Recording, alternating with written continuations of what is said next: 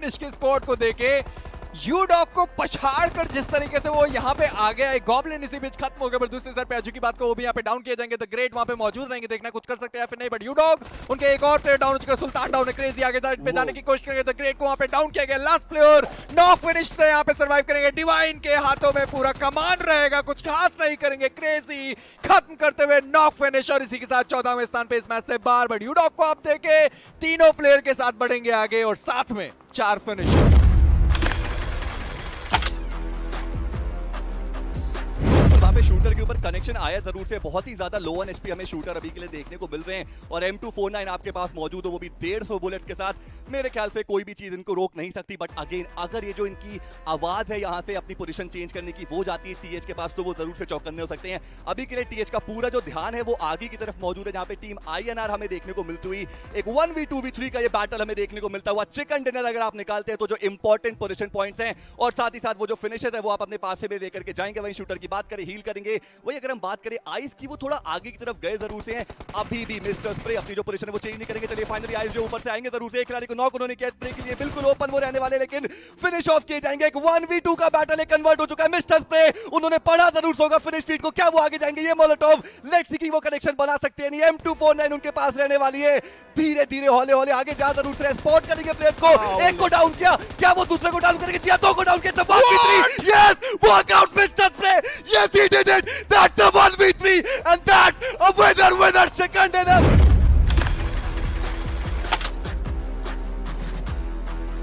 तो अभी भी चाहता हूं कि टीम एलिवेट एटलीस्ट एक नॉक निकाले, उसके बाद ही ऊपर की तरफ जाते हुए नजर आए। क्योंकि यहां पर अगर हम बात करें वो जो हाइट का एडवांटेज, चलिए मैं बात कर ही रहा था और कालन ने मेरी बात सुन ली, एक नॉक उन्होंने निकाले और अब एक 1v3 का सिनेरियो हमें देखने को मिलता हुआ। टीम एलिवेट ऊपर की तरफ मार्च इन करते हुए जरूर से नजर आ रहे हैं। काफी ज्यादा मुश्किल यहाँ पे फुटस्टेप पहचान पाना, क्योंकि सेमी हार्डकोर मोड में जो यहाँ पर पूरा टूर्नामेंट है वो कराया जा रहा है, तो काफी ज्यादा मुश्किल वो जरूर से रहने वाला है। वहीं आप देखिए जो खिलाड़ी है वो थोड़ा नीचे रह गए, एक ऊपर की तरफ आए जरूर से, लेकिन स्पॉट करके डाउन करेंगे एक प्लेयर को। बट ऑलरेडी 1 HP सर्वाइव कर रहे हैं टीम एलिवेट। क्या वो फाइट करने के लिए जाएंगे या फिर रिवाइव? मेरे ख्याल से कॉल आ चुका है कि 1 HP सर्वाइव कर रहे हैं, डैमेज काफी ज्यादा ऑलरेडी यहां पर दे चुके हैं और इजीली उनको स्पॉट करके डाउन करेंगे। But what was that? Is that a 1v3? Yes it is. Mistake bro, वहां पर एक 1v3 क्लच करके जाएंगे टीम एलिवेट एलिमिनेट।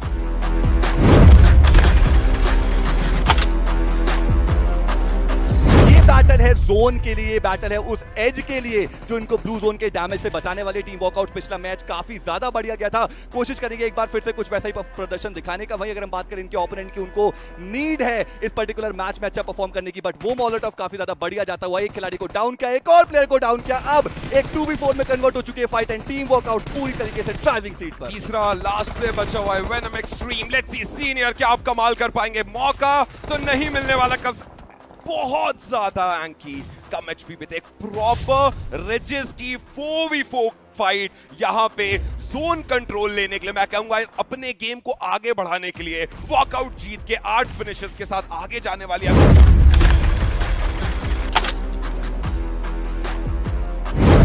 कहने वाला हूं यहाँ पे कि हीरो ये गेम को लेके जाने वाली है विनर चिकन डिनर, क्योंकि इकलौती ऐसी टीम है जो एजेस पे आप देखें ईस्टर्न साइड पे, बाकी सारी टीमें वेस्टर्न की साइड इस टाइम पे जोन के, वो आपस में लड़ेंगे INR नॉक एंड फिनिश, और इन सबका फायदा यहाँ पे हीरो उठाने वाले। आप देखिए ना चारों प्लेयर कितने अच्छे तरीके से बिल्कुल जोन में अंदर की ओर देख रहे हैं, जहां पे बाकी के टीम के प्लेयर्स मौजूद है। लेट्स सी हीरो क्या अपने मैन पावर का एडवांटेज यहाँ पे उठाने वाला है। 7 फिनिशेस तो वो लेके चले गए, मात्र 6 अपोनेंट उनके सामने बचा रहे। 6 क्या, चलिए डिवाइन की गाड़ी को ब्लास्ट कर दिया गया, मुकीब वहां पे डाउन है, बट एक अच्छा स्प्रे शूटर का जरूर पुवाली नॉक किए जाएंगे। बट अभी भी मैं कहूंगा INR की परेशानियां खत्म नहीं हुई। ये लीजिए एम गॉड है, शूटर को खत्म, thunder is the last player, जहां पे वो पुवाली को भी रिवाइवल दे देंगे। Dev got the man power, hero अपने नाम पे यहाँ पे सुपर हीरो बनते हुए एंड 11 फिनिशेस के साथ इस गेम में 4v1v1 के सिचुएशन में वो तो मैं कहूंगा प्रबल दावेदार बन चुके हैं अंकी। बिल्कुल इनएविटेबल ये विक्ट्री हमें अब देखने को मिल जाएगी, क्योंकि 4v1v1 का सिनेरियो हमें देखने को मिलता हुआ। हालांकि जो सारे के सारे खिलाड़ी हैं वो जोन के अंदर जरूर से रहने वाले हैं। अब देखना बस ये है कि क्या वो सारे फिनिशर्स लेकर के जा पाएंगे। बात करें अगर हम थंडर की, पूरी तरीके से वो फंस चुके, सामने से 4 प्लेयर्स आएंगे,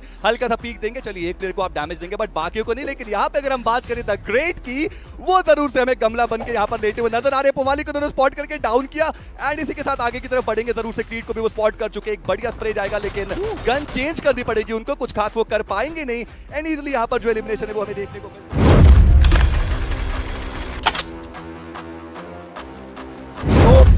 पहला मैच इनके लिए काफी ज्यादा बेहतरीन रहा। कोशिश करेंगे उस कंसिस्टेंसी को बनाए रखा जाए। एक बार फिर से व्हीकल आई जरूर है, बट इस बार मैड बॉय की बात करी जाए, आगे गए बट मिस कर गए। एक पे स्विच करेंगे। देखना यह है कि नीचे जो प्लेयर थे टीम होप के, उनको डाउन किया जाएगा। बिल्कुल शैंकी के द्वारा डाउन किया गया। टीम होप के और जो प्लेयर्स थे वो भी आने की कोशिश करेंगे, और वहीं वो गलती कर बैठे ऋषि, उनको भी डाउन किया जाएगा। लास्ट 2 प्लेयर बचेंगे टीम होप से। देखना है वो आगे आने की कोशिश करेंगे या फिर इंतजार किया जाएगा इस पूरी फाइट को वापस से रीसेट करने के लिए। जो उनका प्लेयर डाउन है, रिवाइवल के चांसेस अभी भी बनते हैं। रेज वो पीछे से कवर फायर दे सकते हैं। शैंकी कोशिश करेंगे जो प्लेयर नॉक है उनको फिनिश किया जाए, बट वहां पे रिवाइवल की जो प्रक्रिया है उसको भी यहाँ पे स्टार्ट किया गया। और आप फियरलेस गनर्स को देखें, वो बिल्कुल भी रश करने को तैयार नहीं है, और उन्होंने देखा भी नहीं कि वो जो आगे पत्थर है या जो पेड़ है उसका कवर बना के वहां पे प्लेयर्स को ऑलरेडी रिवाइव किया जा रहा है। मैं कहूंगा जरूरत है प्लेसमेंट पॉइंट की, बट यहाँ पे थोड़ा एक्स्ट्रा पैसिव गेम प्ले जरूर से देखने को मिला। ये जो नेड मैड बॉय ने अभी किया, काश अगर ये 10 सेकंड पहले करते तो मे बी ज्यादा डिफरेंस क्रिएट होता। बट टीम होप जो आई, उन्होंने एक प्लेयर खोया, but 3 player back on foot निकल सकते हैं, वेट कर सकते हैं उस हार्ड कवर में। बट दूसरे तरफ से मिस्टेक एक फ्लैंकिंग एंगल लेके ऑलरेडी बैठे हुए थे, उन्होंने एक प्लेयर को फिर से डाउन किया, रेज को। एंड ये वक्त आ चुका है जहां पे फियरलेस गनर्स की टीम क्लोज इन कर सकती है होप के ऊपर। होप का जो होप है उसको बुझाया जा सकता है जरूर से। फिलहाल के मैड बॉय काफी ज्यादा डैमेज उन्होंने लिया था, एक हेल्थ किट लगा लिया, बट हल्के हल्के इट्स टाइम। एंड मुझे लगता है स्लैमिन हमें देखने को मिलने वाला है उस कंपाउंड पे मेजी, क्योंकि एक प्लेयर जरूर से गाड़ी लेके पीछे की ओर रुक गया। काफी ज्यादा देर कर रहे हैं 2 प्लेयर्स। आपको पता है कि आप एक को नॉक एंड फिनिश कर चुके हैं, एक नॉक है, 2v4 का सिचुएशन है, बट स्टिल गलती की गुंजाइश नहीं दे रही है यहाँ पे Fearless Gaming। Mistake bro is on complete fire today. पिछला मैच इतना कमाल, और अभी 2 फिनिशेस निकाल के आखिरी फिनिश की तरफ वो बढ़ते हुए। टीम होप इस जगह से बच के जाना उनके लिए काफी ज्यादा मुश्किल। पिछले मैच में हमने पहले मैच में देखा था अंकित को टॉप 5 के लिस्ट में। इस बार देखते हैं वापस से वो कामयाबी कर पाएंगे या फिर नहीं। जी नहीं, इसी के साथ फिनिश किया जाएगा अंकित 7-7 को।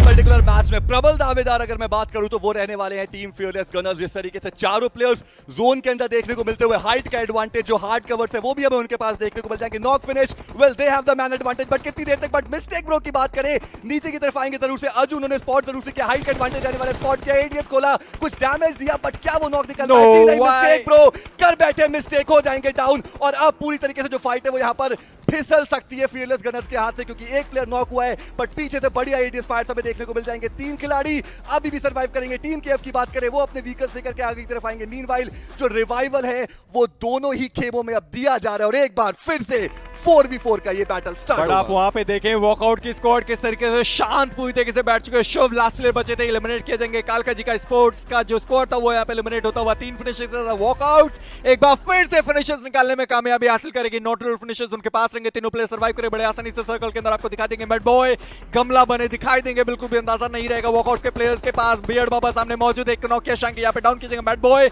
घात लगा के बैठे हुए इंतजार करेंगे जब तीनों प्लेयर एक साथ आगे आएंगे। तो जो मिस्टर स्प्रे ने पहले मैच में किया था, शायद वो हमें जो सामने प्लेयर है वो करते हुए दिखाई दे जाए। 2 प्लेयर को यहाँ पे डाउन किया गया। लास्ट प्लेयर वियर्ड बाबा वहां पे सर्वाइव करेगा, बट ज्यादा तक नहीं। मैड बॉय यहाँ पे डाउन किए गए, कामयाबी हासिल कर सकते थे। 2 को नॉक किया, तीसरे को वो नॉक करते तो शायद 1v3 क्लच हमें उनके द्वारा देखने को मिलता। बट बियर्ड बाबा इसी बीच राम पेज पे जाते हुए दिखाई देंगे। 5 फिनिशेस स्पॉट किया गया, और अबरार आगे जाते जा रहे हैं। ऊपर से कोई भी कवर फायर हमें देखने को नहीं मिल रहा है। आगे पहुंचेंगे जरूर से, लेकिन बियर्ड बाबा डाउन की जगह अबरार वो क्यों अंदर जा रहे थे, इसलिए उनको स्पॉट करके डाउन की जगह मिस्टर स्प्रे एक बार फिर से आखिरी खिलाड़ी, but knock finish. This thing is just ripping things apart। जिस तरीके से चारों खिलाड़ी सरवाइव कर रहे हैं, 6 फिनिशेस अपने हाथ से जाते हुए मैच को वापस पकड़ा, जकड़ा, और चिकन डिनर शायद लेके जाएंगे। उनको भी पता है कि सर्कल के अंदर है, इंतजार करेंगे और बड़े आसानी से विनर चिकन डिनर निकाल सकते हैं। मिसेस स्प्रे अंदर जाने की जरूरत नहीं, वो अपना फिनिश देना पसंद बिल्कुल भी नहीं करेंगे, बट शायद वहां पे भी वो मिस्टेक ब्रो ने देखा नहीं देखा। चलिए वहां पे मिसेस स्प्रे प्लेज उनके बाहर खत्म। 2 टीमें 6 प्लेयर लाइव। मात्र एक फर्स्ट एड, ज्यादा देर तक सर्वाइव नहीं करेंगे। केएफ की अगर हम बात करें, वो अभी के लिए चिकन डिनर निकाल कर सकते हैं। और मिस्टेक ब्रो एक फाइनल अपॉर्चुनिटी उनके पास रहने वाली है। 1v4 यहां पर रहेगा, बट मेरे ख्याल से शायद वो कुछ खास करके नहीं जा पाएंगे। इसी के साथ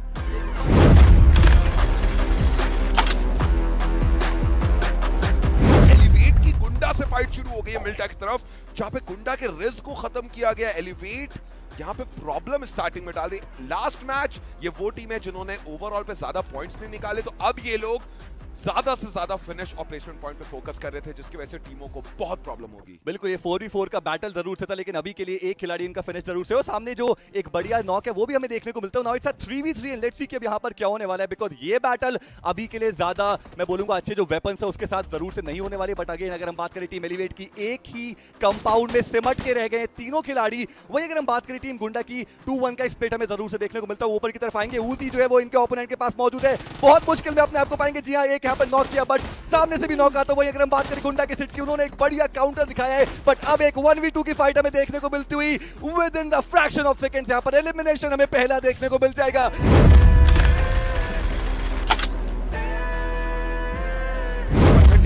भी मौजूद है, आपकी एमसी की स्क्वाड भी मौजूद है, आपके यहाँ पे वाइट टी वाली जो यहाँ पे डीके की स्क्वाड है वो भी मौजूद है। बट अब मुझे लगता है ये काफी ज्यादा प्रॉब्लम है। ट्रिपी के पास बाइसन है एंड यहाँ से ट्रिपी तीनों प्लेयर्स को नॉक कर सकते हैं। देखते हैं क्या होने वाला है। एक प्लेयर को नॉक किया, आगे गए, काफी ज्यादा शॉट्स में, पर बाइसन का ये मैग जो है ना कमाल का होता है। लेकिन दूसरे प्लेयर को भी ऑलमोस्ट उन्होंने नॉक कर ही दिया था, बट पीछे से नेड आया। फिलहाल के ट्रिपी नॉक है, उसको रिवाइवल दे तो दिया जाएगा, बट पीएन यहाँ पे 2 फिनिशेस, ट्रिपी को आराम से रिवाइवल मिलेगा। एंड जो टीम यहाँ पे गिरती चली जा रही है, उनका मुझे लगता है इकलौता प्लेयर है वो आया जरूर।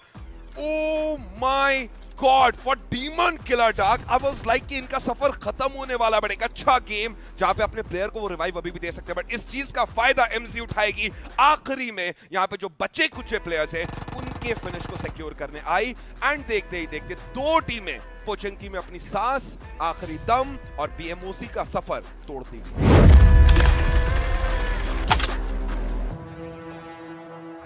टीमें अच्छा खेली है आज के दिन पे। मैं एक चीज कहूंगा, हीरो इस टाइम पे ओपन बैटल तो नहीं लेगा, बट यहाँ पे गाड़ी पलटी, पोवाली का स्प्रे जाता हुआ, बट क्या पुवाली मुझे लगा नॉक करेंगे, बट चलिए कवर फायर क्रीड का डेथ को डाउन किया जाएगा, पुवाली को खत्म किया जाएगा। एंड हीरो यहाँ पे मुश्किलों में उनका एक player knock and finish, and creed ने भी सामने से वेनम के एक प्लेयर को खत्म किया। 3v3 का ये ओपन फाइट होने वाला है, दोनों टीमों के लिए मुश्किल है, बट फिर भी मैं कहूंगा हीरो को ये मैच में आगे बढ़ना होगा। क्रीड यहाँ पे अपनी टीम के एंकर बनते हुए एक और प्लेयर को नॉक करेंगे और अपनी टीम को मैन पावर दिलवाते हुए यहाँ पर। बिल्कुल, now we are down to 2v3 and let's see यहाँ पर क्या होने वाला है, क्योंकि ज्यादा देर तक अगर फाइट में इन्वॉल्व होंगे तो पीछे से टीम्स आएंगे और उनकी मुश्किलें बढ़ाएंगी। क्रीड की अगर हम बात करें, एक मास्टर स्ट्रोक हमें देखने को मिल जाएगा। एक बहुत बड़ी ऑफ गार्ड एंगल उन्होंने क्रिएट जरूर से करा और पूरी कोशिश करेंगे कि यहाँ से वो नॉक निकाला जाए। ये ग्रेनेड सामने से भी आएगा और इधर से भी क्रीड करते हुए नजर आएंगे। ये एक बेहतर ग्रेनेड जरूर से रहने वाला है, नॉक करेंगे, ऑन पॉइंट वो ग्रेनेड जाएगा, बिल्कुल well cooked. Senior, well he is the only man standing. एक 1v3 का सिनेरियो में देखने को मिल जाएगा। वहां पे सीनियर की बात करें, अब उनको नॉक्स निकालने पड़ेंगे, बट शायद ज्यादा मौका मिलेगा नहीं। क्रीड ऑलरेडी आगे जा चुके हैं, दोनों तरफ से पीक आएंगे, सीनियर को स्पॉट किया जाएगा इजीली, बहुत सारा डैमेज ऑलरेडी इन्फ्लिक्ट कर चुके हैं। क्रीड एक बार फिर से आगे गिर जाएंगे, but senior still surviving, well not anymore, and creed will be taking that 1v4 in his favour.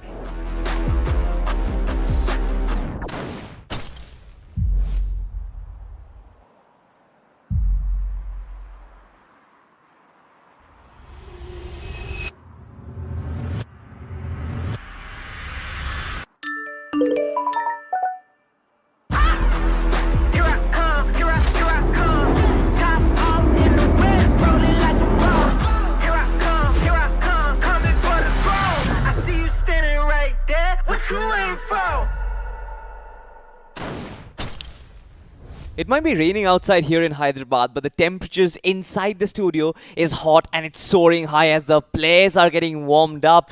This man on my right is also pretty hot as well. His name is Piro and he is going to lead us throughout the day. How are you feeling in the English test once again? Well, I'm good. Thank you so much for the lovely introduction, Salty. I have to say, even though I am hot, I have to say, well, you have to do some self-praises, but Yes. You're quite salty as well. I'm salty, you're hot. But today, ladies and gentlemen, the matches are going to be very, very spicy because you've got one big name today, Spiro, and that is going to be Jungli officials. Yesterday, we sort of saw how those teams performed top 4.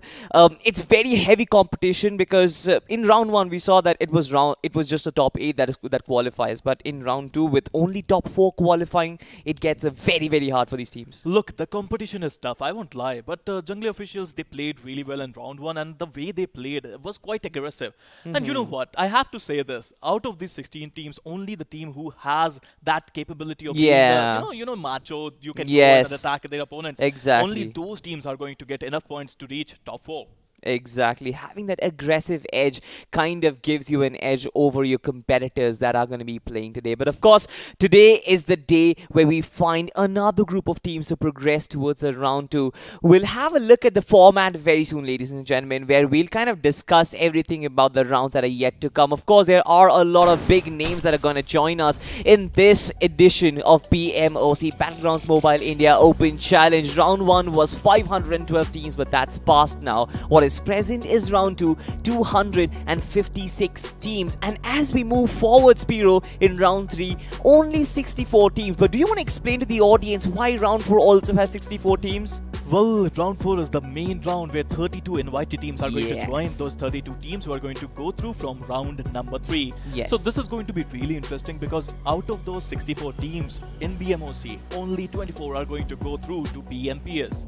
Yes, and BMPS is going to be our main event, ladies and gentlemen. The Battlegrounds Mobile India Pro Series, where the best teams of the country are going to compete in a 3-week affair. And we are going to have a grand final. So certainly a grand one with 16 teams, the upper echelon of Battlegrounds Mobile India and the teams that we have got to present. What do you think? BMPS is going to be an explosion, isn't it, Spiro? It is going to be the best tournament you have ever witnessed in your life. But you know what? How can you reach there? You have to earn some points, and to get those points, you have to focus on these points distribution facts. If you can get enough chicken dinners, I think you can qualify. Yep, chicken dinners are going to be the key. If you get that number 1 placement point, you get 15 points right off the get-go. But of course, there is also an important addition. Each finish equals 1 point. Of course, most of our audience, they're sort of very relevant to this points distribution. They know exactly what to do. But I feel like the balance really matters. A balance between finish points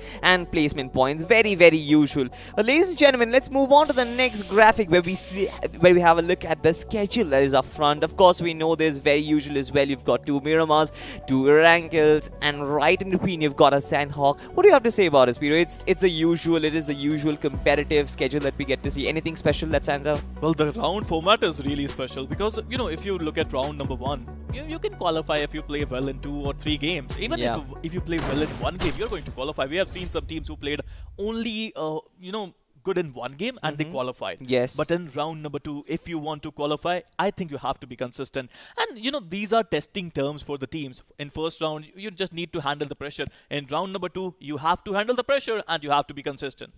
Exactly. Consistency is going to be the key. Not just consistency, but being very good consistently right at the top of the leaderboard. I feel podium finishes are going to be the key for most of the teams. You want to be consistent. You want to be in the top 4 right from the start. Relieve some of that pressure of qualification. You need to get that chicken, the big chicken right at the get-go. If you get that first big chicken in the first 1 or 2 games, I feel like you've done a majority of your job easily. Well, that is why the first couple of games are going to be really important for the teams. Exactly. I mean, if you remember yesterday, it was beautiful coming in from walkouts. The way they played in the first few games, they was kind of solidifying their position in the top of the table. And I think after that, it was just fun games for them. We have seen Abrar just using that AWM to perfection yesterday. Yeah, I still remember Mr. Spray and his M249 and that clutch, ladies and gentlemen. But of course, we're going to talk about today and their teams. And we talked about it. Zhongli is going to play today, one of the big names that we have in our team list. Let's have a look at the teams that we have in front of us. Now, of course, we've talked about Zhongli. We've talked about Team ISO, who are also a little experienced. They've played a lot of tournaments here and there. You've got Universal Gods right from the bottom of our team. Faceless, Ballistics Esports. I kind of like the name, Spiro. Endless. You've got Nixus Incognito, One Last Chance, One Nation Esports, Invictus. Do you want to take over the rest of the teams? Well, I can see BLAC Official. That's also a very old team. Endless Esports, Ballistic, as you said, it's a pretty good name. Team Faceless. We have seen them in round 1. They were really, really good. Universal Gods, ESP. I mean, I would love to see. We all love to see some good old competition, and I think today is going to be a fun day. Certainly it is. First map, it is going to be Erangel. And just like you mentioned, first few games, very, very important to get those points up, to rack those points up right from the start. Do you expect these teams are going to be playing a little disciplined? Do you expect these teams are going to play a little passive to get those placement points? Or do you think they're going to go into action right from the get-go? Well, you have to focus on the basics, to be honest, Salty. I mean, in the first few games, if you can, go for the position points and you can automatically going to get some finishes along the way. But all in all, you have to learn from your opponents and their mistakes as well. Yesterday, it was beautiful. You have to be confident. And I think mindset is going to be a thing that you have to think about. If you have a good positive mindset, you are going to get a lot of points. You just have to believe in yourself. Yeah, you just have to believe in yourself. This is an advice that Spiro gives to the players who are playing BMOC. This is an advice that he gives me when I'm failing in my dates as well. Spiro is my love guru, ladies and gentlemen. He sort of does it with everybody. Even fixes, he's also trying his level best. He's a bad student, I have to say. Yeah, of course. But I'm a good one. I'm trying. I'm hard working. I'm trying my hands out here and there. But ladies and gentlemen, we're still preparing for the game, and Erangel is being sort of prettied up right now, dolled up for the match itself. And I'm just waiting to see those beauty shots. I love to see those beauty shots, man. The drones just passing right by the trees. It kind of gives us the cinematography. You understand how good the production is and how grand the stage is of the tournament itself. Well, the stage is really grand. I would agree with that. I mean, if you have a look at the stage, this is the path to glory. This is the road to success. You have to climb the staircase if you want to reach the heavens of BGMI esports. I mean, if I was a player, I would have been scared to play in this one. But at the same time, I'm not a player, and these players are not scared at all.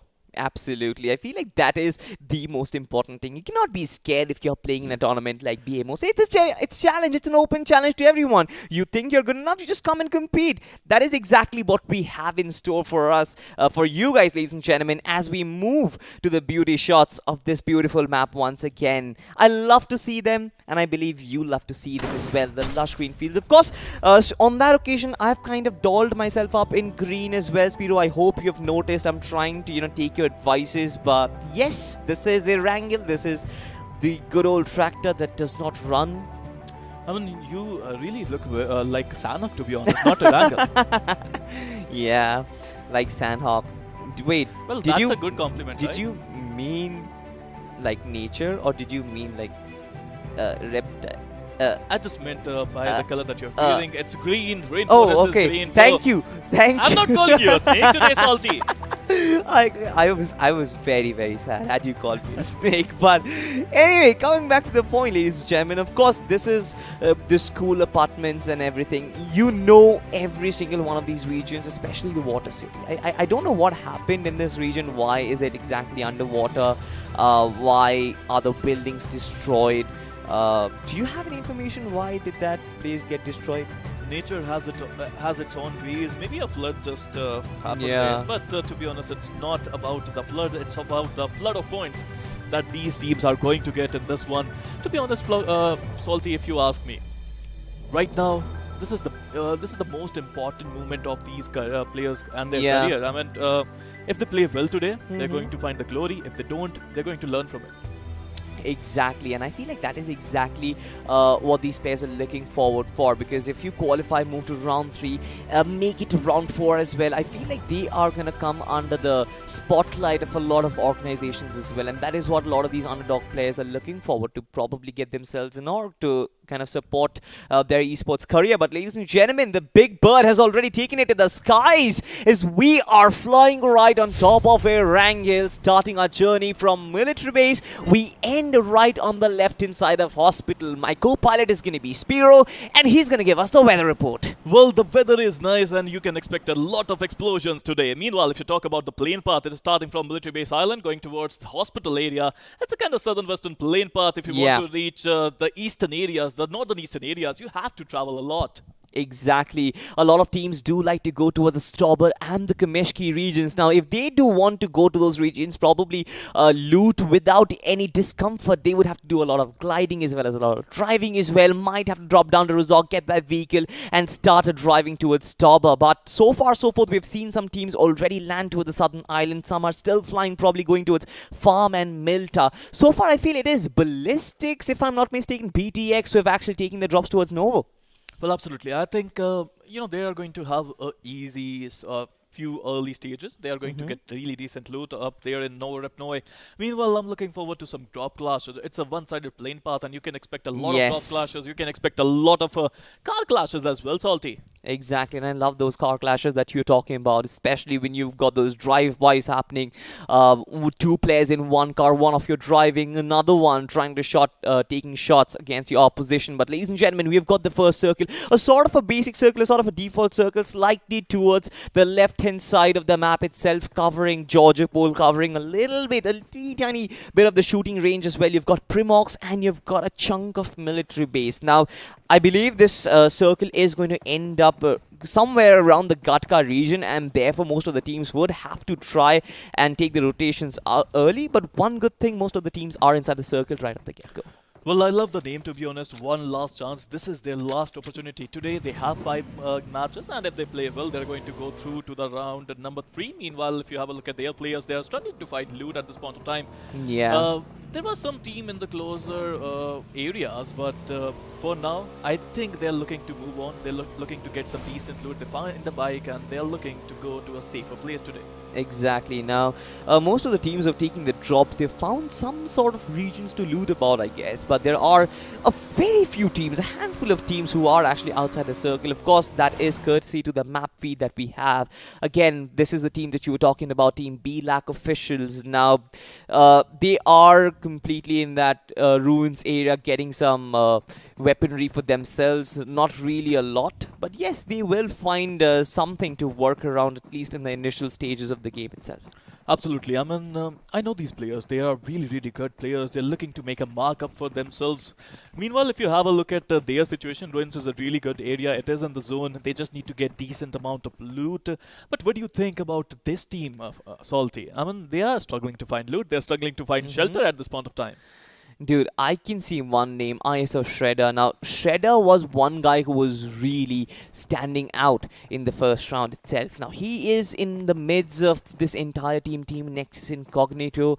If they do justice to their name, if they're really that incognito, they would rather play a passive game and not really show themselves all that much. However, they've probably completed the loot. They're kind of trying to go on the move. Now, they're trying to go towards the northern side of the circle, which is sort of it raises a lot of question, because according to me, this circle should be a pretty default circle, not really expecting a lot of hardships. But Speedo, I want to know from you, where do you think this entire circle can go to and end up in? I think, first of all, I would like to know if it's going to go towards Gatka. That would be a really important area, but the Ruins area is going to be important as well. So if it's going to take a northern shift, I think teams like BLAC officials, they are going to get the benefit of the doubt. Meanwhile, Team Air, so they have a really good spot in the zone as well. But for now, I doubt that it's going to go towards the northern island. I think it can go towards the centrish kind of a zone. It can go towards Gatka. That would be really amazing to have. Exactly.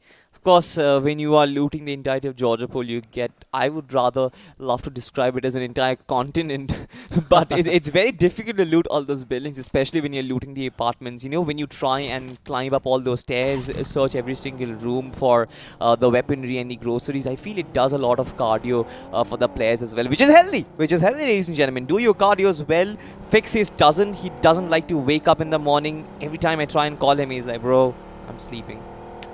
Well, that fixes for you, but meanwhile, we have the zone on our screens. Kerala, they have a really good spot in the zone, and the best thing about Team Kerala, they don't have any competition in the near vicinity, so they can loot easily. They can wait for their chance to come in, and when the zone will shrink, they will make their move. Meanwhile, if you have a look at the Gatka compound, a new team is going to get there. That is going to be mid-zone. I think mid-zone, they have the mid-zone, and they're looking good. Justice to their name, but look at this, Team Jungli. Now, we have spoken a lot about them. Very experienced team, very aggressive team as well. Round 1 was a single-sided abomination from the side of Jungli, and that is exactly what I'm looking forward in round 2 as well. If you have a look at Team Walkout, the teams who have performed really, really well in round 1, they've sort of left a mark in round 2. And if Jungli can do that, I think they would be sort of favorites to move forward to round 4 as well. But the fact that they are towards Severny and they're not inside the circle yet kind of goes to show that they're playing a sort of edge of the circle game. But we need to find out if they are going to continue to do so. But here, of course, just like you mentioned, mid-zone elite capturing the central part of the circle itself. They are kind of close towards 2 words esports, and that is exactly why 2 words, they sort of invited them with those pot shots towards them, but that did not not really connect. Mid zone, they've moved away from the region, so no fight as of yet. So far, so good. Both these teams have the zone. I think they can easily rest up there. What do you think, Salty? I think they don't have to fight, anyone. They have a really good place, but they have to be careful about this place. This is not a really, really good place. If you are getting attacked by a couple of teams, you kind of get stuck there. Exactly, especially in the final circle, especially in the 5th or the 6th circle, when a lot of teams kind of start surrounding you. When you are in this small little valley out there, in this small little dip that's out there, you invite a lot of grenades, you invite a lot of Molotovs to work with, and that kind of gets too difficult to handle, especially when there are multiple teams in the vicinity. But just like you said, this is a sort of a slower phase of the game. This is peaceful times just before the times of turbulence, which is about to come. Just the first circle, 7 minutes have been so far, and most of the players are alive. In fact, all of the players are alive and kicking, which is good to see. I am a very big fanboy of early fights. I love to see those early battles happening, but especially when you've got all your players, all your teams are very healthy. They're healthy for the final fights that are yet to come. I feel like that kind of builds us up for a much more intense action in the final circles. Silence before the storm, as they Yes. say. It seems like there's going to be a lot of chaos in the final few circles, Salty. Meanwhile, if you have a look at IELTS, 1LC, One Last Chance is their name, and I really have to see how they're going to perform. Crusher, that's a really good name. I still feel Salty. They don't have that much of a loot. They're yet to find the first aid, level 1 helmet. They need to find a better amount of loot. Exactly, and that is what most of these teams are doing. You know, they are moving from cover to cover, trying to scout different locations, trying to scout different compounds. If they can find some grocery for themselves, sort of on his bike, which has been decorated really well. I feel like he's done a lot of modifications over there. Looks like the Chinese dragon. Yes, it does. It does. Designs of festivity, but one last, I believe it's One Last Chance who we just saw, or rather One Nation. We've got One Last Chance, we've got One Nation. Pretty confusing names here and there. Might actually mix up because I'm not really all that good with names. But so far, once again, ladies and gentlemen, there's been no chaos as of now, and most of the teams are inside the circle. The toughest part, which is to digest, is that most of the teams are inside the circle. Only few others, probably Team Nexus as well as Team Changli, are the only ones who are outside the circle. But that too, they are entering it. But even then, we haven't had a single skirmish. I'm surprised. I mean, no one is yet to fire a shot that too much connected, to be Yes. honest, Salty. But I still feel that Mount Georgopol is a really crucial area. If you can go there, you might have the zone, you might have the higher ground Yes. advantage, and I'm really surprised that no one is there so far. You would have had the zone if you were there, but Katka again is a really good spot if you can go there. Yes, Gatka once again towards the central part. I can't really call it the geometric center, but it's still towards the central vicinity. You can see the team One Nation is probably trying to make a move for the central part of the circle right at the bat. But I'm kind of very scared, Spiro, because this is where you don't really have a lot of compounds. This is once again building up to be that open circle towards that rainforest circle as well, which I'm personally a very big fan of, because you get those open ridges, you get those open valleys, those open plains where players try to hide, but they just can't, and that leads to more warfare. And who doesn't like more action? It's a very slow start. I have to say, it's a very, very slow start. I mean, these are unknown teams, right? They should have had some drop clashes. Yes, It was a one-sided playing exactly. path, but they are really smart. They know what they're doing, and that is why I feel today is going to be a wonderful day, because they know how to fight. They know how to start. They got the loot. They have the place. Now it's time to defend it. Exactly. But again, we've seen a general trend, Spiro, in the recent times that there isn't really a lot of meds on the map. A lot of these teams are playing, namely 512 teams are playing in BMOC. Of course, a lot of these teams have been eliminated, but I feel like the amount of meds that they have sort of used up, that is leading us to the shortage of these kits that are all across the maps itself. But it seems like we've got the first knock and finish. Well, we got the first pick there, and I think that's a start. At least that's a good start. That's Meanwhile, a if you talk about the drop, we get MG3 light machine gun. It's a really, really good weapon if you can use that well. You get a Look little at the positioning of the drop. Well, you have to go down a little to get that, but level 3 helmet, level 3 vest, it's a good loot box, I feel. Yeah, but it certainly is. You've got that ghillie suit as well. And we saw what a ghillie suit can do. It kind of aids you, that disguise factor, helps you disguise yourself, become one with nature a little well. Of course, you do get spotted with the ghillie suit as well. But speaking of the circle, speaking of the team so far, most of the teams have got some compounds for themselves. This is team, I believe, team ELS. I need to figure out which team it is. I'm sort of very, very bad with names. Or Team Endless. Yes, Team Endless. Thank you, production, for giving us the clue. Team Endless right in front of Team BLAC Officials. Now, these two teams, of course, in Pochinki, they might go against each other, but noticing how disciplined we have seen them, I don't really think it is. I can see a trend there. I mean, a lot of teams are going towards the Gatka area, so there's a lot of teams who are thinking that the zone might be Gatka centric. Yeah. So that is going to be important. But if you have a look at the minimap, you can see a lot of teams are coming nearby, and Lost Speed, they are looking to get their first finish on the board. They want to get, I think, their guns rolling, but at this point of time, they are just shooting blanks. Yeah. Teams out there fighting out there towards the open. I really like what Team ISO is actually doing. What Team Nexus is doing also kind of surprises me. They're still in Georgia Pole when the circle has rotated far away from there. So this is kind of really, really interesting. Teams trying to take very late rotation. ISO trying to cling to the edges of the map itself and trying to go toward the far eastern side of the circle where there is nobody. They're trying to draw as less attraction towards them as possible. But again, in Pochinki, we've got this skirmish that is still happening, Spiro. I mean, this is crazy, right? Two teams in the similar compound. Pochinki has two teams and nobody's yet to fight. Nobody's ready to fight at all. They're looking to, I think, respect the zone, which is a good thing. Again, the zone is in the favor of a lot of teams. Oh, here it comes. But here you go, Mango showing his class there, but he whiffed a lot of shots there. He certainly did, but thankfully this choral music to my ears. Dude, like this silence that we had right from the first phase of the game itself, it was very painful to bear, but now we have had all that music. We have seen the DP28 sing as well. And now, so far, so forth, again, not a lot of shots connected. BLAC Officials, they're fine. Endless, they're fine as well. Both of them, they're taking their vehicles, they're taking their escape strategies and moving towards the circle. Meanwhile, Endless, they're sort of stuck in a weird position. Is this a vehicle crash? Bring a crane! Well, they are stuck, and it's going to be really hard to move that Dacia out of that ditch there. But they have to do something. They have to enter the zone, and the zone is going far away, and a lot of teams already in the center of the zone, so you can expect a lot of chaos further ahead. I mean, 13 minutes on the clock.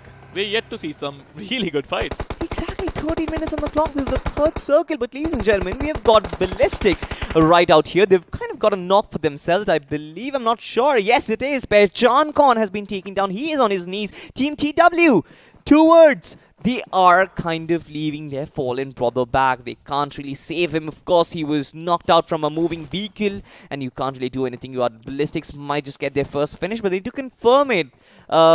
Fearing if some other team who are in the vicinity might steal their finish for them. But have a look at the minimaps. You've got a lot of teams surrounding Team Ballistics right now. Well, absolutely. There are a lot of teams in the closer vicinity, and Jungle has taken the spot with a beautiful spray coming in from Erangel. That was a beautiful one, and he would get the job done.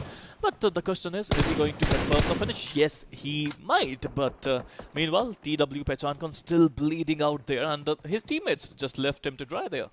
Yeah, Clarky just running to save his fallen brother, but so far, Ballistics, they've got a good position for themselves. Deadshot trying to be a little too optimistic, but thankfully he will be safe because of the slight ridge advantage that they've got for themselves. But good retaliation from Jungle, especially after they got to know that Ballistics is in the vicinity. Sensate Godex has actually been taken down. His finish has been confirmed, and slowly, Spiro, we are starting to witness all the action unfold in front of us. You can see Jungle Official seem to be on the offense against another team who've got a small shack for themselves. It is one last chance.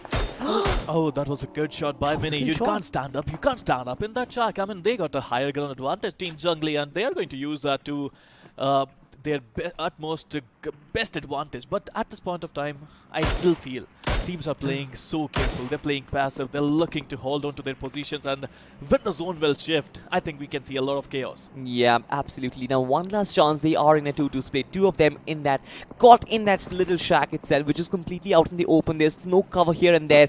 two other players, they're outside the circle itself. Have a look at this. One last chance. Now, inside the shack, they were taking a lot of damage. They had one bike to work with, and generally what they tried to do was to take the escape strategy out of the equation, trying to destroy those tires of the bike itself. But the circle, once again, towards Katka. Our prediction is sort of coming true right now. Most of the teams inside the circle, but a few coming in from the outside. Well, I'm worried about Sunset. I'm worried about Kerala, how they're going to enter the zone. This is going to be gatekeep scenarios, to be honest.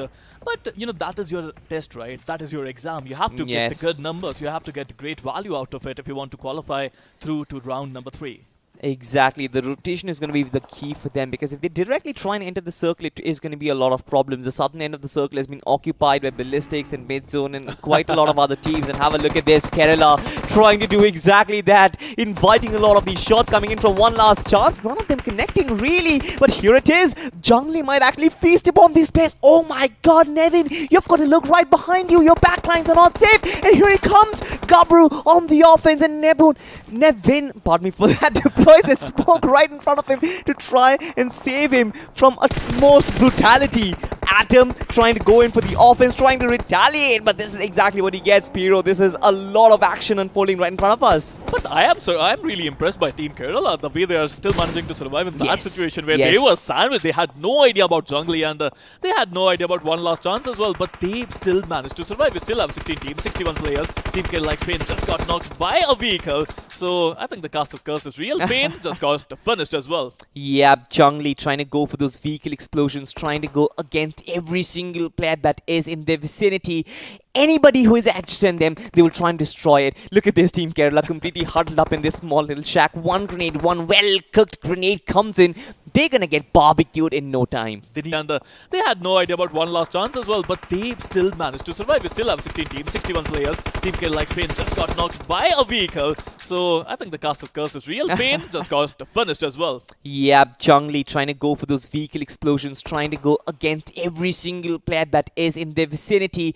Anybody who is edged in them, they will try and destroy it. Look at this Team Kerala completely huddled up in this small little shack. One grenade, one well-cooked grenade comes in.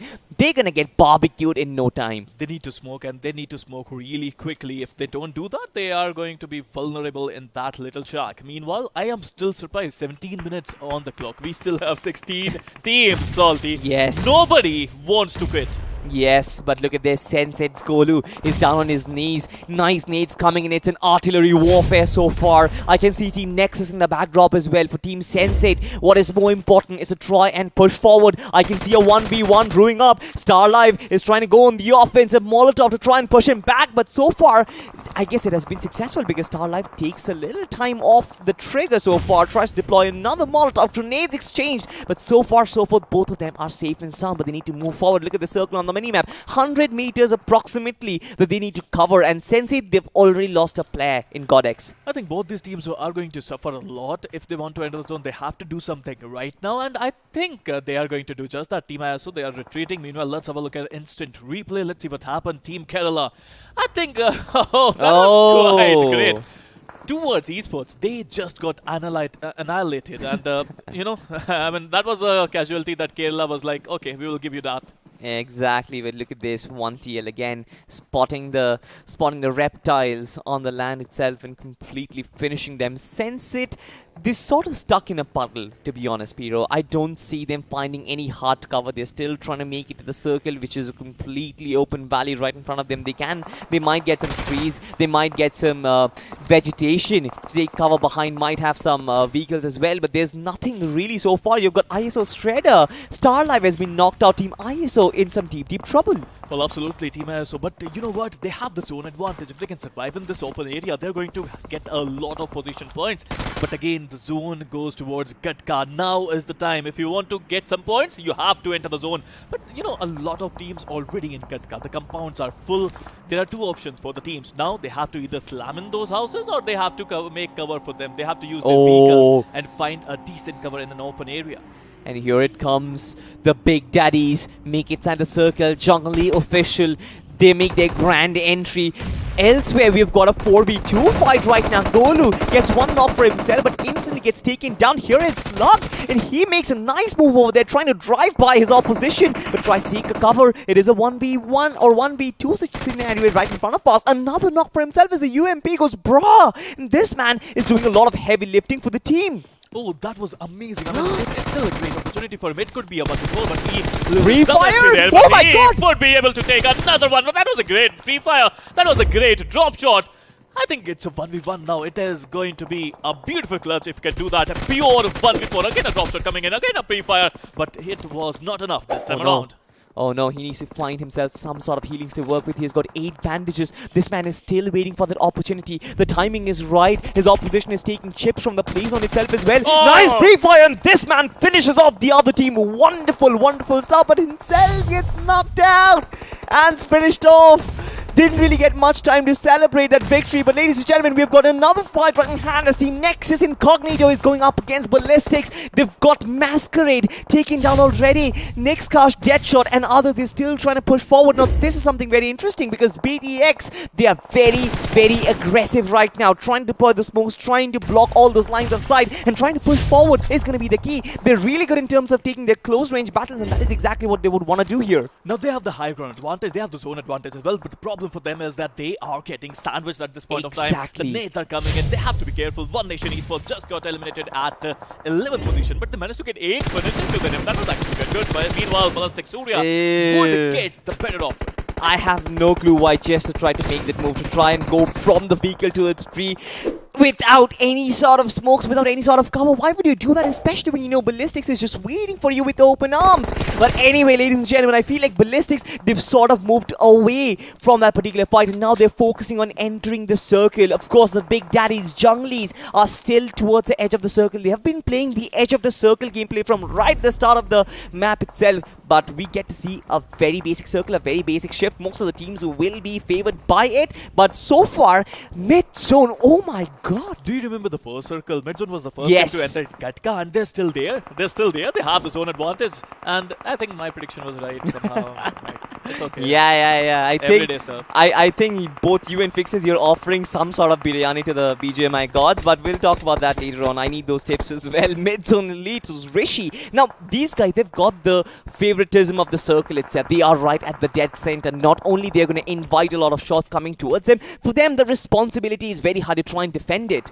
And the best part about this compound is that it is not surrounded by anything. It's an open area. You can use the windows to your advantage, and anyone who tries to come near, you are going to blew them up to smithereens. Meanwhile, Masquerade, he is looking to take out Izuku.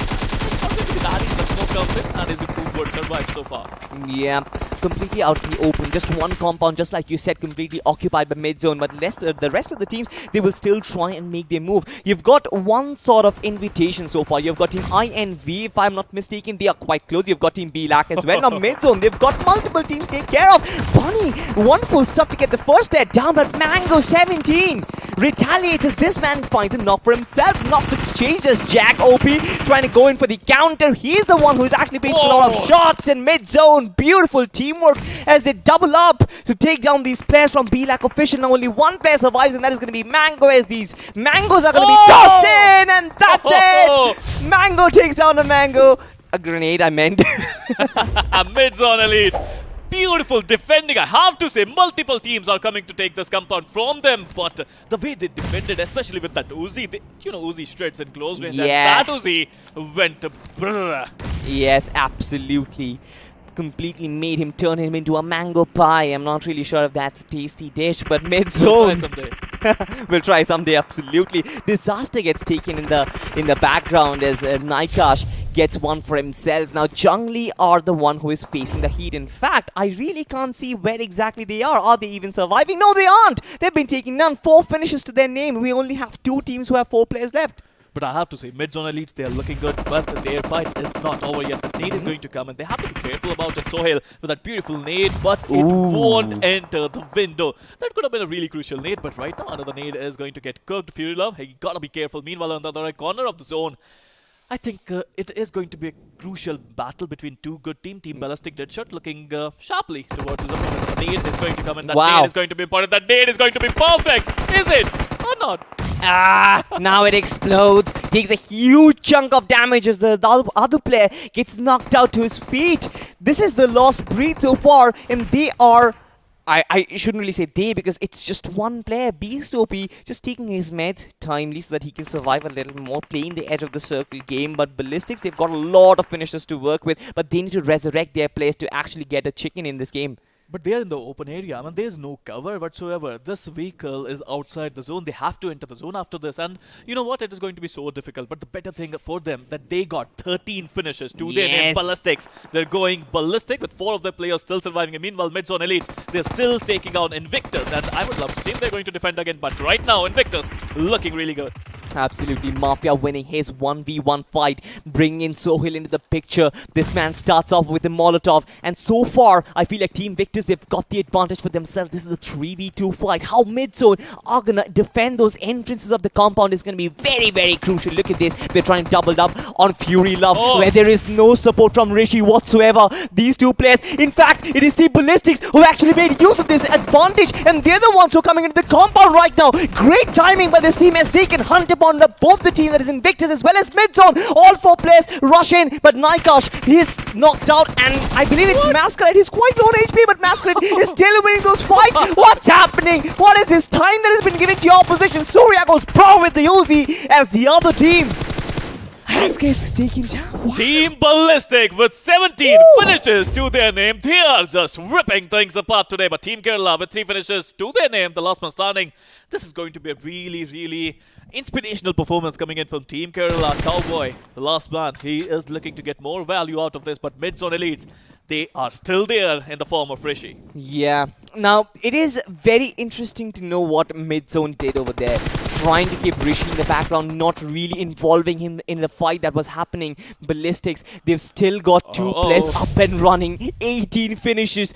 This team looks deadly, but this was the opportunity where Rishi should have actually capitalized. He noticed that the finish feed went where one player got knocked off. It was a 1v1 situation for him where Mid-Zone could have snatched in the chicken away from Ballistics, but no, that didn't happen. And now this man, all he's got to do is to smoke up this entire region, try and make a move, try and be as invincible as possible. Matter of the fact is, both these teams are not in the zone. If they want to win, someone has to enter the zone first. And I mean, even though Ballistics, they have the numbers game advantage in their favor, Rishi is still there. And we have seen a lot of 1v2s in this tournament. Wow. I've never seen this 1v1v1 feat so far. I mean, before. I love this. You know, you get to see the POVs of all 3 players who are surviving. This is kudos to the production, but they're slowly coming close. Surya's actually walking in. The nade gives away his position. Rishi falls back once again, tries to go for the pre-fire with the Uzi, but no, wait. His position has been given out right now, and this is where Ballistics try and double up on him. Almost a knock. The jumping shots connect. His Ballistics get a winner chicken dinner with 19 finishes, Spiro. What a performance was that? Well, that was actually quite incredible. The way they played. I mean, I am losing my mind right now. 19 freaking finishes in a single game. And, you know, we were talking about if you're going to qualify, you need to start off well. The first game is going to be important for you. This is how you play your first game. Exactly, this is how you play your first game. Get 19 finishes and a chicken dinner to work with. Especially, I loved what Ballistics did right in the final circle, right? 2 teams, I believe it was Invictus as well as Mid-Zone, who were trying to take a fight between them. And that is exactly when Ballistics got that opportunity to move in. You mentioned that there was only 1 compound in that entire circle, and it was an open land where they had to move in. Ballistics got the opportunity where the 2 teams inside the compounds are fighting. They used it to close in the distance, and that is where they use their numbers advantage to victory. No, they were smart, and you have to be smart in this game, right? The way they entered, the way they aggressed to, I think that was magical. And if they can keep it up, I think we are up for a really good treat today. Yeah, ladies and gentlemen, I told you it's getting hot inside the studios, ladies and gentlemen, but we have the highlights ready for all of you. It's getting hot, but of course, we're going to raise the temperatures even more because the highlights are going to come into your screen. Well, absolutely. I mean, if you have a look at the highlights, it's all Ballistic. The way they played, the way they managed their team, and I think it's all about aggressive nature. It's all about mindset. It's all about confidence. And we were expecting some sort of similar performance from Team Jungly, but it was Team Ballistic who shined today. Yeah, exactly. And I hope, and I just hope and pray that they can continue this run of form, because we have seen a lot of teams who have shown us that they have that capability of raised expectations from them and then sort of leaving us unturned in the final few games. So I hope the Ballistics can keep up the pressure, but there were a few teams who kind of showed promise, and Mid-Zone Elite has to be one of them, Spiro. Well, absolutely. Mid-zone elites, they had the zone for a longer period of time, but it is not about the zone. It is about the way they defended the zone. They defended the compound beautifully. They showed some courage, they showed some clutches, but this clutched from Slug. Yes. I mean, this was something else. He was dancing around the area. He was dancing around the compound, and he was making it 1v1v1v1 all the time. Exactly. Slug, beautiful, beautiful stuff. I feel like the way he kind of projected his opposition's move to try and go for those pre-fire is brilliant, but sadly that man could not really live long to celebrate his victory over there. Ballistics they only have 3 finishes up until the 5th circle, and this is where they kind of go berserk, where they try and feed upon every single team in the vicinity, and most of the teams are trying to move. Most of the teams are ignoring the fact that Ballistics is present in their situation, and they're not really deploying the smokes or using the vehicle. They're just plainly walking in, and Ballistics were like, alright, fine, give us the finishes. It was chaos, to be honest. Yes. But Ballistic used the best advantage. I mean, everyone was trying to enter the zone, and Ballistic was trying to hunt them. That's the mindset. That's the difference between two teams. Meanwhile, if you talk about mid-zone elites, Rishi was the last man standing. But before that, he managed to get a lot of clutches for his team. I mean, this nade was actually quite good. You made the remark that Mango just got taken out by that sweet Mango. It was Rishi who did that. Exactly. And Rishi was also the one who was kind of surviving till the final fight. And I love the fact that mid-zone elite only involved one player against Ballistics. They did not try and defend the push coming in from Ballistics with the entire force that they had. They left in Rishi in the backline so that he could survive and get that second position at least for his team. But Deadshot, this man was just so good with his ump. I mean, every single time Ballistics got an opportunity to kind of get some finishes for them, all of their players kind of grouped up, they huddled up, and every single one of them delivered. Look at this. They were almost on the verge of being taken out. The beautiful nades that came in from the other team, they were fantastic, but Ballistics did not give up, and that is something which you always say, don't give up. Well, don't give up. If you don't give up, you're going to get a lot of value, just like Team Ballistic. This was the moment that changed the game completely. Team Ballistics, they were in the open, they had to enter the zone, and they used the advantage of Team Mid-Zone and Invictus. They were trying to take out each other, and Ballistic, they used that opportunity really well. Absolutely, but look at what Masquerade did over there. This man was just hiding in a corner of the compound, not really giving his presence away. I love the fact that he's got support as well, but the players from Invictus, they were like, wait, is that a teammate or an opposition? How is an opposition inside the compound? But anyway, Team Kerala also did pretty well to come into, I believe, the 3rd position. But this is where things got really dicey. I felt like Rishi did really well trying to go for the jump shots here and there. But finally, it was Surya who actually reigned supreme, and Ballistics got the first chicken dinner in their name. A really big one. I feel like they are going to be the contenders for the top 4 throughout the day, no matter how the day progresses, just because of the point standing, just because of the huge difference that they've built up in this match so far. Let's have a look at the point standing, ladies and gentlemen, that we have seen in the first game itself. Well, here you go. Let's have a look at the points table. And, my maths is bad, so here we go. The points table is in front of us. Ballistic, they managed to get 34 total points in one single game, and that shows their class, that shows their mindset. It was actually beautiful. It was horrific for their opponents. Meanwhile, if you have a look at number 2, that is going to be mid-zone elite. As the name suggests, they had the zone in their favor for a longer period of time. That's why they managed to get 18 total points out of that game. Ballistics, my man, 34. I haven't really seen a lot of teams pull off that 30 bomber right in the first game, especially when the pressure is high. But the way they kind of countered every single one of the mid-zone team Invictus, it just goes to show how promising this team is. The second page, of course, not really showing all that promise, period. You've got Endless right at the bottom of the chart. You've got 2 Words Esports, One Last Chance, next is Incognito. I kind of was looking into this team, felt very interesting, but couldn't really show for all that promise. You've got Universal Gods as well. Nothing really to kind of stand out from the second page, apart from the fact that Team ISO is here as well. I kind of expected better from them. Well, it's just one game, right? I mean, Yeah. these teams still have 4 more chances if they want to go ahead. But right now, let's have a look at MVP of this first game. That is going to be Surya from Team Ballistic. He managed to get 7 finishes. The damage is insane, right? 1141 damage, 3 assists to his name as well. Yeah, those are team stats, man. Surya is equal to a team by himself. But ladies and gentlemen, let's have a look at the top 5 players. And I believe it is going to be dominated by Ballistics. Yes, it is. Surya, Deadshot, Masquerade. All of them 755. This is an entire army. This is not a squad of 4 players. It seems like an entire army that is playing disguised under the banner of Ballistics. Absolutely. I mean, we have seen a lot of matches, but this was a really one-sided match, and I still believe that Ballistic, they will show us really good gameplay in the next coming games. Meanwhile, Sensate, Slug, that 1v4 was incredible. I'm not gonna forget that. So if you want to clip that, that is going to be it. Team Invictus, Mafia is also there with 3 finishes to his name. But let's have a look at Matt summary now, and let's see how many nades were used. 56 grenades were used in that game.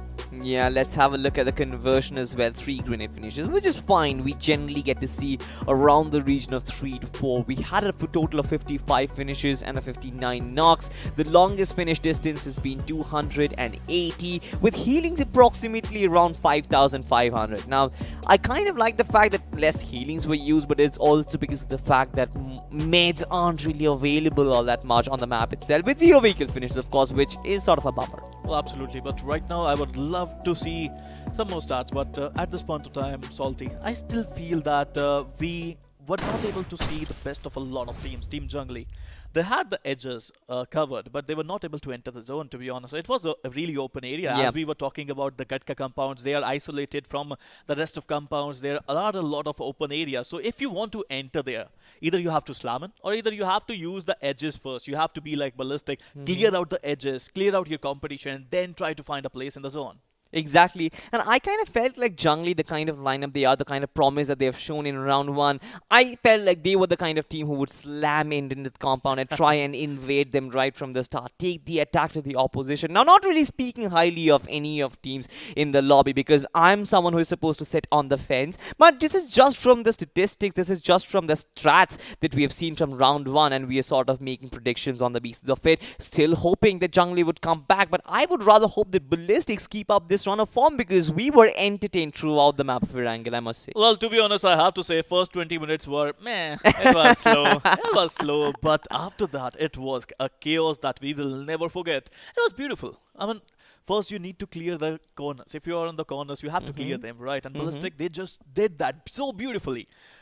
It was not easy for them. The needs were coming and they were sandwiched, but they still managed to do that. And that is why this competition is so good, that you get to see young players coming in and showing their class. They are certainly showing their class, probably top tier class as well. But of course, ladies and gentlemen, this is all about progressing towards a round 4, where invited teams are going to come in. They're going to show their class against the best who have already achieved so much in this game itself. And I'm just waiting for that round, to be honest, Piro, because this is the rounds of filtering out that talent. This is the round about selecting, all right, this guy is talented, he needs to be there. And this is the filtration process that we go through. Very brutal. We, of course, bid goodbye to a lot of good teams in round 1 itself, but this is where teams show their promise and they get the opportunity to play against the top dogs, the stars of BGMI that we call them. Look, being good is not enough. You have to be the best if you want to qualify, and that is what these teams have to look out for. But right now, let's have a look at the matchup. Let's have a look at those 16 teams who we are going to witness today. But meanwhile, if you talk about teams, if you talk about changes, we are going to witness a change on the casting desk as well, as Salty is going to take a leave and Mr. Fixers is going to join us really soon. Meanwhile, if you have a look at teams, I mean, I'm expecting a better performance coming in from Team Jungly Official, that played really well in round number 1, but in this first game, they were looking a little bit of lackluster. It was just not them. A lot of other teams as well, Spiro, right? Entering into the first game, like you said, sort of started off slow, but I was really happy about the build-up, right? Teams were taking it a lot seriously. They were waiting for the zone to really pan out. And Ballistics, they just came out of nowhere, completely living up to their name as a ballistic missile is supposed to be. Got that projectile, you have your target set, and you instantly go and just obliterate your opponents. And that is exactly what this team did. But like you said, we had a lot of hopes from a lot of other teams as well. Primarily being Jungly, the way they performed in round number 1, I was really certain about the fact that they're going to be the ones dominating the lobby. But it was a whole different picture today. But in the map of Miramar, anything is absolutely possible, Spiro. Well, again, it's a new day, right? I mean, you have to come up, you have to wake up every single day, and you have to perform every single day. And I still feel Miramar is a professional game. It's a professional map. You have to play as a team if you want to perform. And Team Jungly, I think they have that kind of a team that can play well in Miramar. But the way Team Ballistic has played in Erangel, I feel they're going to wreak havoc in Miramar as well. I mean, fingers crossed, and I believe the other teams are also going to be hoping that. Because, of course, now once you hit that 19 finish bomb, right, that's where you're collecting so many points, and the other teams are like, you guys be on top, it's fine, we respect that you keep winning all the games, but next 3 positions should be taken by us. So that is something that the other teams might be looking for. It's still quite open, just barring the fact that Team Ballistics was quite dominating. Cannot really take out credits where it's due from teams like Kerala, because they were under situations where I really thought it was done. It was done so for them. They're not getting out of here. Still making it till the very end. I think I loved what it did. And for teams like Mid-Zone Elite, well, they had the cover of that compound they were holding on to. They were on the center, lived up to their name as well, but could have done better in terms of finishing. But what I loved about Ballistics was they were really opportunistic, right? The moment Invictus decided to go after Mid-Zone Elites, that is where they heard all those sound cues. When the bullets were being fired upon, they knew they can cross the road. They knew they can get get themselves into a position where they can actually fight or maybe scavenge anybody who remains alive, and that is exactly what they did, and hence a chicken dinner. Well, you have to be smart, right? It's all about the mindset, and I think Team Ballistic, they were perfect in the first game. But talking about Team Kerala, I am impressed the way they managed to survive in that dire situation. It was not easy at all. But a little buggy, right? Yeah, it is a little buggy, but I have to say, in these dire situations, you will find a champion. And Team Kerala, they were good. They are consistent. If they are in Miramar, I think we're looking at a really good team. They certainly are showing signs of, resurgence, right? The way they've been playing, especially those little movements that they made, right? It was, I think, Nevin, if I'm not wrong. He was just about to get Pinsir down.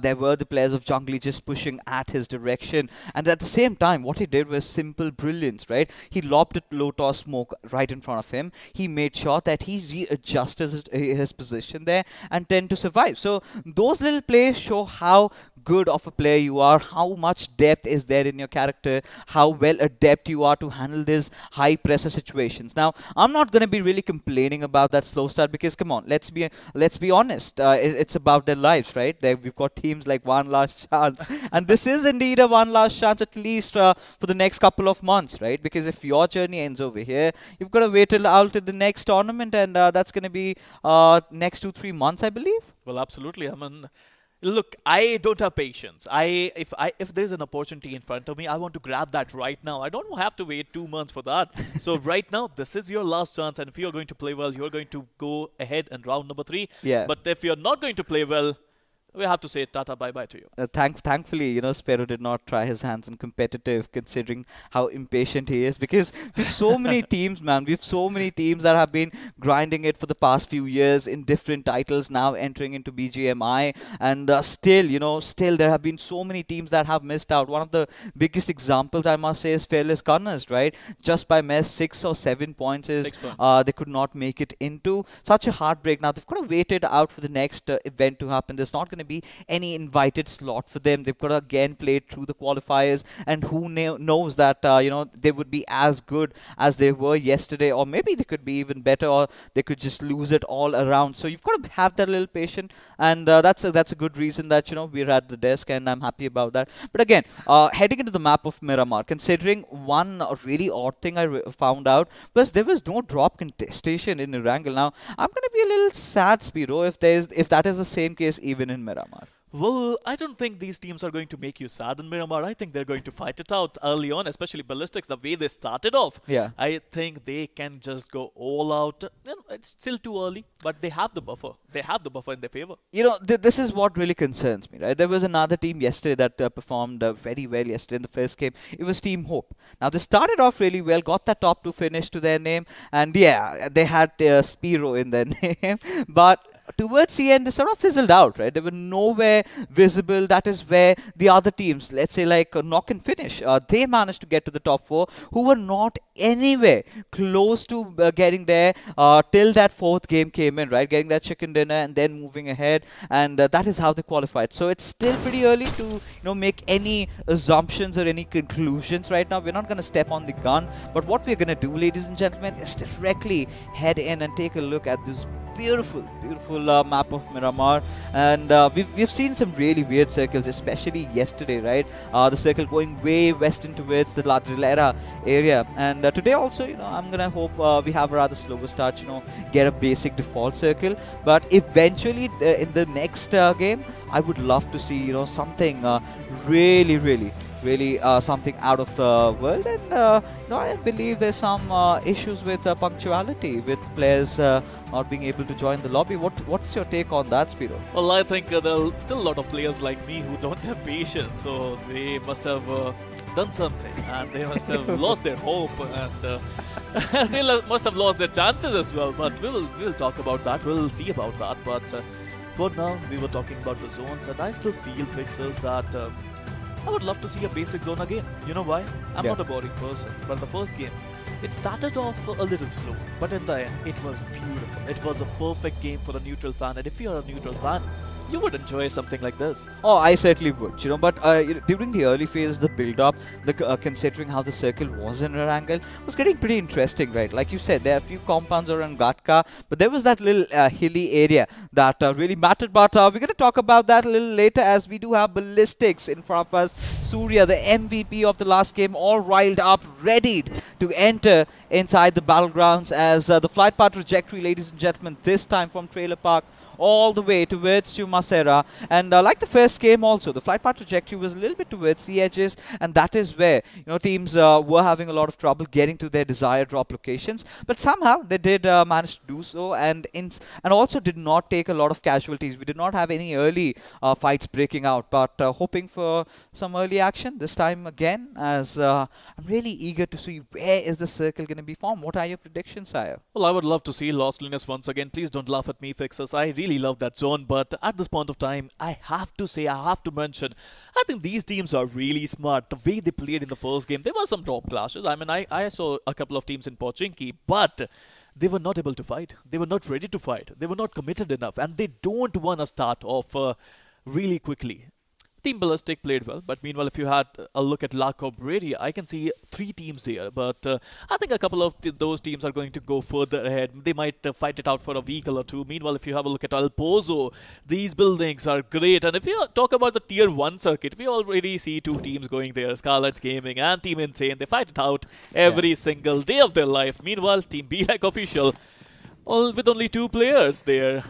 It's going to be hard, Fixes. This is one of those god buildings that we've seen some massive plays being made, especially by Your Mistake, bro. And it's so heartbreaking, right, not to see him in the next rounds. I really wanted to see what he had to offer, but we have some early collisions, ladies and gentlemen. Team Kerala getting a good position inside San Martin, and trying to build up resistance to sort of shun away or thwart off the other teams entering their fray. I believe team right in front of them, they've taken quite some damage, but they would be safe to be heading towards the house of the boss, the Hacienda del Patron. Absolutely. Meanwhile, Universal Gods Esports, they are struggling at this point of time. They are looking to find a vehicle, get in the zone, and again, Lost Linus, La Bandita, again, these areas are going to be influential. When I am not on the desk, I think the zone goes away from Lost Linus. I mean, right now, I still have a stark feeling that maybe the circle's gonna shift away from Los Leones. I think I really want to see something happening maybe this time around Impala towards those eastern shorelines, because it's been ages. Now, there was one occasion where I was casting a game and the circle actually went to those two little islands over there, and the teams had to rotate, and it was so chaotic, man. But somehow, few of the teams did, and we did get to see a couple of fights happening around, as we've got the players over here of Ballistics. You know, they were really calm and composed right from the very start of the game, but eventually, as we saw that shift go up towards those little Gatka compounds, the entire southern side, the southern belt of so many teams was just annihilated by these lads, as a result of which they managed to get a lot of finishes to their name. Now, one last chance. I mean, well, they know, they understand the gravity of the situation. They know that this is their one last chance of making it to the next stage. Now, round 4 is something that they're going to dream about later, because this is the, how do you call it, the steepest curve, right? This is the steepest climb that you're going to make. It's 1/4 of the lobby that only qualifies, and 3/4 absolutely just getting slashed, because the next time around it is going to get back to the half of the lobby still qualifying. Then you have the invited teams also coming along, but for now we've got to see how these teams play and perform. But right now, taking a look at the map feed, which is exclusive to us, ladies and gentlemen, I had to bring that one up. We've got few of the teams just hovering around Los Leones. We've got one of those teams, I think it's Invictus, they've made their way towards Impala, but a little bit of a kerfuffle has already began. We do find the players of Sensei in contention, as Golu, he's going to get the better out of Team DK over there. Absolutely. I mean, that was a really good start coming in from Golu himself. He would be feeling confident. His team would be feeling confident after that really good performance in Erangel. Even though they were not able to find a lot of position points, their player, I think it was Slug, who managed to get a 1v4, which is never going to be easy, but he did that, Fixes. I mean, Fixes, what about you? Have you ever done a 1v4? How does that feel? A lot of times, and depends. Competitively, while you're in competitive lobbies, yeah, it's one for the highlight reels for sure. But haven't done a lot competitively, of course. But in normal lobbies, yeah, quite a lot, and feels amazing, right? A little bit of bragging rights, you know, when your team is like, "Oh, you could do that, nice." And then there are few other teams back in those days, just like, would you mind to join my team? Would you want to play from our squad? That was the tell story over there. You know, I was looking at the POV there and the live cams, and you know, the player was really worried about how he's looking. He was like, "Please, can you turn on the light, please, mister?" And the light was turned on, and you know, now we can see the player.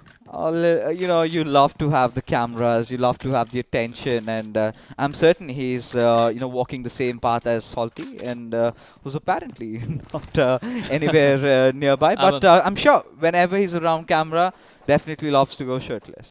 Well, if Salty was a player, he would be playing shirtless, that is for sure. But if you have a look Thankfully, at... would have been banned. He's not a player. Yeah, he might have been banned, but towards esports. Yeah, Salty would have said, it's worth it. I do not know, man. But we're going to talk about Salty and him being shirtless later, because Live has managed to find the better out of Dino, who was showing his backs to the enemies, as there you go.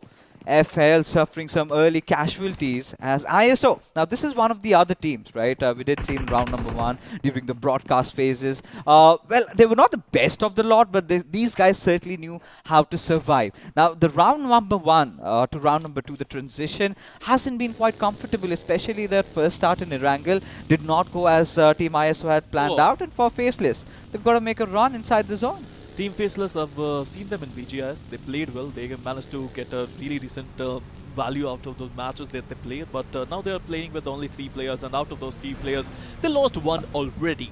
So they need to make sure, with only 2 players, they need to get the value. I mean, if you remember yesterday, Fixes, there was a player called Your Mistake Bro. He was the last man standing. He managed to get a clutch, and then he managed to get a lot of position points as well. So it's all about if you are willing to just go all out, if you're willing to put it all on the line and be smart. But, you know, then again, the sort of argument really steps up. How is your lobby, right? It's not the same lobby. You've got different players, you've got different teams. Our team's going to let you just 1v4 them. And look at Ballistics. They're just letting mid-zone pass. You know, you guys take your walk while your final player is right in front of us, or we find you in a very uncomfortable position like this, as Deadshot capitalizing on the situation, and Midzone wanted to take the center of the circle, and now our already one player shot could even increase that tally, with Rishi getting fired upon by Surya. Not the best sort of a weapon, Amp, on those mid-ranges. Now you would like to have an assault, especially when you're firing at a Mirado. I think it's 2 max that it takes to, just completely burst that vehicle out. Plus, it's the firing rate as well. I mean, we can see the bullet traces there on the ground there. It was really behind the vehicle. So if you want to take up on a running vehicle, you have to shoot ahead of the vehicle if you want to, have any chances of connecting your shots. But I still believe Ballistic, they're off to a good start. They managed to get one player down early. They have the zone advantage as well. And if the next one is going to be on them, they're going to just chill there and relax. Look at the smile on the player, Deadshot. He's smiling because he knows how well they're playing. Now, with every single finishes, they're getting one step closer to getting into round number 3, and that's such a huge news, right? The players of Ballistics. I've not heard about them, neither have you, but I'm pretty sure the way they have been playing Spiro, they're going to be really earning a lot of fanfare and fandom quickly. If they keep on playing like this, one game managed to get 19 finish, but here we have the boys from One Last Chance right around Impala, fighting it out, I believe, against Team Invictus. Well, that is going to be a thing that we will see. Meanwhile, One Last Chance, Nix OP with that mini, level 3 helmet, level 2 vest is looking really good, but the zone just shrink in. I mean, you were right there, Fixes. It is Impala. It is the couple of those gloomy looking island there, and if it's going to be those islands, I would be really happy. But to be honest, Impala circles are always good. I mean, the mountain there is going to be really, really important, and the smart team there, Team ELS, they managed to get that mountain already. One good thing about Impala I like is, like you said, you've got a lot of terrains, a lot of different types of terrains to play around with. And it's not just the high ground people that have that advantage. There's this little bit of a ridge, if you've noticed, right? Where you can also play around the lower ridges, and still, if the circle favors you, you can walk off with the chicken dinner. So that is one thing, this is where the IGLs, how the teams have played around the Impala circles, the topography knowledge, everything is going to be put to test. But for now, we've got another fight brewing right in front of us. It's Team TW going up against Kerala, as we've got Pehchan Khan right on the higher ground as Cowboy. He's going to be tossing that grenade. Is it going to reach its mark? No is going to be the answer. Well, this is going to be a really important battle for Team Kerala. Team 2 was, not a great game for them last time around, but now another game, another opportunity. It's a 4v4 pure battle. Team Kerala, explain. He's just holding on. I mean, I know these players from a long time. They've been grinding since the game was launched, and they're looking good. Meanwhile, on the other hand, some other team was trying to rotate near Impala, and they were just taken out. Just right out in the open. Crusher, he was just waiting for these guys to come up. And I'm starting to wonder if it is Blind X-Pain. Is it the same guy? It is the same guy. Oh, I get it. Now, Neven OP as well. Alright, so we've He's got also a few known names inside the lobbies, ladies and gentlemen, as towards esports. Now, they're scared for life. Look at how they've been holding on to that TPP angle that they have right in front of them, as FT is going to be trying to lob a few grenades. But this is how they absolutely got crushed by the players of One Last Chance. It's going to be Nix who dealt all that damage. I believe he was on a different angle a little bit over there. But regardless, towards esports, still under heavy threat, as Kerala decided to just ambush right onto their compound. It's going to be an interesting one right now. Kind of is turning into a little bit of a stalemate. Both these teams, they're just waiting to find one little opening. And what I'm really loving about Team Kerala is that, they're making sure that their backlines are a little bit secure, right? Building that soft cover with those smokes, and FT shouldn't have peeked out. Could take some damage out of that grenade, but it was miles apart. Well, I have to say this strategy is quite different. If you have a look at the normal teams, they just go all out, they attack, they fight, they defend their compound. And Team TW, they're not looking to defend, they're just being passive right now. They're holding their angles. They want Team Kerala to make a mistake. But, in this environment, when you are, playing on the top level, I think you're not going to make that mistake early on. You need to find the you need to find the first knock. But meanwhile, Jungly, they're going to rush in Harsh with that nade in his hand. That's a missing. He still cooks it. Why would he? Why don't he cancel that nade and attack him? Oh, he certainly just stepped on the gun, right? A little bit overcooking done over there. Sensei are going to bring the heat back at the players of Jungly. Not a good start for these lads, as Gapru also finds himself battered over here in blood as Husky, another very dangerous player. Now Sensei, they're burning. They certainly have to drop and roll. And Godex, by the slivers, by the whiskers, somehow is still alive as the fight has gone to another reset. As Husky, this time from the left flank, is going to be trying to shoot it along, but no, does not succeed. Enters inside the compound, exchanges a few shots against the players of Sensei. It's going to be Almighty he is fighting up against with, but there's cover fire from behind. You've got the other players of Juggling also chiming in, with Gublu just holding on to the fence over here as he finds out Godex will go in for the prone, gets a knock as he's now going to enter into compound, not needed, as Zhongli have somehow successfully annihilated Sensei, but with the cost of Harsh. What a beautiful 4v4 battle that was, Fixes. I mean, both teams were trying their level best, but you know what? The zone just shrunk in, and those couple of really gloomy-looking islands, they are still in the zone. But Team Kerala, I mean, I think the plan that two words made, it worked for them. I mean, they were passive. They were looking like, Team Kerala, if you want to attack us, you have to do something special because we are not going out. And Team Kerala decided, okay, you won. We are going to the zone. No, rightfully said, Team Kerala know how to approach these circles, know how to approach these phases of the games. They know they have to ensure they are in the top 4 as Endless. They're going to be getting a few finishes to their name as Invictus will be losing out on Rush Card. Now, that's not a really good call at this situation. You know, they cannot afford to do that as the circle has shifted way towards that eastern side. It is going to be an Impala circle, ladies and gentlemen. And this is where, you know, I'm talking about 50% of the water submerged. Of the zone rather submerged inside the water. It's going to get so very interesting. Now, what are the chances, Piro, we're going to look at the circle shifting towards those islands? Oh, there are some chances. There is a possibility that we would be able to see that circle, but at this point of time, Regaltos just got taken out.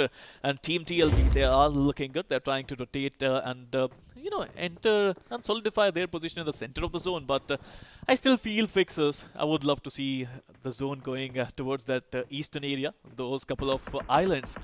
It would be fun. But meanwhile, all those teams who are trying to enter the zone at this point of time, I think it's going to be chaos that is brimming slowly and steadily. We just need some salt and the match is going to get excited. Oh, definitely. And this is the right amount of spice that we wanted, right? That eastern lateral shift. And this is where everyone's confused which position to take. A lot of IGLs would never have had their teams play under these circles. But now we've got to see this is where experience really matters. This is where experienced ones really tend to thrive. As Team Kerala backing out from that particular warehouse, it's a decision that I really respect. I'll tell you why, because of course you have to look for some objective fights for yourself, right? If there's nothing for you to win in it, there's no point in going for it. You might get some casualties. It's going to hurt you towards the end circles. Well, this is going to be it, but sadly the islands, they are not in the circle anymore, but Impala, the mountain, the mighty mountain of Impala. And you know, the best part about that mountain is that there are a lot of vantage point that you can hold on that mountain. So there are a lot of solo players. If you can go there and hold that position, you're going to get a lot of value. But meanwhile, let's talk about Team ISO. They're holding on. They're looking to use the utilities really well. But at this point of time, Team BLAC officials, they have a different mindset. It seems they're looking to hold on to that position because they don't have the numbers game in their favor. Oh yeah. If you're deprived of numbers, might as well try and hide inside the little shacks, those little, you know, how do you call that, though, haystack areas. But for now, Team Kerala looking out for the players of ISO who are really giving nice peeks here and there, right? They're not completely opening themselves up, and they're making sure they constantly keep changing the positions, hence the shots are not going to connect. But now Reflex is under heavy fire as Explain. He's going to start closing in. Reflex right in front of him, but he's right out in the open as well. Now this is where it gets really scary, because the moment Explain kind of tends to overcommit even a little bit, gets a little over ambitious, he's gonna pay a hefty price. Look, he got a lot of experience, as we were talking about Explain, but you know, experience only matters when you perform better. Trying to enter the zone, ISO Reflex with a beautiful shot, connecting some shots there, but was not able to knock that player. Meanwhile, both teams are trying to capture this northern region of the zone, and if you are going to, you know, capture that, and if the zone blesses you, you're going to get a lot of value. Oh, of course. Now, this is where you're going to hope that the zone kind of really shifts on towards you. And this is where now Team Kerala is deciding to commit after maybe Team ISO with Live taking a few shots at him. Star does not connect them for now, as the push has already come in.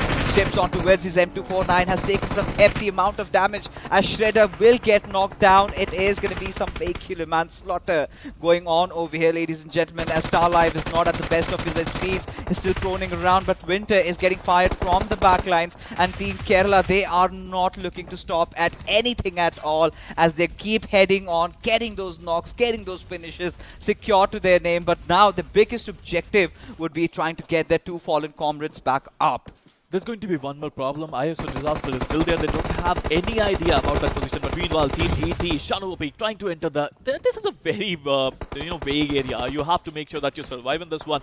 There are so many vantage points. There's so many angles you have to be careful about. Meanwhile, Team Invictus just holding on. Mafia got a beautiful spot there. If you can provide some cover for his teammate, that would be important. Oh, that certainly would have been. But now, Team Invictus do understand that they now survive with just two of their players. Mid-zone elite, while they were traversing around the map, they lost a couple of players, and now is not a good position for them. Now it's not a good time for them to actually engage in a fight. Now what I'm really not liking about these teams is they're kind of around the city of Impala, which I'm pretty sure in towards the next circle it's going to head out maybe towards the players of EL or maybe towards DW, and that is where the concern really arises as to how are they going to get themselves back inside the zone. As the lost breed, they're going to be searching for one unfriendly neighbor, and haven't really found him, have they?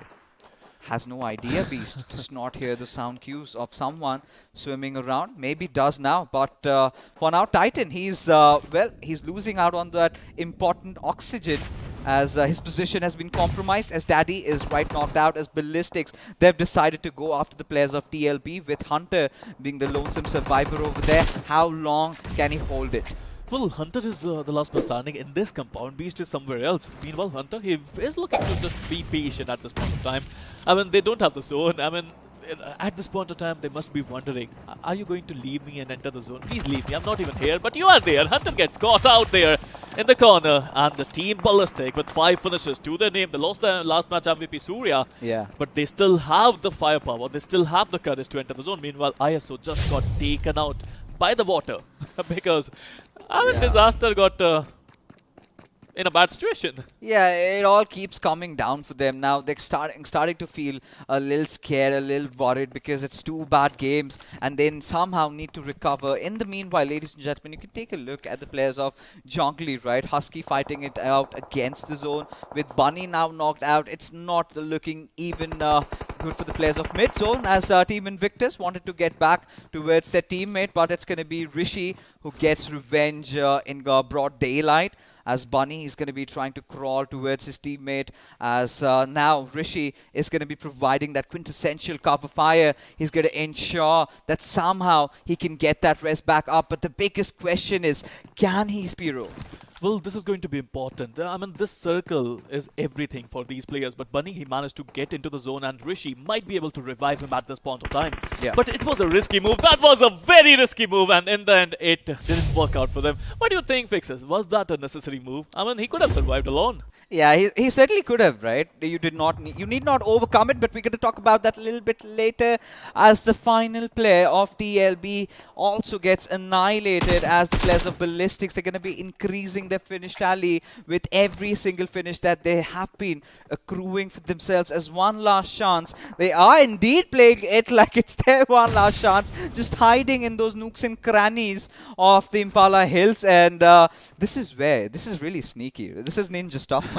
Well, as I said, this area is quite amazing, right? I mean, there are a lot of places that you can hold on to, and they're using those areas really well. Even if you are a solo player surviving, you are going to get a lot of value if you can get a really good area. Meanwhile, if you talk about Team Endless, Mafia just holding on that mountain top, that's a good spot. He can, I think he can spot a lot of players. But from here, knocking a player is one thing, finishing a player is another. So if they want to finish, I think it's going to take a lot of, positions.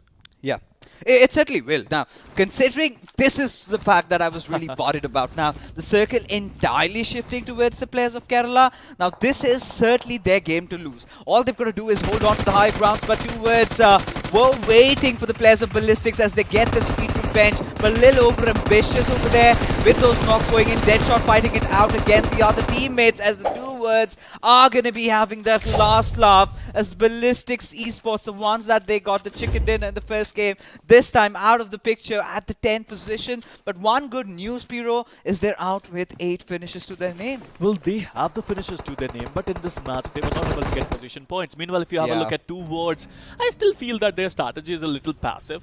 If they're going to qualify, I think they need to get a lot of value, a lot of balance in the form of finish points as well. But we would see. It's up to them how they're going to play. Meanwhile, if you talk about one last chance, Reaper is looking to go ahead. But again, the higher ground advantage, the teams that have that, they're going to use that and get a lot of finishes. Yeah, at least one good thing about Endless is they still can make it inside the zone without getting troubled. As Mafia, he's under heavy fire up until the point, gets annihilated by the players of Endless. It's going to be Ashok that did build his grave as one last chance survived with Just Crusher. Nick's coming out right in the open. Ashok is going to ensure secures the knock and gets those finish points to his name. 9 is what they have collected for now, as Crusher just hiding behind that wall over there. He knows his position is compromised, but the biggest task over here, he's got to make it inside the circle. How on earth does he get there in time?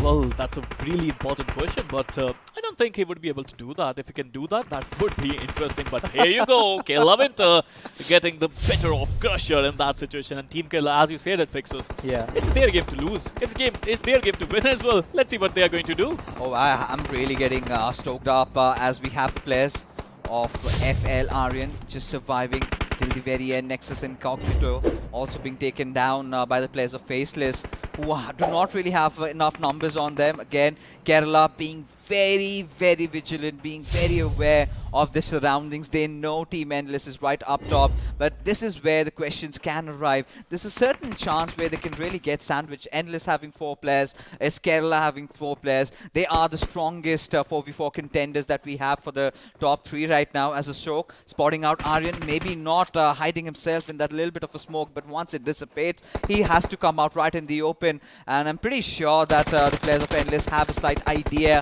of where he is. Has taken quite some couple of damage over there, but still surviving the wrath of the blue zone, as it has sort of exceeded him, and he is going to give his life away, not giving the other finish point to the team of Endless, and making sure that would deny them the pleasure of getting some higher points for themselves. Well, that's also a strategy as well fixes. Yeah. I mean, you don't want to give your points away that easily. Meanwhile, if you have a look at TW, their strategy is simple, right? The zone is on them.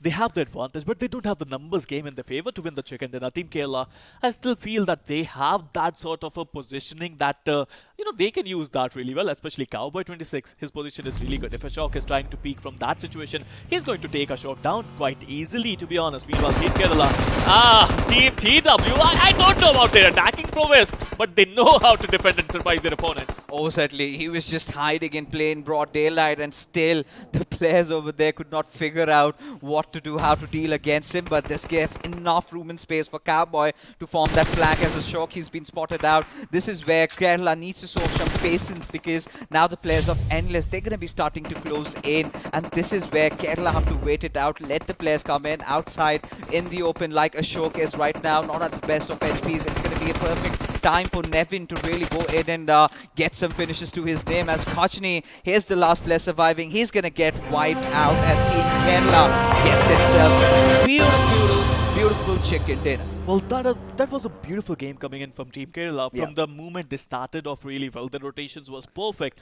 But you know what, I want to talk about Team TW today. Yeah. They don't want to attack, that is for sure. They want to defend their compound. They want to defend their zone to their level best. They still managed to get into top 3. But do you think they have enough fire prowess in them to qualify in top 4? Because out of 16, only top 4 teams are going to qualify. And out of those 4, I still believe that you need to have that balance. With only position points, I don't think you can qualify. Yeah, with just position points, you're not going to qualify. But again, if you focus on getting a lot of position, in turn, that it's sort of a domino effect, right? You go hand to hand, right? If you get some good position, if you are in you have a good terrain to yourself, you're again opening up chances, you're opening up avenues to get a lot of finishes to your name. As we take a look, ladies and gentlemen, at the point standings, where Team Kerala find themselves right on top, 26 points to the name, 11 finish points, and Endless, well, they're also not far behind, right? It was these two teams that were having that higher ground in Miramar, which certainly worked out in their favor. Well, another problem with that strategy of TW is that they have to be consistent in all 4 of the games. Yeah. They need to get top 3 in every single game if they need to qualify. So they got 15 points out of this game. Team Faceless at number 4, they got 10 total points. But Jungly Officials, 2 bad games back to back. Yeah, they're getting those initial squad wipes, but maybe it feels like at this point the competition is going beyond their level. Round 1 was a clear, absolute domination. Round 2 is where they're having a lot of trouble, right? Again, a different lobby. We are not seeing them exude that amount of confidence that they used to show in round number 1, getting caught off guard during the rotations. We could see Husky being one of the lonesome survivors somewhere languishing outside that blue zone over there, ladies and gentlemen. The same has been the case with even teams like ISO. But the MVP of this game has to be Nevin with 5 finishes to his name, Spiro, with 1,000+ points of damage. So today's day has been about, you know, these individual teams stepping up, their players really bringing the fire into the lobby and getting so much done. Well, I have known Nevin from a long time now, Yeah. and he's a really good player, but he never got that opportunity where, he could play in the tier 1 scenarios. But right now, this is the opportunity. But meanwhile, if you have a look at other players, Team Endless, they played well. Ashok and Roho both managed to get themselves really good value. I mean, especially Roho, he only got 2 finishes, but he got 805 damage with 2 assists to his name. Oh yeah, I mean, Endless again, one of those teams that waited it out till the very end for everyone to sort of he was kind of playing the circle, right? Having that little vantage point, little altitude, which eventually sort of became a reason for them getting their graves dug, because Kerala knew exactly where they were. As we transition into the map summary, ladies and gentlemen, just 2 grenade finishes coming out. Not a lot of healings being done. This was a very different game of Miramar. We did not see an Impala circle for quite some time, and even then the circle went towards the eastern side. So one of the rare circles, as we might call it, and we're going to be a little lenient towards the teams, not going to be really critical, because majority of them just got wiped while they were trying to get inside the circle. Well, I would say this is a test. I mean, I won't be lenient on the teams. I mean, this is a test. If you want to qualify, it's your game. We are just here to speak. Meanwhile, if you talk about Team Kerala, FT Performance Graph, 178 their damage with 11 finishes to their name. I think they really played well, but Endless, their positioning. We were talking about the position, higher ground advantage. They are looking to spot a lot of enemies, and they did just that. Yeah, I mean, considering the fact that you are inside the circle, you have the highest point available to yourself, it's inevitable that you're gonna get so much damage done, especially the players of One Last Chance, right? They had nowhere to run and hide. They were trying desperately somehow to, somehow get inside the circle, but eventually got denied the chance. Even, I think the final nail in the coffin was given by the players of Kerala, got the final finish. I believe it was on Crusher, if I'm not wrong. But regardless, it was such an amazing game of Miramar. I really loved it. A little bit of a change in our taste, and exactly what I wanted in Eastern Impala Circle. That's what we got, ladies and gentlemen. But starting it off, it was a different start of the game with Sensei. In fact, Golu, he was starting to look a little promising. That's where we thought maybe this could be the game where Sensei get themselves back into the mix, up until the point they had to log horns against Zhongli, where the Untamed Beast managed to get themselves up ahead. Clearly, not a great game for Sunset, but not a great game for ISO as well. Now, Yeah. there are 2 great teams, right? ISO and Jungli, both having a bad day so far. I would love to see if they're going to make a comeback. This fight was really good, Sunset versus Jungli. The needs were good, the utilities were used really well, but somewhere I still feel that there are some nerves there. Yeah, I think they kind of just panicked over there. It was clearly visible. They had that little opening. They could have done a lot over there. Team Jungli, they were starting to, doubt themselves, question themselves, but they were the ones who held on to their metal, did not lose out on their nerves. And this is what we were talking about, Endless having that really lovely high ground to themselves. Now, Lost Breed, well, I do not know about the second part, but they certainly were lost, right? One of the players just around the shorelines looking out for, fishes in the water and trying to get a few finishes while his squad was being pushed at. There was no help provided by him. To be honest, I love their positioning. They were one of the first teams who entered the zone really well, who predicted the zone really well. But then it's not about that. It's about how much points you're going to get from this game. And you were right there. Hunter was there. He was not able to do. He was the last man standing, and he was just trying to survive in the corner by using that smoke. Didn't work out for him. But this is where, the concern arises, right? Because the other player of the last speed, he was just around those waters, right? Had he been there with his own teammates, the fight could have been different against Ballistics. Now, you are taking fights with a man out of the picture. He's not being able to provide any sort of cover fire, and that is not a really good thing, especially in such tough lobbies like this. This is where I, really urge the players to sort of play it really safe, play it as a pack. Do not, form huge flanks. Do not try to be what Sensei is. Try to find your own style of play. As Ballistics, again, this particular team, well, they might have fallen down to the players of two words. Now look at this M249, the massive magazine power that you get with this weapon. He got reduced to 60 bullets, so I'm kind of wondering, he spent 60 plus bullets at that. Had it been any other weapon, he would have gone for a reload and could have been taken out, could have completely changed the course of the game. I mean, the amounts of bullet those two players missed was enormous. I mean, that was a great jiggle dance coming in from both those players, but Team Endless again higher gun advantage. They saw a lot of opportunity. They captured that opportunity really well. TW, I still feel their defense is solid. Their defense is their talking point. But if you remember BGIS, there were a lot of teams like this. I mean, they Who were qualified right? as well. Team Tactical Esports. It See- was exactly like that. See, for a few teams now in close range situations, you've got to understand, right? When you've got weapons like M249, you can actually try and spray and pray. Sometimes it works out, sometimes it does not. And again, for teams like Tactical, it really comes about the fact that how you want to approach that particular circle.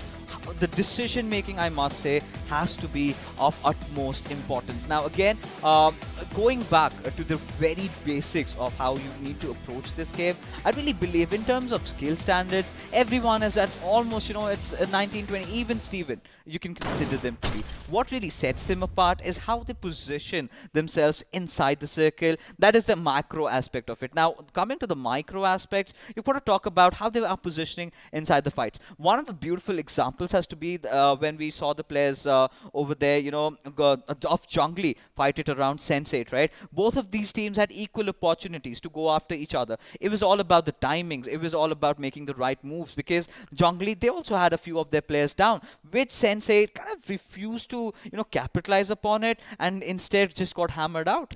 Well, I agree to the fact that gun game is almost similar in Yeah. these players, but I still feel apart from the positioning, I think it's about the mindset as well. Their positioning matters, but their mindset, their How much they're approach to willing, the yeah. game, how much they're willing, how are they feeling the pressure, and are they able to, handle the pressure? Because believe me when I say that, I've seen a lot of great players who play well in TDMs, who play well in classics, Yeah. but when the time comes, they wilt under the pressure, and I think. There are human beings. Human makes mistake, and I feel See, I'm that is the case. See, this is where I'm going to make some bold statements, right?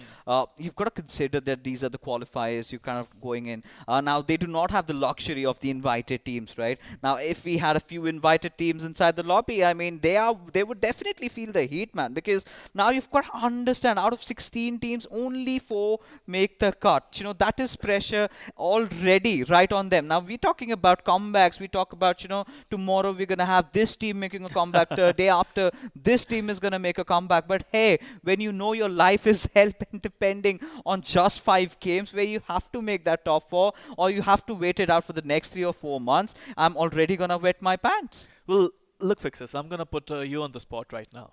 Am I not? Already. Already? You're already on the spot. I'm really sorry about that. But imagine, Fixes, Yeah. imagine right now. You're a team called Jungli or ISO. There are Right. 5 games. Out of those 5 games, 2 are not that good. Only Right. 3 games remaining. Are you going to feel the pressure? Already I'm going to start having fights with my teammates, and this is where the blame games are going to be going on. This is where you're starting to question, is your IGLing good enough? Why did you have us around the edges? We could have easily played around the center. But this is where I have to again tell it to the teams, do not fight while your games are going on. Let the games go on, because this is where you've got to take inspiration from teams like Knock Finish yesterday, because before that 4th game begun, they were nowhere in contention for the top 4, and getting those 2 good games, getting that chicken dinner over there, 1 good finish, can instantly propel you up, because that is what Ballistics did. The first game, they were off to a really good start. The other teams weren't really in a good position to contend, especially apart from Team Kerala Esports. Now Kerala has also gotten themselves into the fray. We've got Endless also on a good positioning understand. But we head into Sanhok next, and that is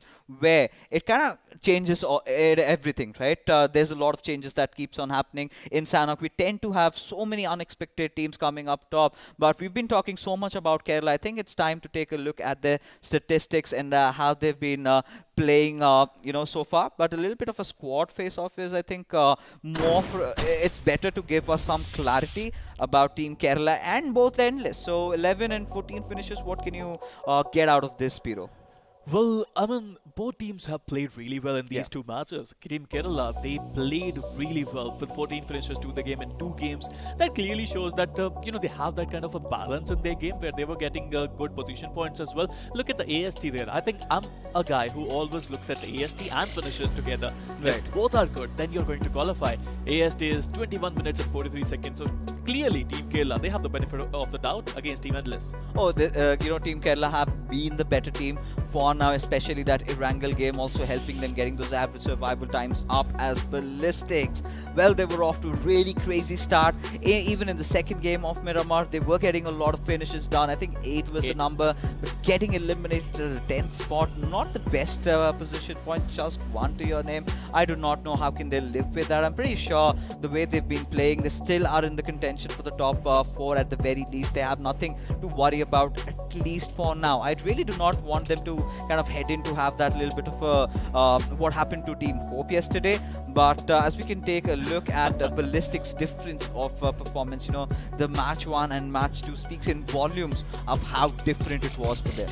Look, my maths is really bad, but if you can get 42 points in 2 games, I mean, if you can get 42 total points in 2 games, then you are safe.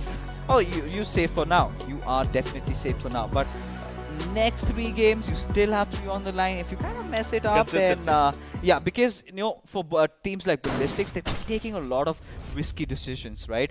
They've not been shying away from their fights. Their complete approach is, spot anyone out, just go for them. That is what you talk about when you get mindset into the picture, right? The mindset has been so strong that they have been willing, they have that urge, they have that hunger, but somewhere they need to really draw the line, ladies and gentlemen. Let's take a look again at the matchup we have for you guys, as Spiro is going to be taking a little break, as we have Salty doing some push-ups, just getting warmed up before getting inside, or rather sitting on his desk over here.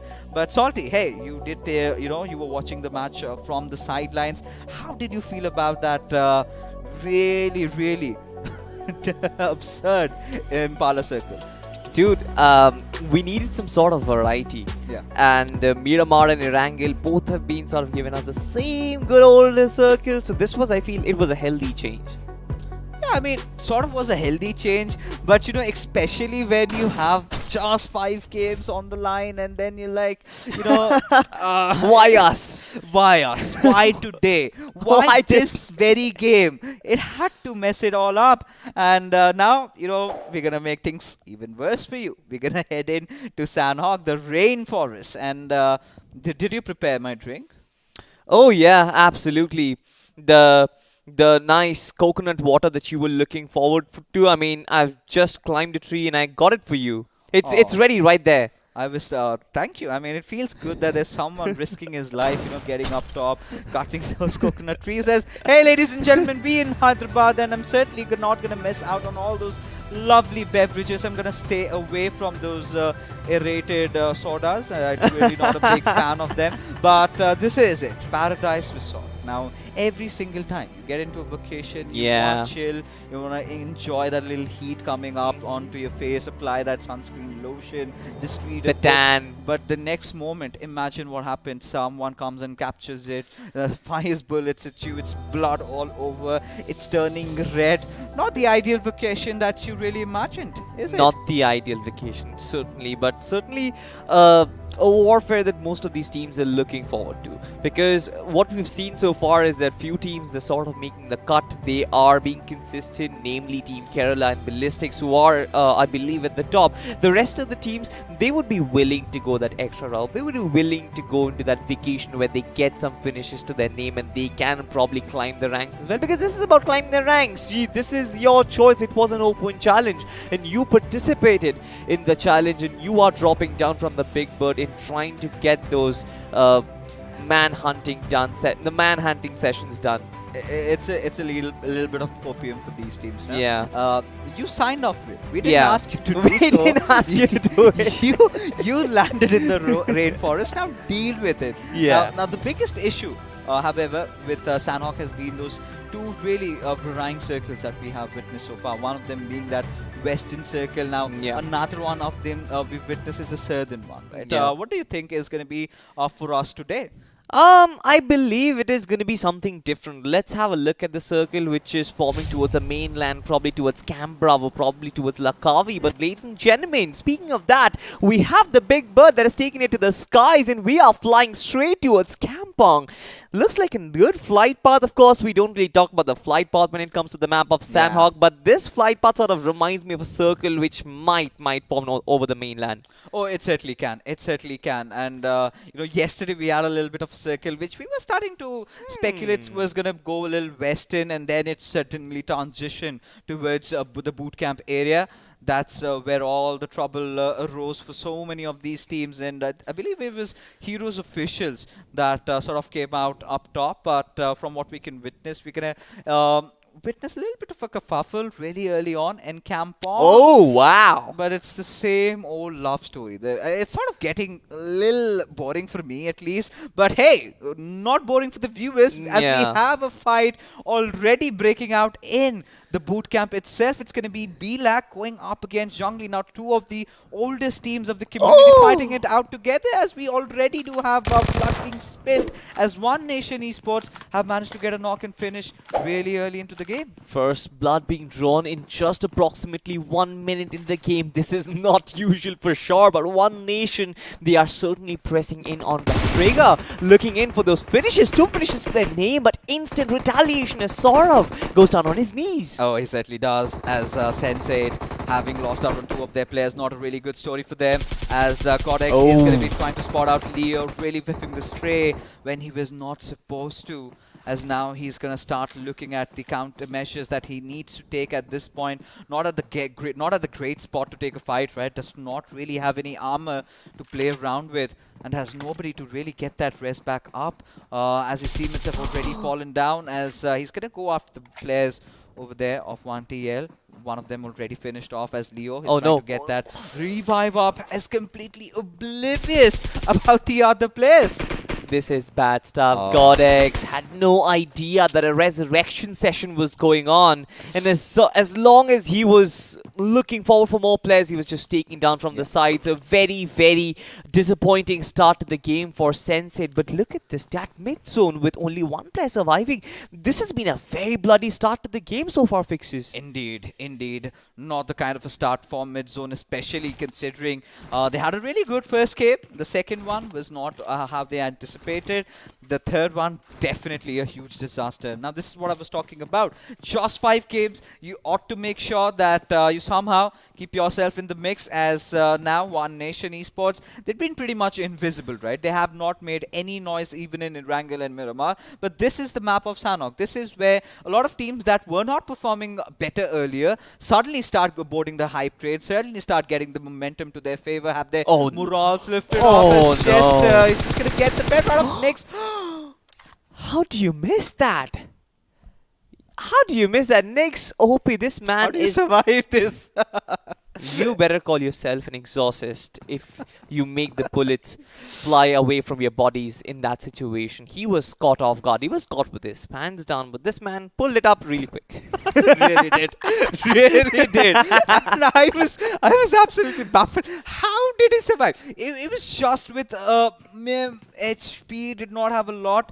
But we do have Regeltos, certainly not the 8-bit Regeltos that you've all been familiar with. A different one, trying to prove his mettle. Now he's going to try and get his teammate back up, especially when you're going up against a team like Ballistics. It's going to be so difficult. But for Team Nexus over here, it's going to be a rather tough task going up against one last chance with all 4 of their players alive. If the players of Nexus can get that little bit of a flank going in the favor, could do certainly better. But Dexter gets taken down as Ballistics do understand it's going to be Valak from the backlines. He's going to provide that cover fire as Surya. He's going to get secures done for his team. 2 finishes already for this team. And Ballistics, they're again off to such a wonderful start.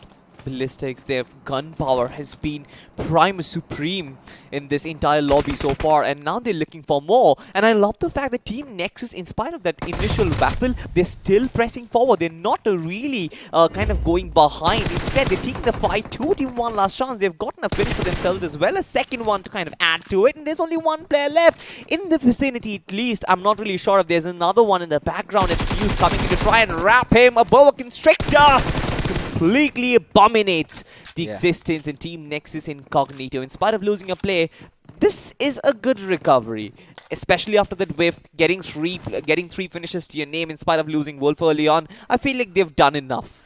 Oh, I'm starting to speculate that the final circles of Sanhok are going to be way out in the open, way vacant, because so much of those early collisions as Team Faceless find themselves in a little bit of a pickle. Aryan knocked out, but Saurav, I believe, is spotted out. Cloud, that grenade going in, doing massive amount of damage as Saurav eventually get that knock onto his Cloud. Dino out, will be spraying a couple of bullets, but has done substantial amount of damage there, though. This man on the flank has been a real problem under the nose of Team FL, if I'm not mistaken. Another lobbed in grenade. Does no damage so far, but has to be wary of another flank that comes in right in front of him. OMG. His position, Saurav just spotted him, just spotted the pixel. And this is where OMG just capitalizes. I'm not really sure if Saurav is going to be resurrected, but Team Faceless, they're doing so good, but instantly, I believe it was a third party. Was it a third party? Yes, it was the players of 2 words from the backlines, and this is where OMG is going to make a mark for him. My God. But it's going to be Uzi against the ARP, and Leo somehow manages to keep himself in the picture as we've got yet another fight. It's going to be Invictus going after the players of ISO as Shredder, the lonesome surviving player with reflex from the backlines, coming in to help him out. His position has been given out, so he's wary of all those movements been making around him. But now Invictus finding a little bit of a room to breathe, will try and get their players back up. Almost that grenade took his life, but Shredder is just waiting for the perfect opportunity to turn on his grinder. We're calling his players.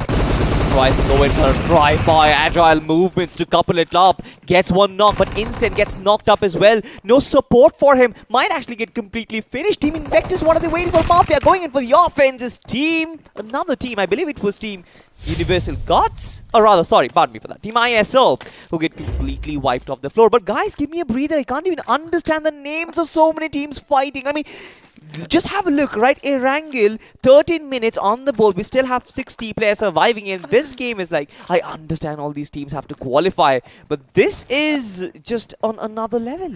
Yeah, I mean, the production is almost sweating it out with so many fights happening simultaneously as we take a look at this fight against the players over here. Ballistics getting themselves on board one after the other, getting those finishes secured to the name as Team UG, they're going to be falling down. But again, we transitioned into this little chaotic fight with ISO, kind of starting to question themselves in that particular situation. Had they gotten in a little bit earlier while the revival process was still on, they could have done a lot better. At least, you know, the numbers of Invictus could have dwindled around, and this is a clean finish, you know, 4 finishes without losing any casualties.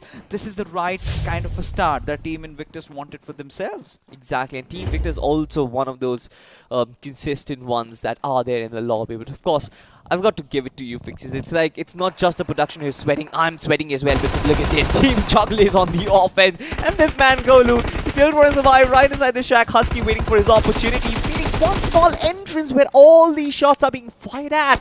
But this man has done a good job taking down 2 players, but instantly the numbers just overwhelm him. It's sad for Sensit. It's a good try from Golu over there. Try to use his chubbiness to kind of include in some heat in the lobby, which is already heated way too much. He did not want to lose some weight. He did not want to burn some calories out there. But, you know, a little bit of a personal rivalry, I believe, is building up between Jungli and Sensei. This is the second time they're fighting it out. And it's, again, Jungli that has come up top. And this time, still having 4 of their players secured, have one finish to their name. As now things are starting to get a little better, you know, we're finding a little bit of that breathing space, yet starting to wonder where the circle is going to head out. Right now, boot camp is definitely one of the areas that you should not be at. Maybe the hills up top north of boot camp would be a wise decision to make, as towards they've been, you know, the ones watching from afar, and every single time they get a few knocks and few finishes, they try to take it. And this time they've managed to get one. Within still a pursuit to look out for how two words are going to be faring off in this particular map. Let's find out, of course, but just like you mentioned, Changli, I'm not really sure if they are in their best of form today, because even against one guy of Sensei, they kind of lost 2 players in the process. They've only got 1 finish right at the start of the game. Not really the best start in Erangel and Miramar. Of course, the circle has shrunk in. And a rather a basic shrink, I would say, kind of involves the entirety of it. What we just witnessed still has around 40% of it underwater coverage. So that is something which the teams need to keep in mind. More water means less landmass under coverage. That means less compounds. We already have teams, you know, taking it to the water right from the very start. It's going to be the players of mid-zone, right? The little island between the Western Island and the Paradise, they're situated exactly there. As Team Jungli, they're getting a few knocks to their name as Crash. Alright, he wanted to pull off some shenanigans as Endless. Taking the boatways, not in the best of positions as Jungli. They are in some hunting mood, right? They have been unleashed, and do not ask me how that grenade got tossed off that ricochet over there in the waters.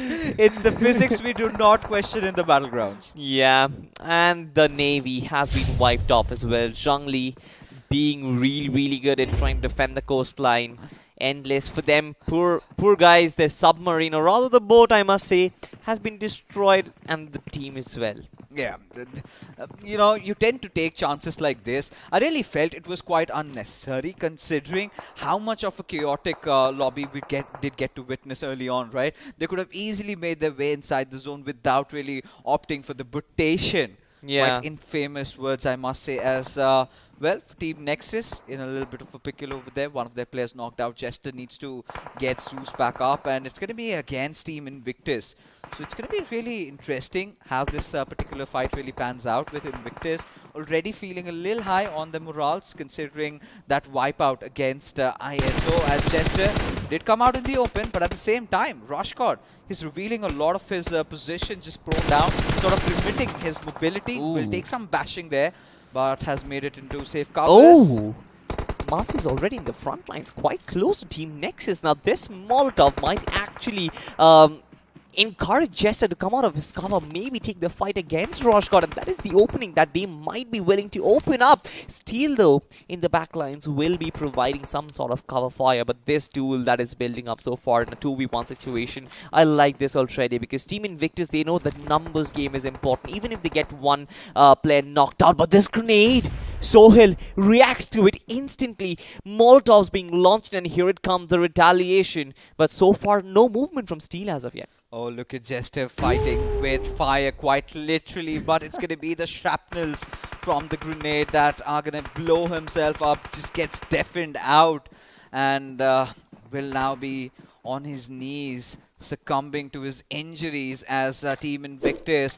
They are starting to get their finish board really up and running. 6 finishes to their name, Jungli getting 5 to their name. We've got Ballistics with 4, we've got One Nation with 6. What a start. I mean, this has to be one of the most aggressive Sanhoks that I've really cast in a long while. You know what? Erangel was the most passive Erangel that I've cast in a very long time. Sanhok suddenly turns to show us a different Covers up. color. It kind of compensates for all the less action-intense moments that we got to see in the map of Erangel. Only 33 players are alive. The entire lobby has been slashed in half in about 13 minutes. Something which you don't really see might actually turn into 32 very soon if Mafia kind of encourages Steel to come out right behind of that rock itself. Yeah, it's going to be a patience game, actually, with Steel. He knows he's just waiting for his fate with Sohail. Taking this really interesting flank will spot him out. He wants to get into a better position before he fires. Steel completely oblivious about Sohail's flank will eventually have to pay the price as they also find themselves eliminated from this game, and Nexus Incognito. Not the kind of a matchup that they would have wanted for themselves, certainly. Exactly. I mean, I really have no clue. But this is exactly where I felt Senset's Golu did a very good job, and Zhongli was sort of struggling, right? When two of your players get knocked down in a 1v3 situation, then there's things to worry about. But of course, Zhongli, they kind of made up for all that mistakes and eventually got the better of Endless as well. 7 teams have been completely wiped off the server so far. There were fishers in the sea as well. Zhongli being the fishermen, being the wilderness in the lobbies of Sanhok. They are kind of living up to their name. They return back to the tropical lands and they're sort of getting back in form. Maybe this can be the tipping point where they start going aggressive once again in the further matches to come. Yeah, this is where, Zhongli has realized our Chocket, the way we've been playing has clearly not been working out for us, right? We've got to try out some different measures, try out some different styles of play. Maybe that would suit us, as we do have the Lost Breed right in front of the players of Kerala. Now Nevin, the MVP of the last game, has that little bit of a ridge to work around with, as Cowboy from the flanks gets that knock onto its Daddy, opening this fight up. Yeah, certainly opens it up, but he has to kind of keep up the pressure as well. With Zhongli being in the background, they might be inviting in some third parties. So far, Winter still looking for that line of sight. Good spray so far, but nothing to really show for it. Team Kerala, they're still looking to cover the distance that exists between them, but their front line is already on the offense as Daddy FTW is down on his knees and will be finished. Hunter is down as well. Only 2 players survive, and even they have been wiped off as well. Team Kerala, even before we realize, they make the move. I love this 2-2 play that come in from them, from the backlines. Insane support, while the frontliners are always ready for action. Yeah, now they are acting like a well-oiled unit, right? Again, we're talking about these certain circuit teams really stepping it up. Yesterday it was walkouts, today it's going to be Team Kerala bringing in the heat, and with you've got experienced players like X-Pain and Nevin in your roster. You are not going to expect anything less, as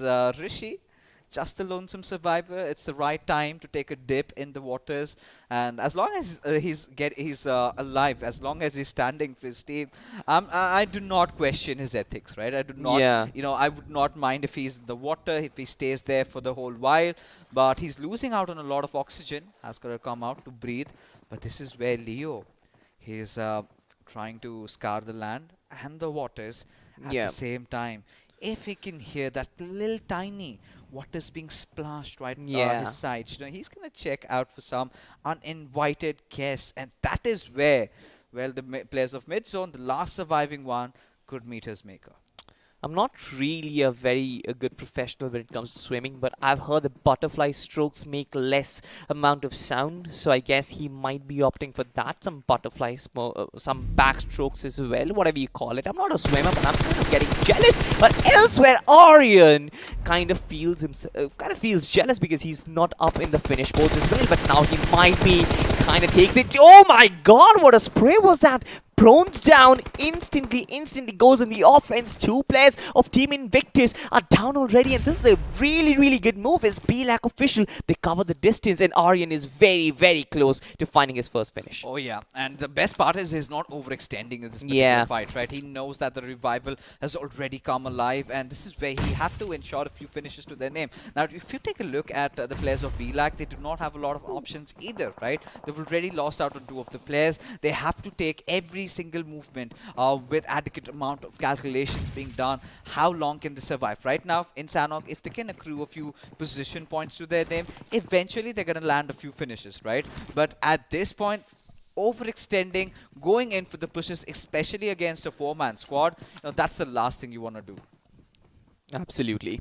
For BLAC official though, just like you mentioned, priorities are different. For them, they don't really want to be on the finish boards. Rather, they want to survive and give themselves some placement points for their team. But elsewhere, we've got fishes from 2 different countries or 2 different sides, 2 different breeds swimming in the same waters. Now, you do find this very often in the ocean, but this is a river where we are witnessing 2 contemporaries existing very close to each other. Elsewhere, Invictus still resurrecting their fallen brother, performing that exorcism that I like to call it. Oh, I think it's just the heat, right? It's the summers that's just forcing these players. I feel jealous. I want to be there. Yeah, I think one fine day we need to plan it out, Yeah. hit the pool and We'll call Spiro as well. yeah, if he knows how to swim, that's for that.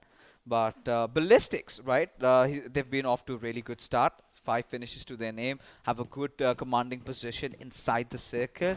And for now, it's going to be really interesting because I really find 3 good contenders. One is Zhongli, one is Ballistics, and the third is Kerala for getting the chicken dinner in this particular game, considering how they've positioned themselves. And I love the fact that Ballistics in Kerala, they're keeping up their consistent motives, Yeah. right? They're very consistent throughout. They've got their players up and running, but right on top, they've got some sort of presence towards coming in, showering in, peppering in some of those bullets against the opposition, as Ballistics, one of them, has been knocked out as well. Now, Team Kerala, even they are struggling. They have the high ground, but they are inviting unwanted attention, and this is where they kind of are tending to struggle. Yeah, now Ballistics already finding the better out of XP. They're going to lob a few grenades. Now Nevin is his own teammate's enemy as he gets finished off. It's going to be Zhongli who managed to steal that finish over there with Nevin now thrown in. This is where he's going to expect his teammates to come in clutch for himself. But no, 2 words from the backline. They're going to be finding the players of Ballistics right out in the open. Surya almost surviving by the skin of his teeth. Barely at 1 HP. This spray, my word, that man must be screaming at his M4. He's like, why aren't you accurate? Like the streamers are on stream. That's gonna hurt for sure. Little rookie mistakes being made, and this is where I really felt, 2 words had all the time in the world to put the players of Ballistics in a really terrifying position. Yeah. As Katil, he's gonna try and get the heat. He's got also Saurav who's gonna go on the flanks. It's gonna be FP who's gonna deal with 2 FPs. Does manage to get that 1 knock, but instantly gets traded off by Saurav, who's gonna make sure gets that finish before he gets wiped out by Pehchan Kwan, who still is yet to reveal his identity as Fame, though. Needs some fame over here. Tries to, rattle down those couple of bullets as Surya is making those bold moves there, Salty. That coop is going to burn. That coop's going to explode. But somehow, Surya is still alive. Ballistics, they might have the kiss from Lady Luck, like Arca loves to call it, toward. They're still making the move, and as you can see, they're inviting some of those shots coming in from Invictus. Now, this is an open land. This is an open real estate that most of the teams would like to occupy. Killua going in for the offense, trying to get some long-distance knocks for himself to work with, trying to buy the time. Kerala's Nevin, poor guy, caught outside, but wait! Winter with the cover fire, and Team towards the Sun Lane shambles as 2 of their players get taken down. Absolutely, that is the 30 seconds for the 6th circle to start closing in. Now this is where Kerala have managed to get themselves into a really good position, but now they've got to deal with Team Jungli, with BLAC even also watching out for them. Now BLAC have been the patient guys out there. Now this is where the patience sort of pays off with Winter, lobbing that 1 grenade towards Kapru's direction. Does not do a lot of amount of damage though. Still is not going to hesitate into throwing in a few more grenades. Now this is where I sort of start questioning, right? You've got to be very particular when you're using grenades in Sanhok, because it's a very limited quantity that you tend to find, and you sort of wasting it out without being confirmed about the location of your enemy. It's not a really wise decision to make. I'm really worried about these guys from Team worse, because for them, life is just gonna get so much more difficult. It's like they're gonna attempt NIDJ right in front of them, because this exam is definitely not easy. Deploying few smokes and coming into the circuit, just have a look at this. They probably need to make 30-40 meters right in front of them as the zone starts chipping in from their HPs. And Team Invictus, they're waiting for that opportunity. They've got the compounds that are in contention. You've got, I believe, Ballistics in the contention as well, who are still holding up that region. Pechan Khan waits in for that peak, and instant as he does it, there's Shanu OP who's making it work for him. Team Kerala are rather very wise. They've got this little sort of plane to work with across, and they're sort of trying to be one with the nature, trying to probe their way in inside, but gunshots are flying left and right as these players are still searching in for those finishes. They're still searching in, scanning in the land left and right so that they can find some insects in the grosses, and certainly Gabaroji finds up for himself. Yeah, he's getting more than what he had bargained for, as now Nevin, the lonesome survivor of Kerala. And just a couple of seconds earlier, there were 3 players, and now they're just reduced to 1, with Surya hiding beneath that tractor as Sohail. He's going to be making his move. He knows where his enemy is, but he's going to ensure that the players of Jungli are going to stay away from him, as Surya finds himself behind those wooden planks out there, as he's going to get shot from the backlines, or maybe his head is visible with Sohail. Not shying away for going in with the spray, gets it connected with that. Kerala Esports and out of the picture. We've got a lot of finishes already on the board, but this is where the final fight begins. Jungli really need to capitalize on this. They've got 2 players up and running, and they can make that manpower work against Invictus. But here it comes, a tag team between Team Invictus and Team Kerala, as Nevin OP kind of makes life easier and then difficult for Invictus as he goes on that spraying spree. This man is making a lot of ground for himself, as Shanu OP is also visible in the backdrop. Now it's basically a 1v1v1 situation with Harsh and Shanu being taken out of the picture. It's Team Kerala for the win. Might just be it. 6 finishes for Nevin OP as he closes in that distance. And I just want to see where Harsh is. The UMP deals a lot of damage, and Harsh, there has been no retaliation so far. Still trying to go in for the pre-fire, and Nevin decides to fall back right at the penultimate. Right before that penultimate bullet fixes. Oh yeah, right now, Jungli, they would try eventually to try to get that rest back up. But Harsh does have that MG3 to go up against the arm, and he is gonna go burra, getting that chicken dinner to his name. Jungli official, just the right game that they wanted at the right time. And now they are in contention, ladies and gentlemen, for that top 4. But nothing taken away from Team Kerala and Invictus, who found 12 and 10 finishes respectively to their names as well. Dude, I probably came in dressed, prepared for this map of Sanhok. Have a look at me, I'm all green. Right, I'm all green. The map of Sanhok, it was all green, or rather it turned red right at the start of the game itself. But ladies and gentlemen, we'll have a look at the point standings, most of which will be dominated by Jungli and Team Kerala. Have a look at this. 3 teams once again with the 20 bombers, 27, 24 and 20, then a big drop. But I feel Ballistics, they've done enough. This is a very nice, consistent performance coming in from them so far. I'm looking at 3 teams right now. Team Kerala, Invictus and Ballistics. They've been way more than consistent than it is required. And I feel like they've sort of booked their berth for round 3 unless we see some magic. Now, Jungli official, they're looking for that 4th spot. But is there any other team that you're looking at specifically, Fixes? I'm really loving how Team Invictus has been playing, right? I think they also could be one of those teams. Now, talking about the top 3, their finish points combined, it's 34, right? They almost eliminated half of the lobby. The server. And there you have it, right? This was sort of inevitable. With ISO, I do not feel like they have woken up in the right side of the bed today.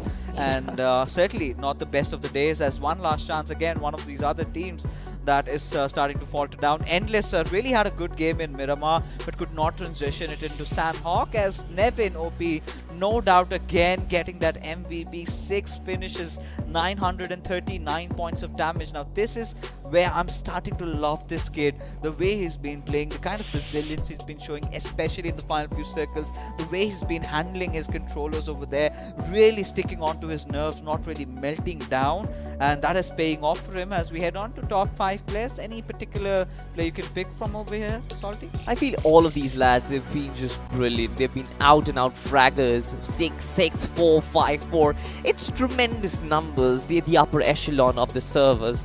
But anyway, ladies and gentlemen, let's have a look at the match summary. And just like usual, we've had 61 finishes and 5,100 healings, nothing out of the ordinary. But 4 grenade finishes is something which I like. It's an improvement.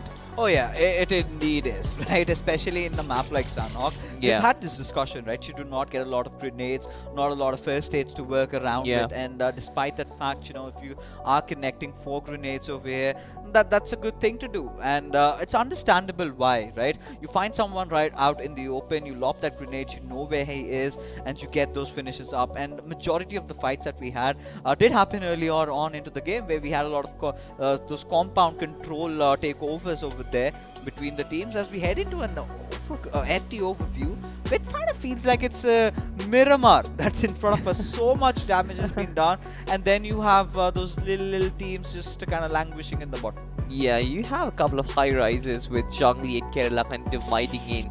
But ladies and gentlemen, the squad spotlight. One Nation Esports, once again. 17 finishes for them.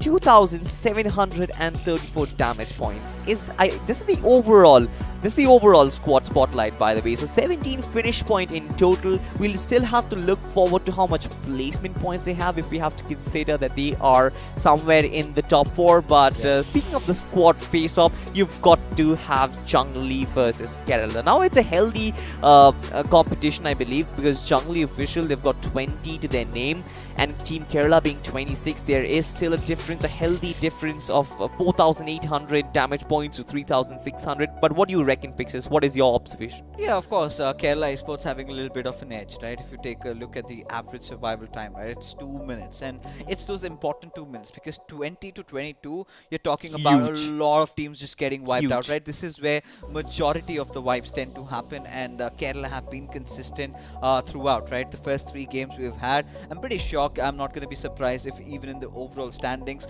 Kerala Esports finds themselves on the top. But there has been another team that has been really making its mark, especially in the map of Sanhok. Ladies and gentlemen, let's take a look at how Invictus have been playing. And well, there you have it. The first map did not really go the way. The second match wasn't good either. But this was the map of changes, right? This is where in Sanhok they come and get 10 finishes to their name, some good damage numbers, and this is where this could really spark that change, right? This could really spark that momentum that they were sort of lacking out in the first 2. Exactly, 10 finish points, and I feel like the number of damage points they have accumulated in this map itself, I feel like they might be sort of prepared for what's to come next. And we've always talked about Sanhok being that game changer. More than being a game changer in terms of points, I feel like it kind of changes in your mentality, where you feel like, alright, we can do it as well. But ladies and gentlemen, let's have a look at the highlights that are going to come in front of your screens right now. Most of it is going to happen in the first half of the match itself, which is very, very unusual. But we had a warfare right from the start. Teams dropped down from the plane and they meant business. It was carnage right from the base. It was so chaotic. I mean, my mind was not able to process, like, why on earth are these teams fighting? You've got so much space to take, so much territory to cover, and they were kind of resigning themselves, but we had everything. We saw a few revolver knocks. Now, how often did you get to see those, Salty? It's all here in Sanhok, ladies and gentlemen. But Ballistics, again, one of those teams that has been keeping themselves in the fray. The first game was an absolute bomber, right? Getting 19 finishes. Then in the map of Miramar, again, 8 finishes to their name, and this time as well, not really shying away. So one of the most aggressive teams in the lobby, but not the smartest, because I think that award sort of goes towards Team Kerala.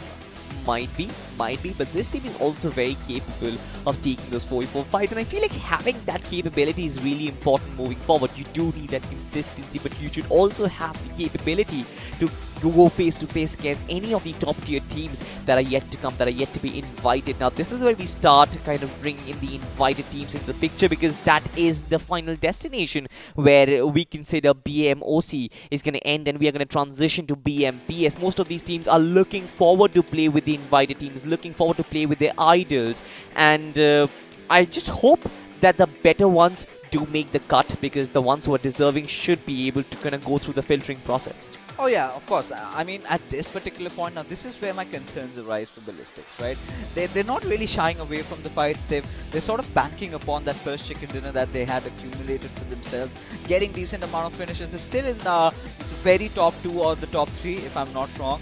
But again, you still have 2 more games to go. Now, if those 2 games do not go according to plan, if we have someone else coming in, because this time Jungli started off, they got a chicken dinner. Now they're doing pretty well. They've gotten themselves back into the mix. If they can find one more, if it's going to be a team like, let's say, Invictus finding a chicken for themselves, then you never know. Even for Fearless Gunners, up until this point, they were really looking good yesterday. But what happened in the 4th and 5th game, that is where the world sort of got snatched away from them. From just qualifying to being one of the top 4 teams, they had to give their position away towards knock finish.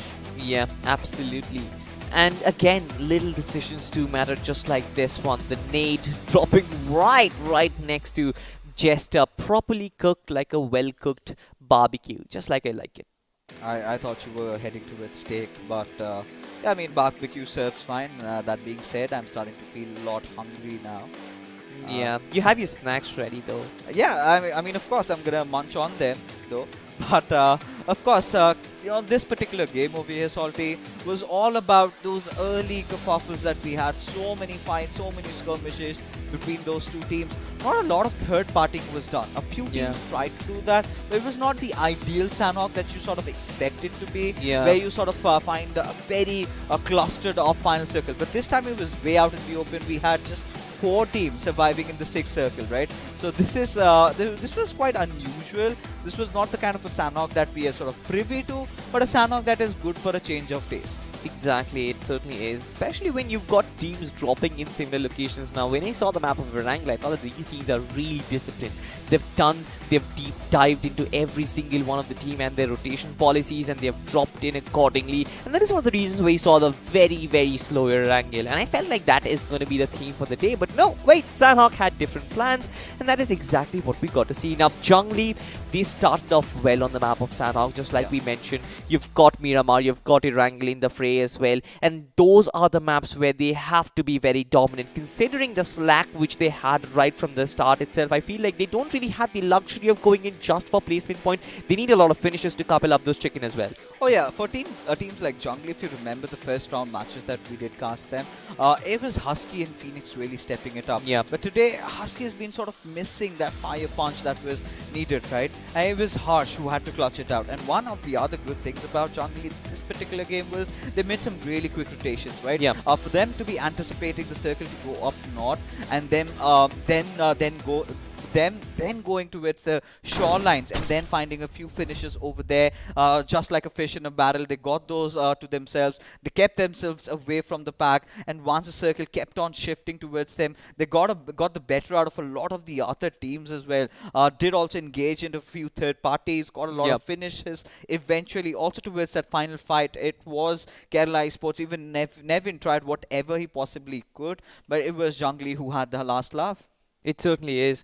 And Jungli, they will be looking forward for more. They felt at home when it is Sanhok, kind of doing justice to their name. They were Jungli, of course. They were entering the wild. But next up, we have got the deserts once again. And they've got to kind of show their presence over there as well. Now, Miramar is sort of a map where I feel like Team Kerala did really well in last game. They kind of showed up, and they might be consistent in their map, considering that it might just be their home map. We've seen Team Walkouts also prefer that map as well. It just might be the thing for the Southern Circuit. They might just love Miramar. You know, now that you mentioned Southern Circuit, this also really kind of starts bugging me, right? How good they can be in the map of Miramar, right? I was absolutely shocked and surprised, but we do not know what is going to be happening to all these teams right now, because again, so many teams have gotten themselves into the mix of the top 4. While you're at it, you need to get your refreshments, as we're going to be heading out for a short little break. We'll be right back after this. जब court पर बनी team of 5, छठे यार का दिल टूटा ऐसे जैसे टूटे कांच, क्योंकि अब से कोई नहीं होगा कभी भी left out. Battlegrounds Mobile India brings you the new 8v8 TDM mode. Let the action begin in Santorini. Train और ट्रैक्स के छिचक छिचक के बीच अगर लोकल में बैठी टीम मुंबईज अपनी गेम पटरी पे ला रही है, तो बनारस की पतली गलियों में राजेश गेम में पतली गली पकड़ रहा है। थैंक्स टू सिमरन, उसके क्लैन के रैंक का कोई बाल भी बांका नहीं कर सकता। बड़ा बाजार में कैसा भी हो वाईफाई, पिंटू अपनी स्क्वाड को दे रहा है हाई फाई। और अरविंद उर्फ शार्प शूटर को है पता, the one who shows the way is the real ताला। चार मीनार के पास एवरीबॉडी नोज ये सिंगल हीरो और दो हाथ का गेम नहीं है। इरेंगल और मिरामार से भी बड़ा एक मैप है जहां हर कोई अपना रैंक पुश कर रहा है। Battlegrounds mobile India, India rank push कर रहा है यहाँ। आप हो कहाँ? Download now. What's your biggest weakness? My biggest weakness? If I had to pick one, I'd say that My biggest weakness is that I'm a real giver, you know. I give more than I should. Are you going to keep all the loot for yourself, huh? We don't need glory hunters on the team. I'm firing on all cylinders 100% of the time. Gives others a huge complex. Arey bhai, can't find any guns here. I'll be toast if I have to carry on with this frying pan. I'm too calm and composed for my own good. Nothing can rattle me. I'm in constant zen mode. Beast mode, guys! Come on, let's go! अरे scout कर रहे हैं यार. Hello, respond! I just can't push people against their will, you know. Even if it's for their own good. Seeing people uncomfortable just doesn't sit right with me. अबे तुम red zone के बाहर नहीं निकल सकते, कंफर्ट जोन के बाहर कैसे निकलोगे? चिकन डिनर के सपने भूल जाओ, तुम्हारी किस्मत में भूखा मरना लिखा है। Pick the game, drop the act. All new Battlegrounds Mobile India with new modes and maps. Download now. It's not about being like everyone else.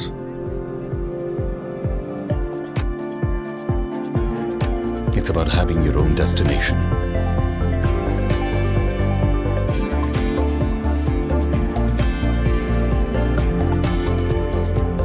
It's not about how you fit in. It's about the skin you choose to fit in.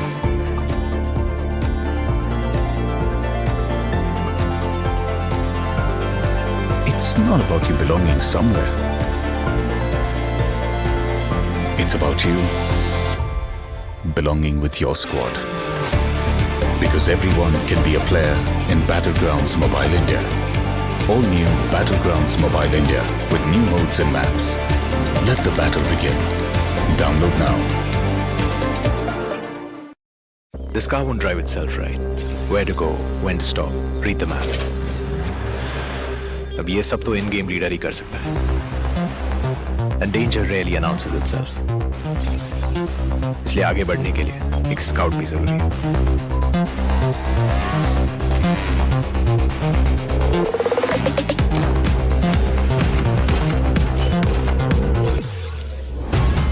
And without the fragger being there to wipe out the enemies, moving forward तो भूल ही जाओ.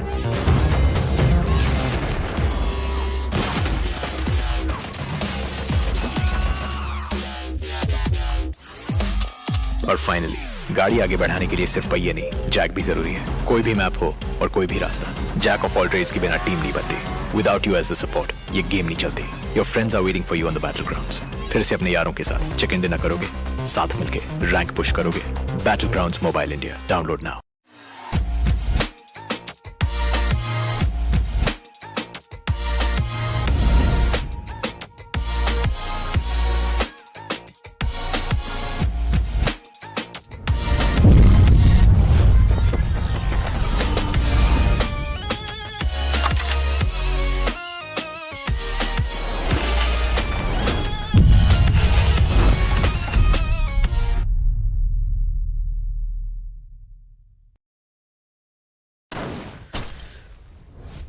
Oh, we're live once again. Pardon me for that. I was just sipping my tea, you know, Spiro. But ladies and gentlemen, we're back once again with BMOC, and 2 matches are yet to go. Fixes has been swapped off with Spiro because Spiro is my man. He's my go-to man, and he's gonna help me with the dates after this stream. But for now, he's gonna help me with Miramar.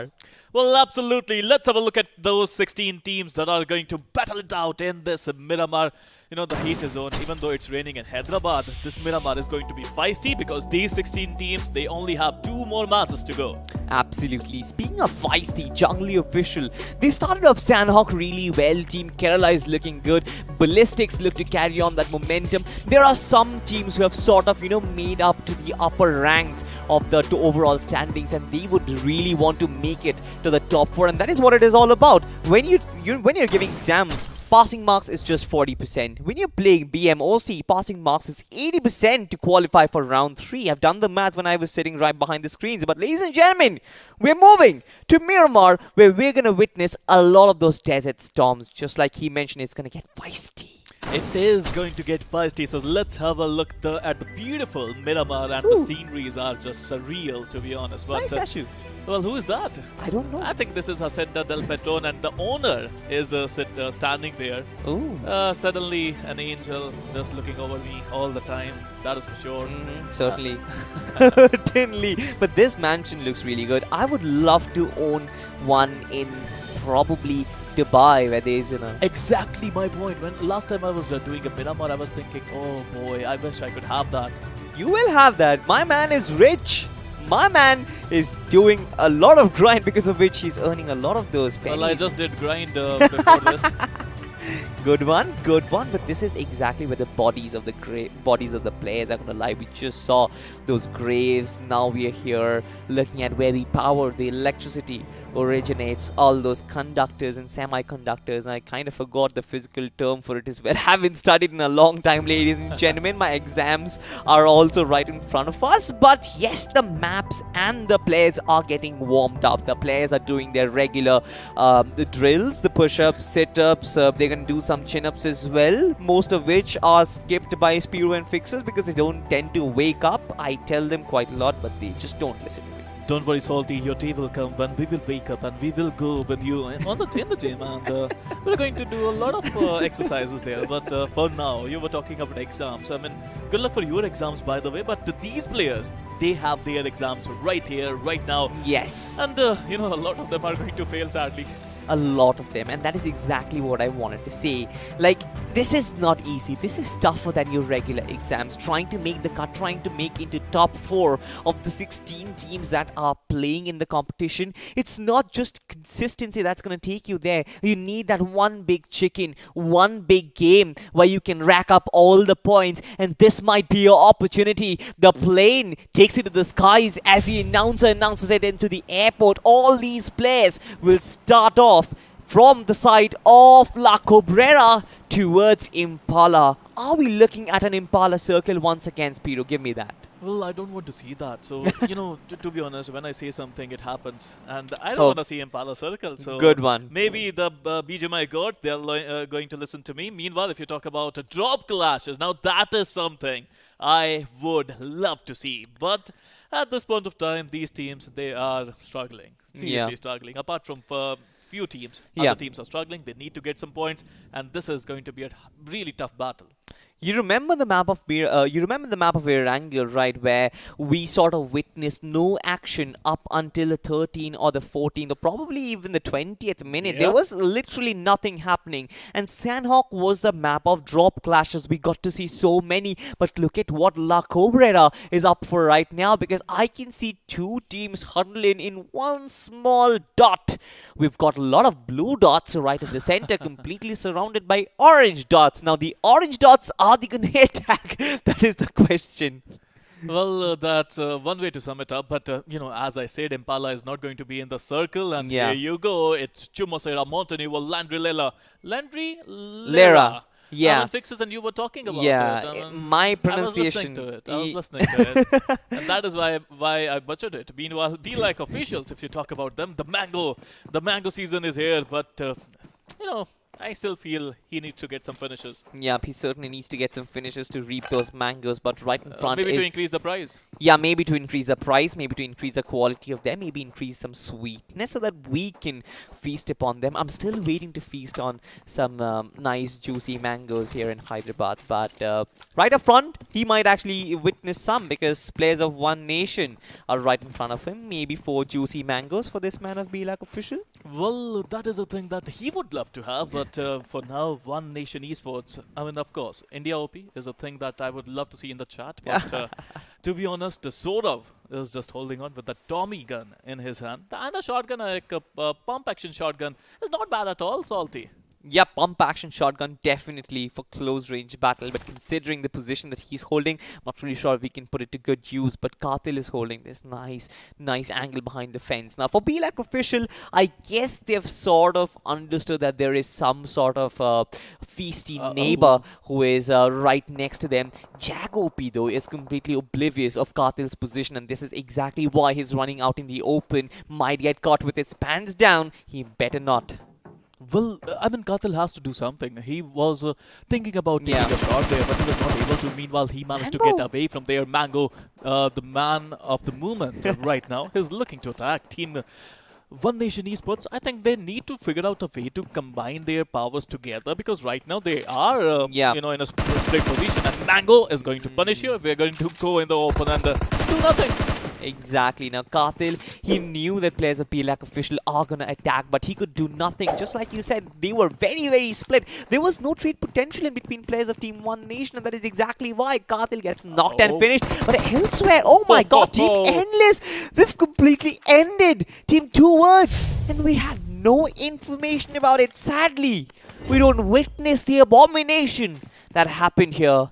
But we can see the bodies, we can see the crates that have been formed, Spiro. I'm pretty sure Endless were ruthless here. Salty. I mean, I don't know. I can't believe my eyes right now. Another 1v4. Can you believe Wait, that? what? Robo with a 1v4 clutch once again. Let's have a look at the instant replay. Let's see how it unfolds in front of us right here, right now. And he was there. He was waiting. He had the high ground, and he just jumped down that window and finished the last player. That was Pechankon. And here you go, another clutch for the Cards. I just have no clue. I probably think 2 Words did not know that Rojo was on top. But even then, when the first player gets down, you sort of have an understanding where your opposition is. How do you give the other team a single player all 4 of your finishes? I have no clue about it. But certainly Rojo, he's skilled and he's smart. Does not give away his position, agile movements, and therefore 4 finishes. I mean, how many 1v4s, 1v3s are we going to witness in this tournament so far? I mean, there are a lot of clutches that we have already seen, and I still believe that this is just day 2 of round 2. We still have 2 more days. I mean, I still have goosebumps just thinking about it. Exactly. If we make a complete reel of the number of 1v4s that we have seen in this tournament so far, I guess it might exceed 10, 20, 15 minutes, whatever it is. But of course, it's not just the 1v4s. Sure, they are the shining, the highlight moments for us to witness. But when it actually comes to performance, I feel like team performance is something which most of these teams would be looking forward to. They would be kind of trying to synergize themselves so they can synchronize together and perform better together as a unit. And that is exactly what we need from Junglee as well. They've had their lows in the maps of Erangel and Miramar. Sanhok was a sort of a wake-up call for them, and they did wake up. This is their time to sort of show them, show their real mettle and show what they're capable of. I mean, it's ironic, right? Junglee, they played well in the rainforest. Yeah. You can make the connections there, but I still feel they have to do something amazing if they want to qualify. After all, out of 16 teams, only 4 are going to go through, and if they want to qualify, these 2 games are important. Meanwhile, if you have a look at the circle, Chamasera, Montenegro, important areas, but mid-zone officials, as always, they are hunting to get the center of the zone. Yeah, This has sort of costed them maps. I believe the map of Miramar, the map of Sanhok. This is exactly the strategy which didn't really go their way. But of course, the map of Erangel was different where they got that position towards Katka. Now, they always look for the center of the circle. They invite unwanted attention, because of which they sort of have to defend their compounds way more than necessary. Now, which is fine. I guess you also get your share of finishes, but the amount of attention they've kind of seeked out for, I'm not really sure if that is the way to go. But once again, they've sort of held off that the periphery of Chumasera, and I guess they will be making a move towards the central compound. But so far so forth, Miramar, we've had our early share of skirmishes, but this is that passive phase which we always talk about. Teams, they're rotating. This is a huge map with a lot of ground to drive around, to kind of ride your horses as well, possibly be a cowboy and kind of show off your dancing moves. And most of the teams will do that at least till the 3rd or the 4th or the 5th circle. Well, you're talking about Cowboys, and I think Ballistics have done just that in the first 2 games. At least they played well. They were very aggressive. They managed to get 40 plus points. If I'm not wrong, they managed to get 42 total points after 2 games. So I think it's a very good team. It's a really strong, aggressive team, which we love to see and watch. But are they going to qualify? Now, that's a question. And that question has a simple answer. Are they going to play well? Exactly, and the same thing was said by Fixes as well, that Ballistics, they've been good so far, but I just hope that they didn't hit their peak right in the first game. They've got more to show for us. They've got more strategies which they can implement in the further maps of Miramar and Erangel, because if you have a good performance in only 1 game, that's not going to help you qualify. Top 4 means you have to be good in 1 game, that's for sure, but you have to be consistent in the other games as well. It's a tremendous requirement, and I just hope that BLAC, they've got the endurance to stand up against the opposition that are yet to come. Now, BLAC official is also another team that I was looking forward to. They've definitely got the potential to kind of face off any team in a 4v4 battle. Certainly will be facing One Nation once again if they've got similar fate. It reminds me of that Bollywood film Rab Ne Bana Di Jodi. But let's see if Saurav can fend off the aggression that comes their way. I couldn't find the connection there, but it's okay, Salty. Meanwhile, if you talk about One Nation Esports, yes, they're off to a bad start, to be honest. They lost a player already, and without Katil, I wonder how many finishes they're going to get in this game. Meanwhile, if you have a look at the power grid and the mountains near Pecado, I can see a couple of teams, Universal Gods Esports, they managed to spot FL, and they're going to, I think, shoot them at this point of time, but I wonder if they're going to find the connection there. Poor Scarlet, poor Valak. Certainly not the Valak from the Conjuring universe, because he's not threatening the other team all that much. Team Faceless, they are just cruising on their vehicles. They've kind of fended off the aggression against Universal Gods. They're riding across the terrain very comfortably. Some sort of retaliation, and Valak has been sort of sent behind, and they can rotate very comfortably. Certainly not the ideal fight which Universal Gods ESP wanted to take, but let's just hope that they can find some other fight and be successful next time. At least 240 bullets were used in that battle, and yet, I'm yet to get a single knock there. Let alone the damage was there. It's hilarious. 240, a number given by Speedo once. Almost there. I mean, look, Valak alone used 120. Yeah, absolutely. He alone used 120. Oh my god, but look at this though. Ballistics, Surya actually gets caught off guard and he gets taken down. Deadshot has been spotted as well. One last chance, looking for that last surviving chance for them. Can they seek redemption is the question as they hunt around for finishes all across the field.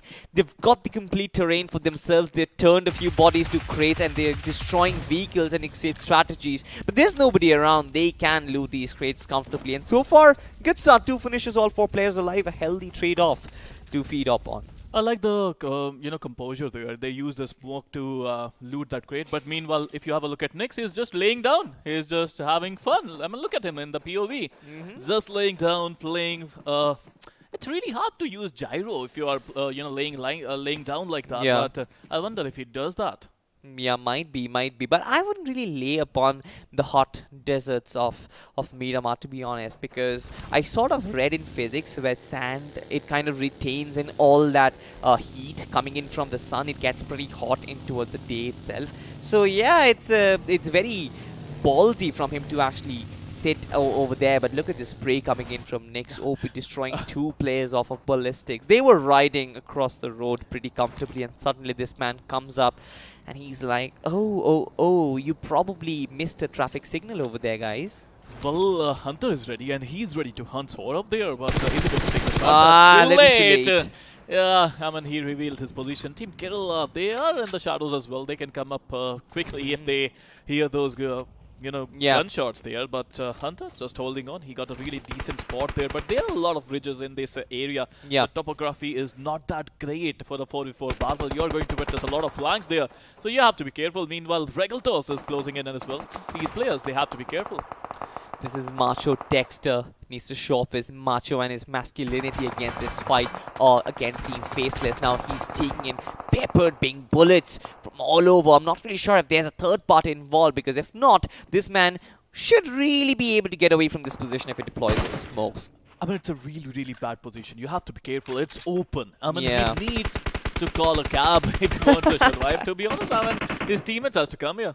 Yeah, probably call in an Uber that he wants to go from distance A destination A to destination B. But I'm not really sure if Uber works in Miramar. It doesn't really work in Hyderabad, though. Dexter gets taken down, and Ultron Vortex feasting upon that body. Another finish for Team Faceless. Well, that's a bad dig, Salty. You should not be salty. Yeah. Meanwhile, if you have a look at Team Faceless, I like the loot there. They don't have that much boosters, but they still have level 3 helmet, level 3 vest, level 2 bag, 5 bandage, 2 first aids. I think they are looking solid with the loot there. They need some boosters though, but the zone has shrunk in. I would love to see the zone there, because I somehow feel the mountains Whoa. of Jumasera. What happened? What? Are This you circle, look at the shift. It's okay, Salty. It's okay. Don't scare me as well. It's okay. I got scared, man. Like, oh, look at the entire cavalry. Everybody is in vehicles, and all of them are trying to enter the circle. This is hills.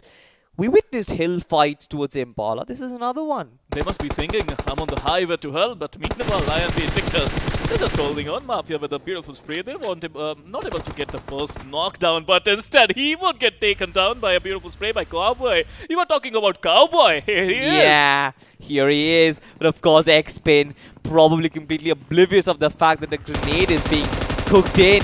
Trying to go in for this spray, trying to convert that man into a living dead body. He does get fall down. Jungly, they're sort of struggling. You've got Team Faceless struggling elsewhere, as well as Team Kerala prepares in to go in for the offense. Grenades being cooked in, try and go for the finishes. Have a look at this. X-Pain defending his compound really, really well. The grenade explodes as the floor has been turned to lava. Not really sure. Okay, he finds that little box where he can stand upon and kind of save himself from the burning lava that is there. Now it's a very important battle for Jungly. They are in for the treat, but Team Kerala, it's a very strong team. Yeah. Even though XPN is knocked down there, the cavalry has arrived and they're looking to take them down. Gabru, one single nade would take him down, and yes, that would happen. One nade would take out one player, knock Gabru down, and Harsh.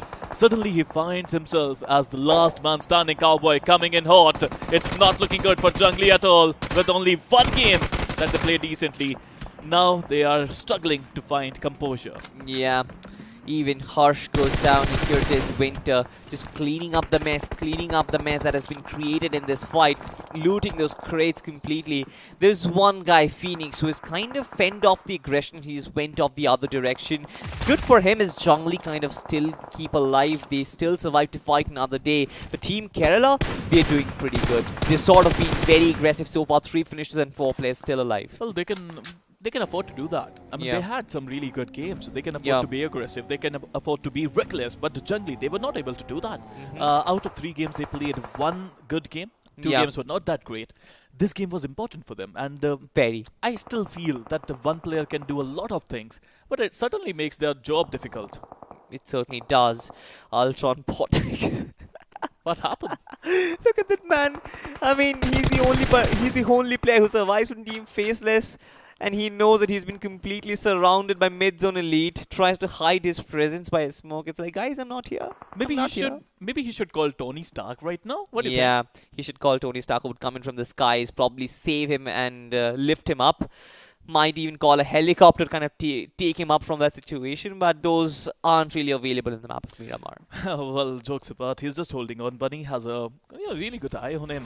But what do you think, Salty? What he can do? I mean, he has limited amount of smokes there. He has to fight it out. He has to find a knock somewhere. But that spray through the smoke, that was insane. But Dread has already come into the back lines, and Ultron probably has an idea about the grenade being lobbed in. Still trying to go in for the fight, but the nade explodes as a shrapnel shreds him to bits. His mid zone. Yeah, there was a little ruckus when Ultron got one knock for himself, but that's about it. Elsewhere, we have got Team Endless up against Team Sensate. Now, for Team Sensate, this is a really important game. They're still lying somewhere around the mid game. Might actually make a big difference in this fight, but Team Endless, they sort of resort to take their vehicles and go away. They're like, I'm not interested. Left swipe, guys. Well, it's all about the zone. They have to prioritize the zone, because if you respect the zone will respect you. But to be honest, Sensate, mixed bag of emotions for them. I mean, decent performance in the first game. There was a 1v4, but 1v4s won't win you tournaments. Yeah. You need to get enough points on the table. Meanwhile, if you have a look at the Lost Breed, Hunter is still there trying to hunt, but not able to find any value so far. Certainly not. Team Lost Bread.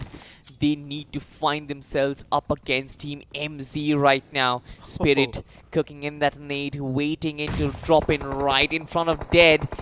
Look at him, so intense, trying to go in for those nades. Another one explodes as retaliation comes in. Sensate has got some opening for themselves. Mafia, the only one who can sort of be a resistance for him. But here it is, Golu once again, the man who shined the brightest up against Jungle. This man is shining once again as Endless can't really fend off the aggression that is coming their way. And Golu as well as slug their team up to finish off the entire squad.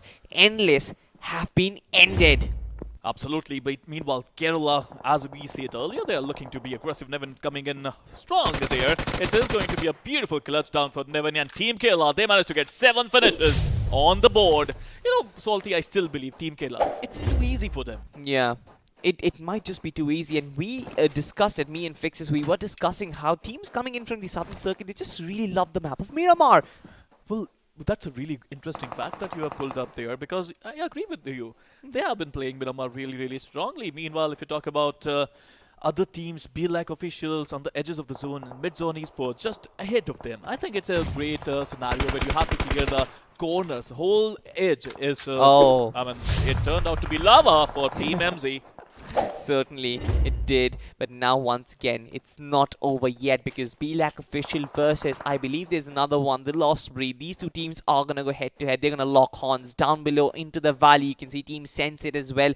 The circle has hard shifted once again, where these two teams are right at the periphery. You've got Team ISO as well, who've got the little compound that is inside the circle, but apart from that, it's completely out in the open. Most of the teams need to make a move for it, but I feel like for BLAC and Team TLB, there is no compulsion to engage into battle right now. These two teams, they would be looking into engage to kind of be the kings of the hill, but for others though, for their perspective, I feel like just holding this entire region would be much better, and this is the spray which kind of abominated the entirety of Team Invictus. Just have a look. This man goes on a rampage as Cowboy gets blown apart with that vehicle explosion. Oh, the way they took out their opponents was beautiful. Especially, you need a driving license if you want to drive a vehicle in Miramar. Certainly, they don't have that. Yeah. Moving on to the zone, I think it's a beautiful zone where Team ISO has the only compound in the zone. Meanwhile, if you have a look at one last chance, the reviving here is going to be risky. Of course, it's a fifth zone, so that is going to be really difficult. But meanwhile, Team Kerala now feeling the heat of Miramar, because Saurabh is having a really high ground advantage, and he is wrecking lead in front of Kerala. Yeah, the topography once again. Cowboy just facing exactly what he did to Invictus, being returned onto him. This is the mirror effect that we talk about, and One Nation once again just having 3 players inside the server. They've got the vantage point as well, but the only objective for them right now is to enter the circle and give themselves one good position. Erangel toss versus Titan. Nade drops it right in front of him as Titan gets another easy knock and finish for himself. Good timing on it, but this man has got more tasks to do. He's completely surrounded by players from Team Universal. God ESP. He's got some sort of support from the OP as well as he peeks out of the train, out of the bus, whatever it is. It doesn't really matter as Luffy tries to close in. This is a spray that comes in. Beautiful, beautiful stuff by Leo OP as he finishes off another team. Universal Gods ESP has been taken down. I mean, that was just some amazing gatekeeping scenarios that they Yeah. created for themselves, and they managed to survive. By the way, if you talk about survival, Jungly Phoenix is still there, and he is still surviving. But the question rises, for how long he can survive there? Yeah, man, that smoke is going to disappear any time now, to be honest. Meanwhile, one last chance, Nyx OP. Already we have, we got our answers, to be honest, Salty. He is using gyro. The last fight that he took, I saw that he was moving his device really well. So, let's see how he's going to perform. Let's see, let's find out. We saw how the terrain looks like right now. It's very, very rough. Teams at the bottom, for them, going uphill is going to be a very uphill task. Very ironic that we speak of. But so far, Team Nexus Incognito, they've got that 4 players. They've got that vantage point as well. They can lob in those nades towards a team, towards a downhill as well. This topography is very, very rough as the circle shifts towards the northern end of the map once again. Where teams like, I believe it is, I'm not really sure. I believe it is Team BLAC Official who is comfortable inside the circle, but it doesn't really matter. Team Ballistics, though, they still have 1 player survive, and that's going to be Naikash. Now, for him, it is all about getting those placement points and preserving his position inside the top 4 of the overall standings. Meanwhile, Team ISO, they're still going to go for the aggressive. Team Nexus right in front of them looking to confirm with the Molotovs. But what do you think, Spiro? Can they fend off so much aggression? They have so many teams paying attention to them. All the leads being peppered, and Team Nexus, they are going for the offense as Steel gets Nyx OP taken down. Well, we have already talked about the zone. It's a northern shift, right? So there are a lot of teams in the southern areas, and if you want to survive, I think the best way to survive is to play patiently. You have to enter the zone, you have to respect the zone, but the problem is that there are lots of teams. Meanwhile, a nade battle could happen. Ballistics, Cash.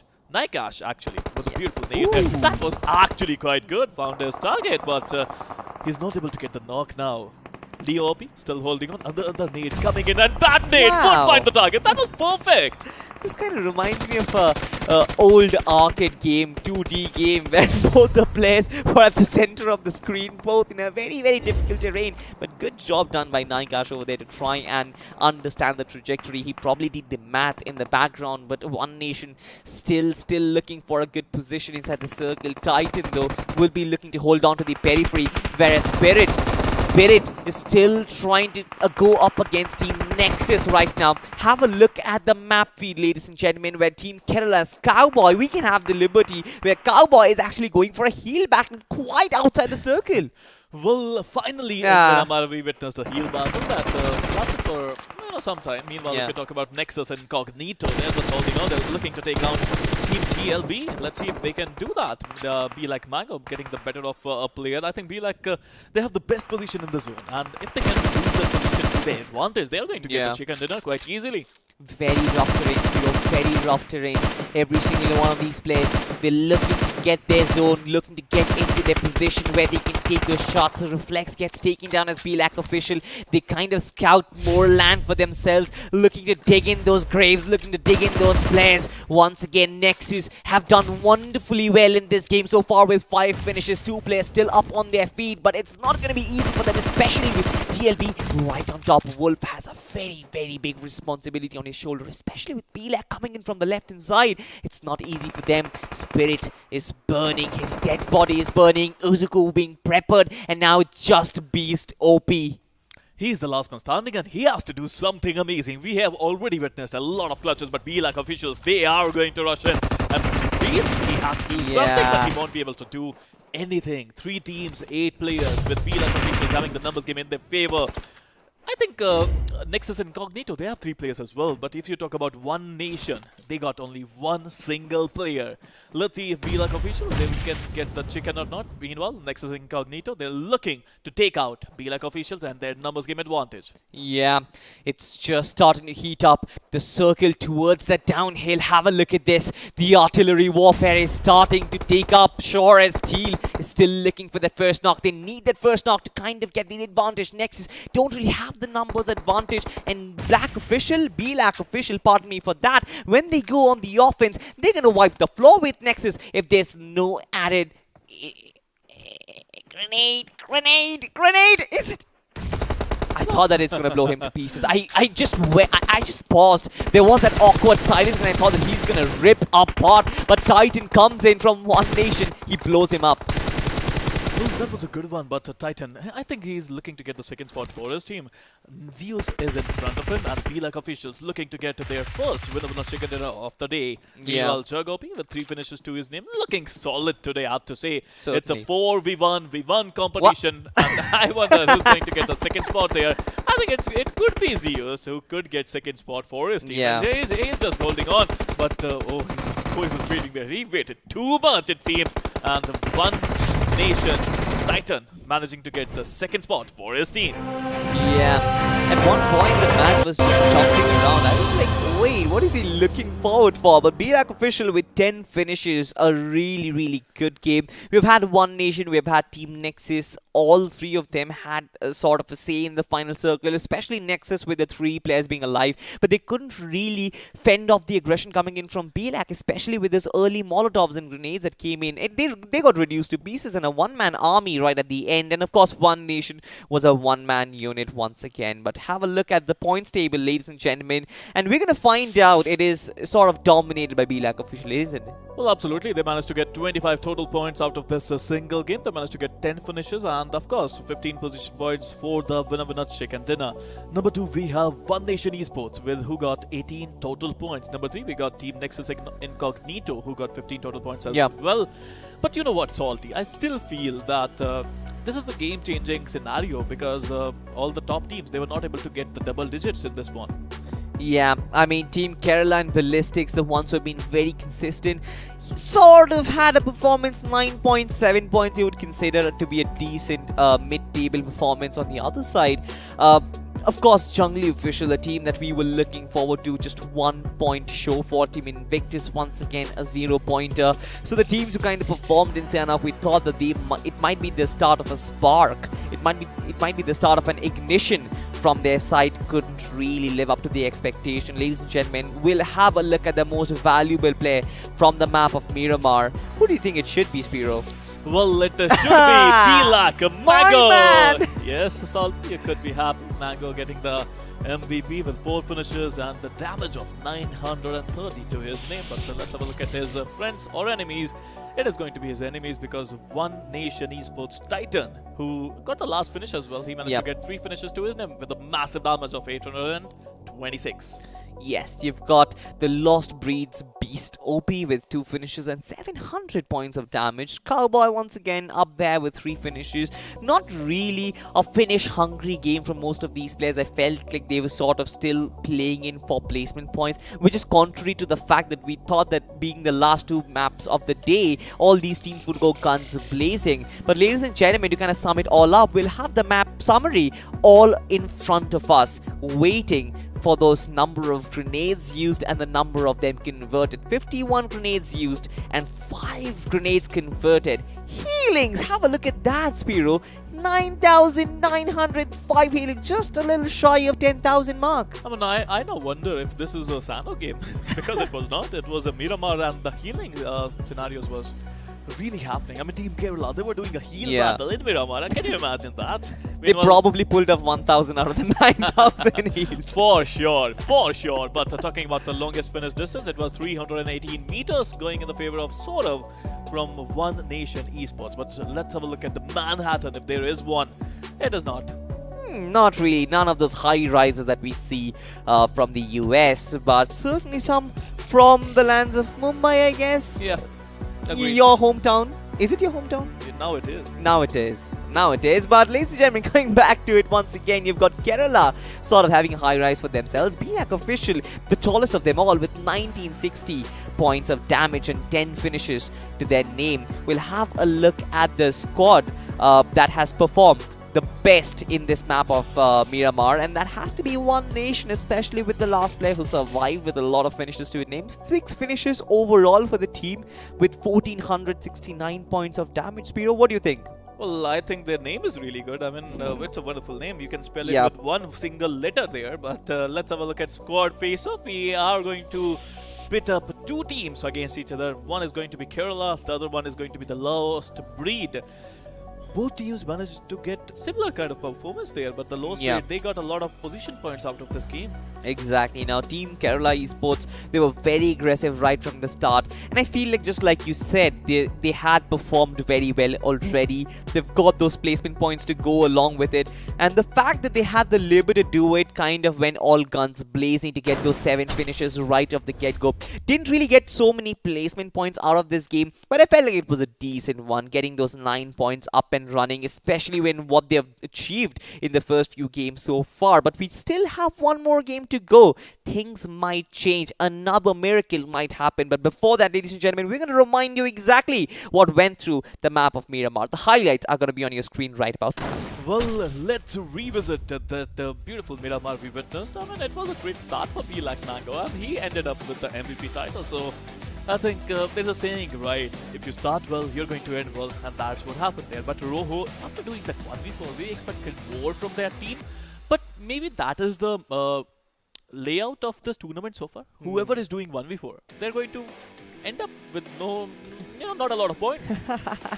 Maybe that is the curse of the 1v4 in BMOC. But ladies and gentlemen, once again, have a look at this. This was a poor scenario. Ballistics were completely caught off guard. They were on a road trip, 2 friends traveling. Zindagi Na Milegi Dobara is a film that I want to refer to. But suddenly it just comes to a very sad ending, especially with 1 lakh over there in the background. But on the other side, we witnessed a lot of these teams battle it out, especially Jungli versus Kerala. This fight was very interesting. It was very important for Team Jungli, and they were not able to survive that. Certainly 3 players they lost in this fight. They could have done a little better. Of course, the pressure is on them. Of course, we all are looking forward to how Jungli is going to perform. Yeah. And I'm disappointed. Certainly a lot of their fans will be disappointed as well, but this was one place where mid-zone really shined. Another road trip, but this was rather a trip on the bus, which kind of did not really go as intended, as Cowboy unleashed himself with the spray coming in from that M4. Team Kerala really performed well, but there were certain moments of brilliance coming in from other teams as well. One here from Senset, but I believe that it was Team Endless who just couldn't really live up to the expectations. Senset with their brilliant aggression, especially coming in from Golu, the wraparound, the drive-by that we got to see from them, the quality of the 4v4 fights that we have witnessed in from them. I believe that they are capable of moving forward, but I'm not really sure if they've got enough points. One more game. They have one more game on, I think, on the card, and we will see if they are going to perform well in that one, because this is the last opportunity for all these teams. If you're going to play well, if you're going to qualify, this one last game is your one last chance. Meanwhile, if you talk about One Nation Esports, Leo OP, he played well around that bust there. Meanwhile, a lot of teams struggled to get decent enough points today. A lot of teams I saw were a little passive. They were not able to attack when the chance was there, and now they're struggling to get those points. Yeah, certainly they are struggling, and I don't really think that there will be an opportunity for them to make a comeback, keeping up the round 3 perspective in mind. But I think that most of these teams would be looking to put up a good show, especially when their matches are being streamed live. They are in front of the world with thousands of people watching. They really want to put up a good show right at the very end. Even when you are getting eliminated, just go out with a banger is what most of their IGLs, most of their coaches would say to their players, to their lads. But beautiful nade over there by Ballistics to kind of end off the last player. It was very funny considering the terrain they were on, but this was the scenario. This was the case with the entirety of the match so far. The circle was in a very awkward situation where most of the teams were struggling to get uphill. From top, BLAC official, they had the advantage of the circle right from the start of it all. There was a team, I believe Team TLB, the Lost Breed, who were facing a lot of heat from BLAC official as well. We're getting rare circles today, that is for sure, especially in Miramar, but at this point of time, BLAC official, they would be happy with their performance, the way they played. They deserved this much points, to be honest. Yeah. Meanwhile, One Nation Esports, I still feel that one player was enough to get them the 3rd position, which was actually quite good. Actually, they got 2nd position, to be honest, my bad. Yeah. So, I still feel one player is enough to get enough points in a game. but One it is player. not enough to get you through to round 3. Absolutely. One player certainly can win you a game, can probably give you more points from one particular game. But round 3, if you have to qualify, you need to depend on your entire team. You need to be very, very cohesive and very, very synchronized, ladies and gentlemen. But as I say that, our team is very synchronized as well, because as soon as Fix's opportunity comes up, this man is already prepping him. He was having his snacks and suddenly he's like, alright guys, it's my time to cast. Well, Fixes is like that panda who can eat and Yeah. cast at the same time, but it's okay. It's okay. I mean, he can do a lot of things. He's the man of culture, I would say. But meanwhile, let's talk about the teams a little bit. We'll talk about Fixes later. It's about how they are going to handle the pressure, because there are going to be a lot of teams who are, who play decently enough. Yeah. They just need one good game, and that chicken dinner is just around the corner. Might be. Only with just one map to go, I feel like it's going to be a little difficult for them, especially after all the beatings, after all the eliminations that they have faced throughout the day so far. I think it's very, very difficult to kind of fend off what has happened and kind of forget and start with a refreshed mind. If you start well, I always have the feeling if you start your day well, it kind of goes and ends well as well. But once you start off from a very difficult perspective, getting eliminated, getting completely thrashed in your earlier games, it's very difficult to kind of make a comeback. But I still feel there's hope. There's that little glimmer. No, not Spiro. Not Spiro. I'm hope. You certainly are hope. But for these teams, there's still one more map to go. That little silver lining that is for them to come. Not oh yeah, oh my god, my man is pulling in some theatrics today. He's feeling himself. But I just hope the teams who are yet to play the final game feel themselves as well, because Erangel is on the cards. Once again, we come back to where we begin. Tell me one thing. Yep. Do you think it's going to be as passive as we witnessed in the first map? I don't think so. I don't think so. This Erangel is going to be chaotic from the get-go. From the second these teams are going to land in this beautiful terrain, they're going to fight it out for their lives, because a lot of points on the line, and not only points. I think it's their career on the line. It's pride. It's pride. It's their career. I mean, a lot of teams, they want to qualify, and they can if they can get a chicken dinner. Exactly. Chicken dinner with a lot of finishes. I feel like if you can get yourself a 30 bomber, the fate of a lot of these teams who are towards that mid-table, who are probably from positions 4 to 8 or probably from 4 to 10, they can make that big jump. As I always love to say, the first 3 points out of that 4 positions, out of the 4 slots to round 3 are always very occupied. You've seen teams very consistent. They've occupied that already. That's a tick mark over there. But the 4th slot is a very, very dicey. That is exactly where a lot of action happens. That is exactly where most of these teams can still aim for, I feel like, if they get one good game. And why not go for that one last shot when you have it? And I believe it's time for most of those teams to go for that one last shot. Spiro, what do you have to say about it? Well, I have to say that change is necessary.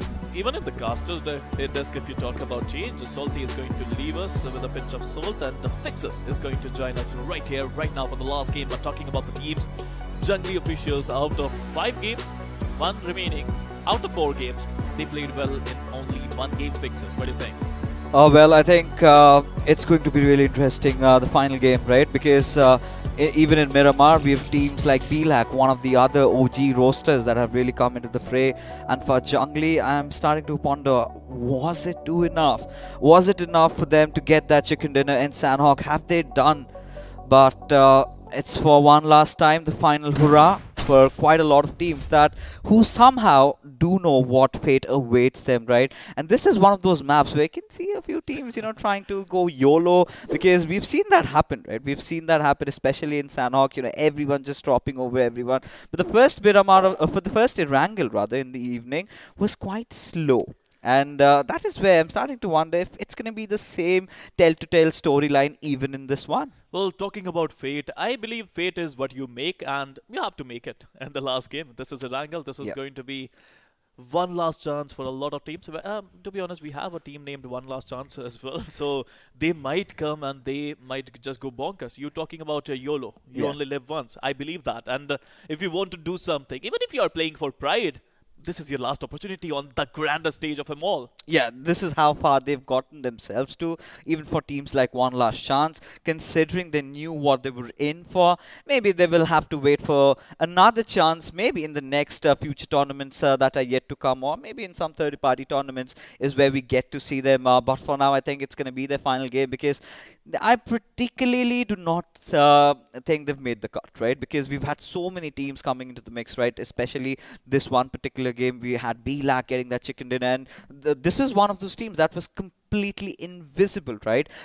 This little game of Miramar that we had was sort of a table turner. But the biggest question being, considering you've just got 4 teams moving on to round number 3, is it enough even for BLAC? Now, you never know. If they sort of pull off something like what Knock finished it yesterday, they still might have a chance to get that 4th spot. Everything is on the line, ladies and gentlemen. But again, coming back, we've had a rather, pretty plain circle around Gatka.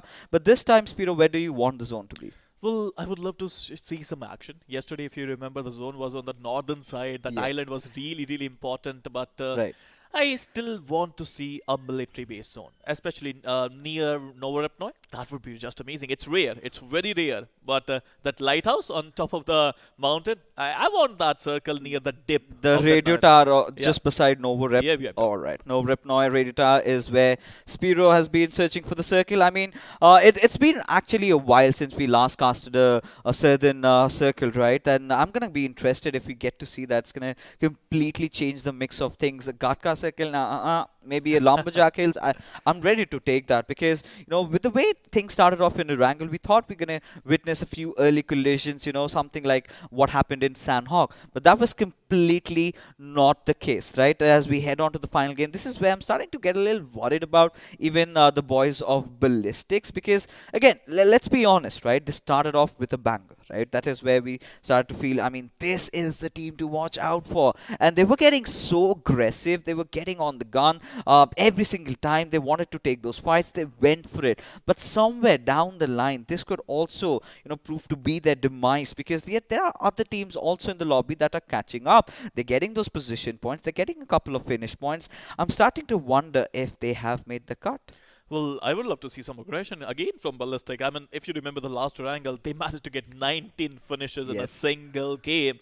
If you could do it once, you can do it again, and I'm banking on that. I mean, you need to have a little bit of hope in your life, and with that hope, you can go ahead. You know what? I want to see some beauty shots now. I mean, I can't wait for Erangel. No, I'm going to hold you on to that, because right now, you guys took out my limelight. You were thinking that it's just the teams under pressure. I mean, I've been eating a lot lately, and I've been feeling pressure a lot. Not the right kind of pressure, though, but it's still quantifiable. But again, ladies and gentlemen, this is one of the days where, you're going to start asking about Jungli, right? The way they performed in the first rounds, right? They were very aggressive, the table toppers, once it ended. But today, just barring that Sanhok game, they haven't really looked like that. And is it just a bad day, or is it some bad decisions that they've been making? I think it's just a bad day.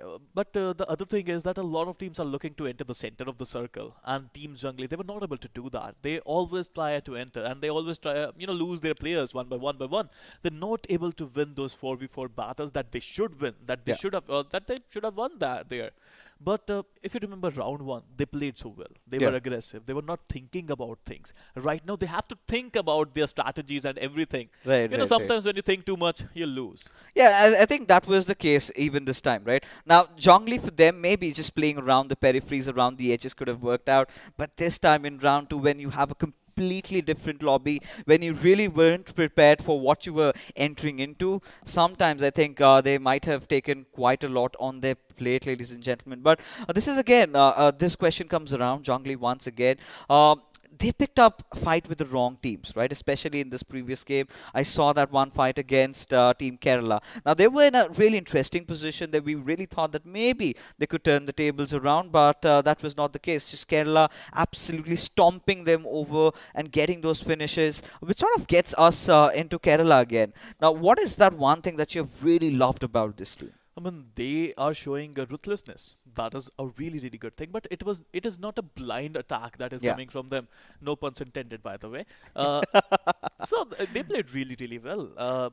in the first game, if you remember, they were not aggressive that much. They were looking to find a decent position in the zone, and they found that. After finding that position, they were looking to get those finishes, and that worked for them. Even in Miramar, if you have a look at Team Kerala's, they're always looking for the zone first, the center of the zone, as close as possible, and they find that position, and they are winning those 4v4 battles. If you have a closer look at Miramar, they were not taking a lot of 4v4 battles, but the finishes they got from moving vehicles by having that position you were talking about earlier in Miramar. I think that matters the most. And Team Kerala, even though Ballistic they managed to get a lot of finishes, I would still say Team Kerala is a perfect team today. I think, cutting it short, they've been more calculative the way they've been playing. They've respected the circle, treated it as their best friend. It's textbook stuff coming in from them, and it has really worked out. As long as it does work out, who are we to question? Because I feel they've been certainly the best team inside the lobby today. A very consistent performance from their side. So this is where, you've got to bring other teams also into the mix. Teams like, let's say, we've got our team Invictus, right? They've also had one good game. But I feel that was just about it. They've been consistent in the others, but how do you feel their chances are once we head into the last final game of Erangel? But they need to do something amazing, right? Out of these 4 games, they managed to get one good game. Their chances are very low. If you ask me in percentage-wise, I would say their chances of qualifying is 20 out of 100. And if they can do that, that would be amazing. They have to go bonkers. Oh, they certainly have. But the problem is fixers. Like there are a lot of teams who are going to go all out. They're playing for their pride. They are not going to win anything, right? Because they were not able to perform in the first 4 games. So I feel it is going to be harder to get those finishes in the last game as compared to the first 4. But you have to do what you have to do. It could just go the other way around also. Now, they all, of course, all these teams that haven't really had a chance now, even if they get a chicken dinner in the final game, it's not going to change anything. They just want to walk out with their heads held high. But at the same time, you kind of are susceptible to a lot of unwanted attacks, right? They will not be flinching away from fights. They're going to make some careless maneuvers, going to make some careless moves. And this is where, all these teams that are still in the mix, are still in the contention of the top 4, could really capitalize for. Everything sort of pans down to how the circle gets formed, right? We've seen some weird circles also going western side of a quarry, and this is where, I'm starting to wonder where the zone is going to get formed. But again, cutting things down to this one little game, summing up the entire day, it's been a beautiful evening, right?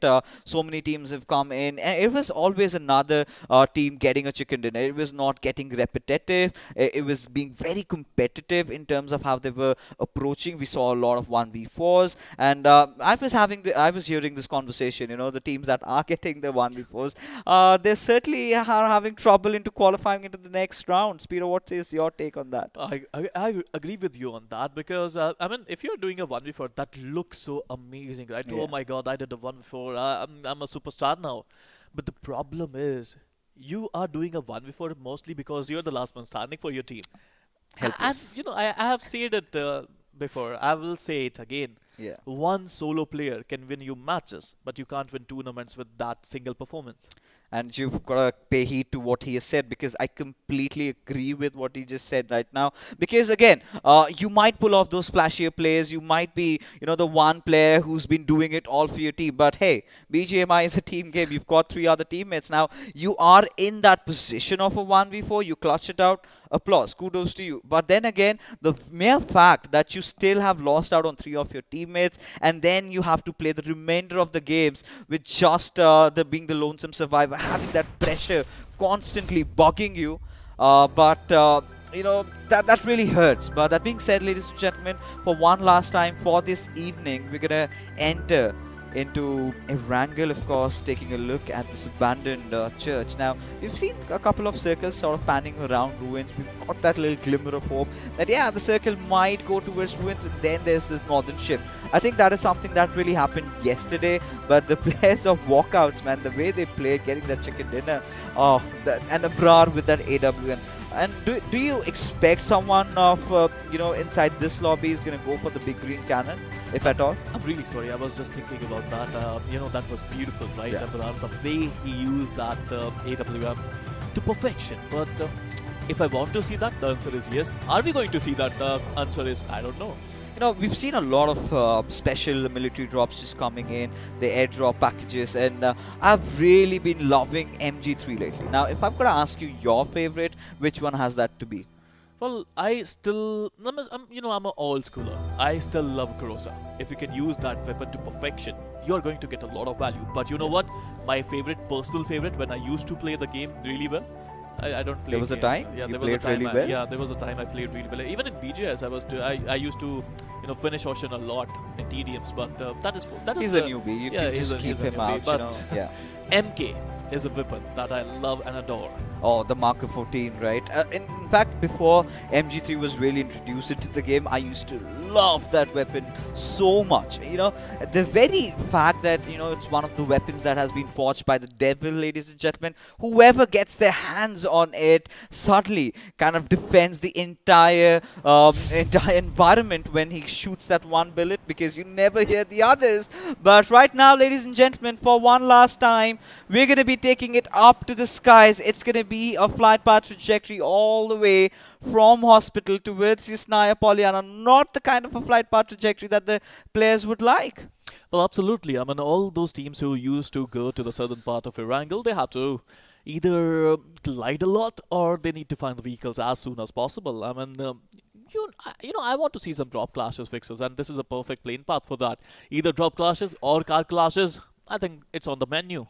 Oh yeah, I mean Carmageddons, I would love to see a few of those. But yeah, I think I'm going to be looking out for the teams dropping off at Pochinki, because lately we've not been having a lot of fights around that. We haven't seen a lot of Pochinki circles as well, always towards the peripheries, goes towards the Pochinki hills. But in a hardcore Pochinki circle where you have to get that little bit of a flavor of that urban combat in, that has sort of been missing over here. Now we've got this is the point where players have to sort of steer down to their plan Bs and plan Cs, and this is what I was talking about, ladies and gentlemen. It is going to be the city of Rozhok, where we have Faceless in a little bit of a situation as they have to fight it out against Team UG.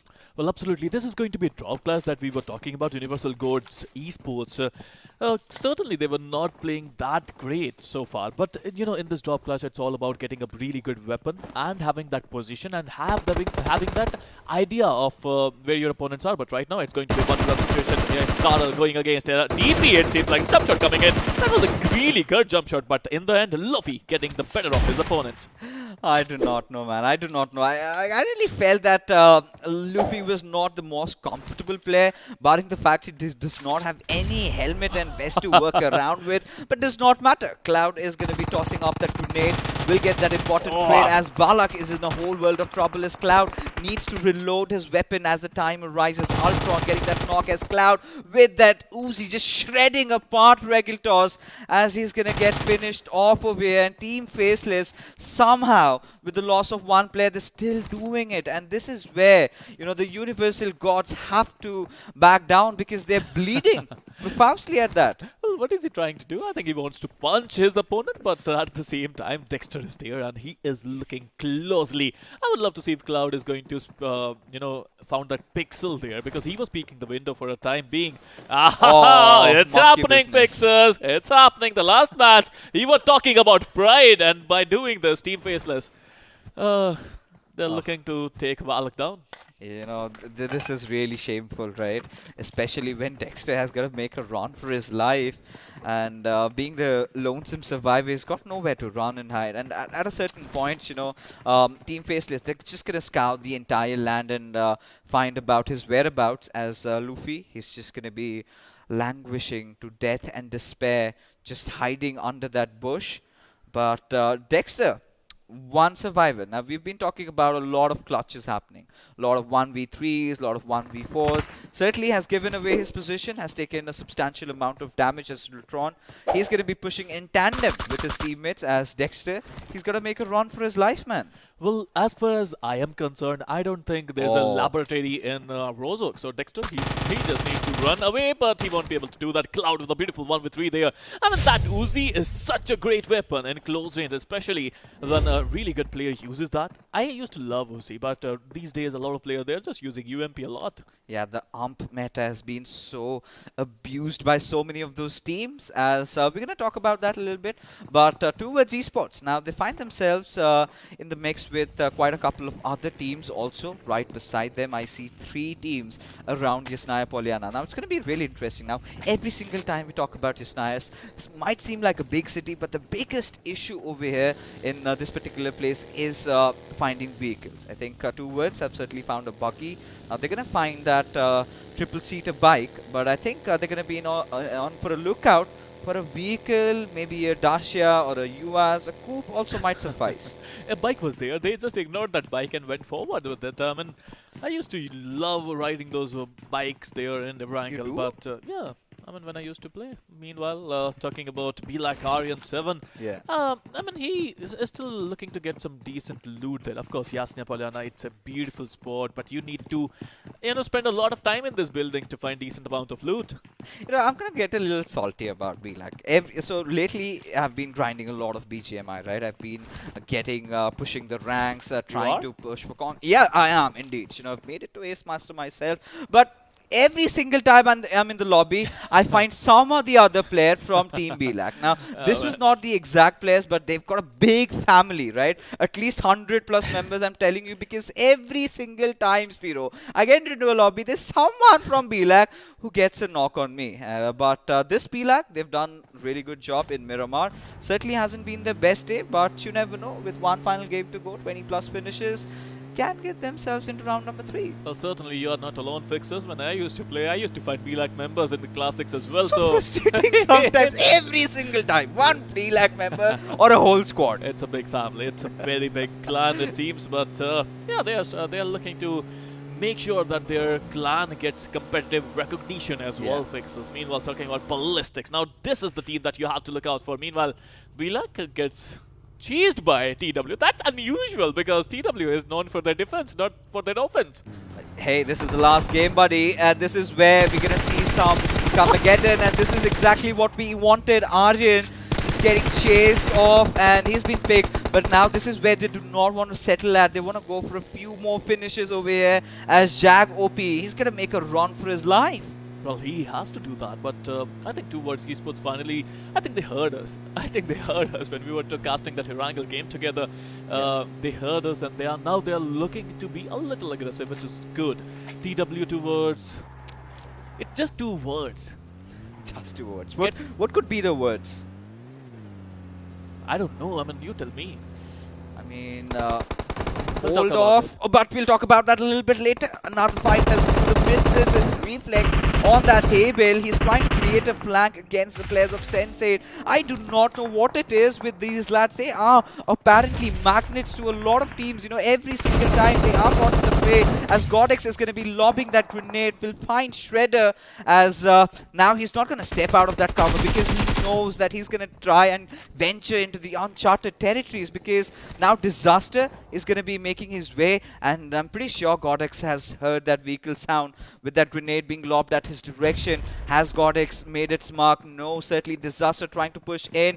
Godex has passed him, as there you go, the spray is coming in, and Disaster will get the better as ISO somehow they have kept themselves alive, surviving by the whiskers. Problem is the last player of Sensei was away from this area. I mean, Team ISO, they would get the job done, to be honest. They managed to get 2 finishes. They would revive Reflex there as well. Disaster, I think, proven to be a disaster for his opponent, especially Sensei in this scenario. But Team MZ, they are closing in Fixers, and if they're looking to attack, this is a perfect opportunity. Oh, this is a right opportunistic moment. But Crusher, the way he just crash landed that vehicle of his. But the good fact is that, he's safe and sound. Nothing, no damage done. But towards esports, they're going to be trying to traverse around, get a better spot inside the circle, as we're going to witness this beautiful head skull getting cracked out of Mighty. And I think that marks the end for Sensei. Well, you wanted to see some sniper action, Fixers? Here you go. MZ Esports just showing us what they can do with Mohsin there. Meanwhile, if you talk about Team Endless, they're holding on, they're decent compound, they have the zone, they have the advantage. Team 1, if you talk about, I love calling them one because the full form is One Nation Esports. I mean, it is pretty much one. We are all one nation, and a little bit of patriotism coming in, and can see that a little bit of a mix over here in the lobby, right? We've got a One Nation, we've got Team Kerala, we've got so many unique and crafty names for all these players. Could certainly get even more craftier, but yeah, I think this is where I've got to get this discussion a little bit towards the bolt actions, right? Now with Car 98 already introduced inside the game, how much of a change do you think a Mohsin Nagant has caused? Well, I don't think much because the meta is over already. Doesn't matter if it's a car or a Mohsin. True that. No one is using them. Barely. It's just for the heck of it you're going for, because for what we've seen so far, teams kind of opt to have rather an M4 and an AMP in their loadouts, because with a bolt action you sort of tend to get a lot limited, right? In the final few circles you cannot use them to the maximum potential unless you are a really deadly sniper and are very precise, because in the professional lobbies you tend to look at the players, they kind of tend to move around a lot. No one's constant. Look at Nevin, right? He's not going to be still for a sniper to be landing that headshot, but now Kerala understanding there is trouble nearby them, as we have another team coming in, as Invictus. They're going to be inflicting some hurt as the boys from Faceless are suddenly starting to lose out on the numbers. Well, I have to say the strategy has been simple in this tournament so far. I have seen a lot of teams looking to enter the center of the zone. The prediction is quite easy, right? You read the center, you might find the zone, you might find the next zone as well. Meanwhile, Team Invictus Esports, Sohail there, wearing a Real Madrid t-shirt. What about you? Are you a Liverpool fan? Oh, I'm a Liverpool fan. I'm a huge Liverpool fan with that victory against Villarreal yesterday. I'm going to be happy looking at their chances in the Champions League, but Ultron certainly isn't. Gets picked off as the numbers are starting to fall. Dino might just have escaped from one situation and could land into his own graves over there, because on that far by area I can spot out the players of BLAT, and now Dino has understood that he's got nowhere to run and hide. Will eventually has to meet his makers. Mafia trying his best just to spray around with that M4. Still not getting over ambitious though. Still making sure that he has covers, as Rush God has a different principle altogether for himself. Well, Dino managed to survive that. I would love to see how far Dino can go, how much value he can get, because he's the last one standing, and we have said it again and we will say it again. One single player can get a lot of value, but you can't qualify because, on the back of one player. So you have to play as a team. Meanwhile, if you have a look at the zone, I still believe it could be a centrish circle. What about you, Fixes? I really have this slight, thought that it's going to go a little bit up towards that Visitar and the hills just southwestern of Pochinki. That is where we sort of, I'm expecting it to. Now, it could be even a farm circle, we do not know. Or there is a slight possibility that it goes all the way down south. Now, we have seen that happen on very rare occasions, but, I would love to see that. It's going to completely change the dynamics of the game, because none of the teams have been holding on towards that western radio tower, or nobody has been holding off that Milta area. So that's going to be really interesting as a drop comes down, and it's the second airdrop, ladies and gentlemen, has that deadly MG3, and I believe there's a team, yes indeed, it's going to be Endless, who get their hands on it, and Kochny certainly He left it. He left it? Yeah. I mean, he had an AK, he could easily swap it off. He left it, Fixes. He left it for good. I do not know. I mean, if he's really comfortable with that weapon, I can get it. But, with MG3, you've got a lot of variations you can do. It's so deadly in the closer ranges. Even on the mid ranges, it does its damage, right? And I'm starting to wonder if it's going to bite him in the end.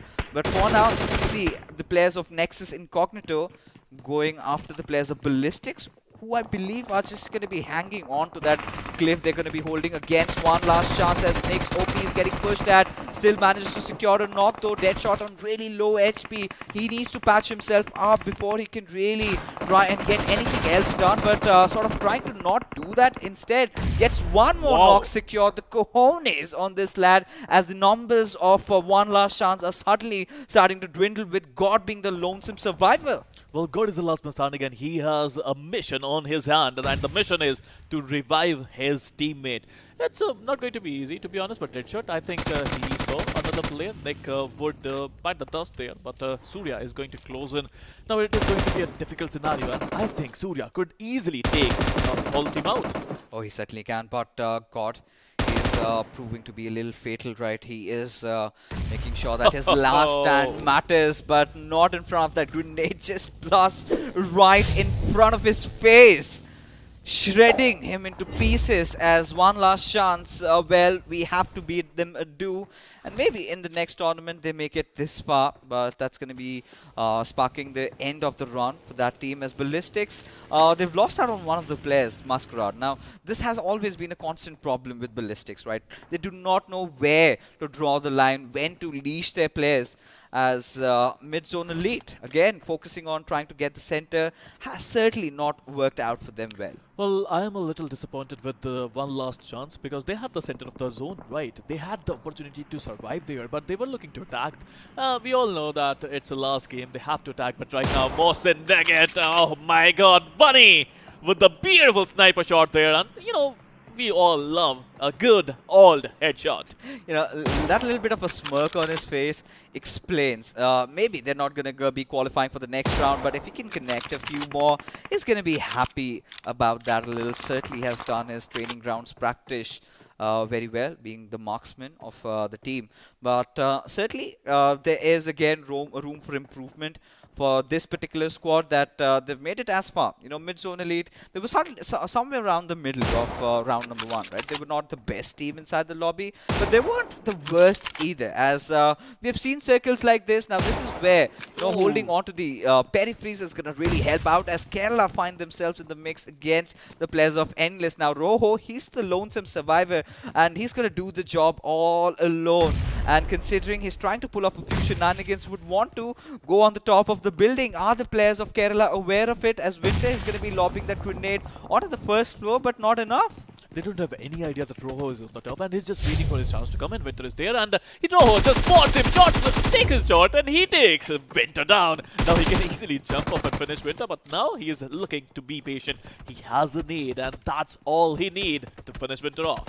Oh yeah, Kerala taking some early casualties out there, finally giving up his position, Rojo. But it's going to be so difficult, but at the same time, if someone from the other side just comes in, could be a different story altogether. But this is where the cavalry has arrived, and this is where the hunters are getting hunted, Spiro. Well, absolutely. I mean, they were looking to attack straight away, but I think it's where smartness comes into play. Rojo with a beautiful move there, but Gajni is also coming, and I am damn sure, Fixers, he does not have a short-term memory disorder. Meanwhile, MZ looking to rush in Fury Love in the open. I mean, why are you going in the open? You have the zone, but here you go. The reason is there, buddy. First, he shows us some classy sniper action. Now, he finishes his opponent off with the beautiful AR. Yeah, now Ballistics have ended their run with just 4 finishes. They have to really bank upon the fact that it had to be enough, right? Because just 4 points, and they haven't been having great games either. Just a lot of finishes coming to their name.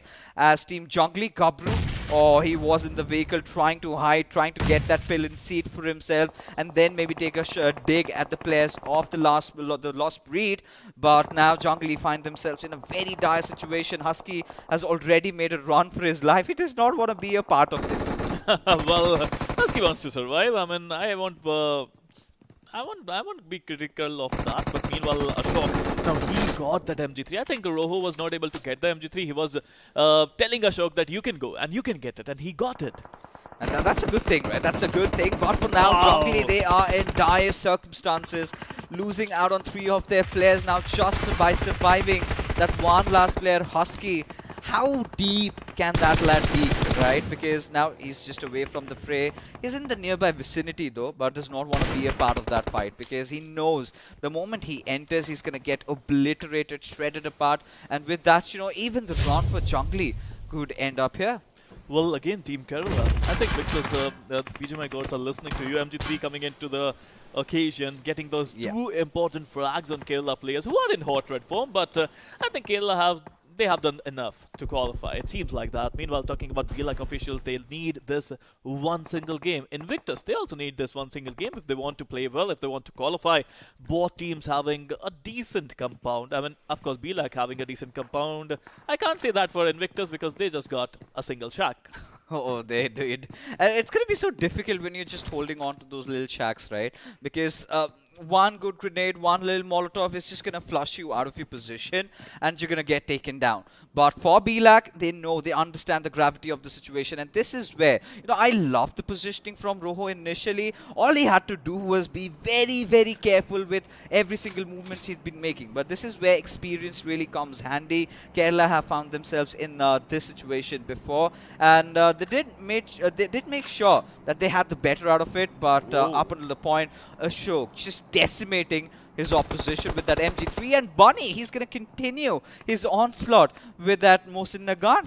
Bunny refuses to, lay down. Yeah. He is entertaining us today. I mean, be it the sniper, be it that AR. But right now, BLAC officials, they are looking to gatekeep Team Invictus. And Team Invictus, they have to use the smokes to perfection if they want to enter the zone.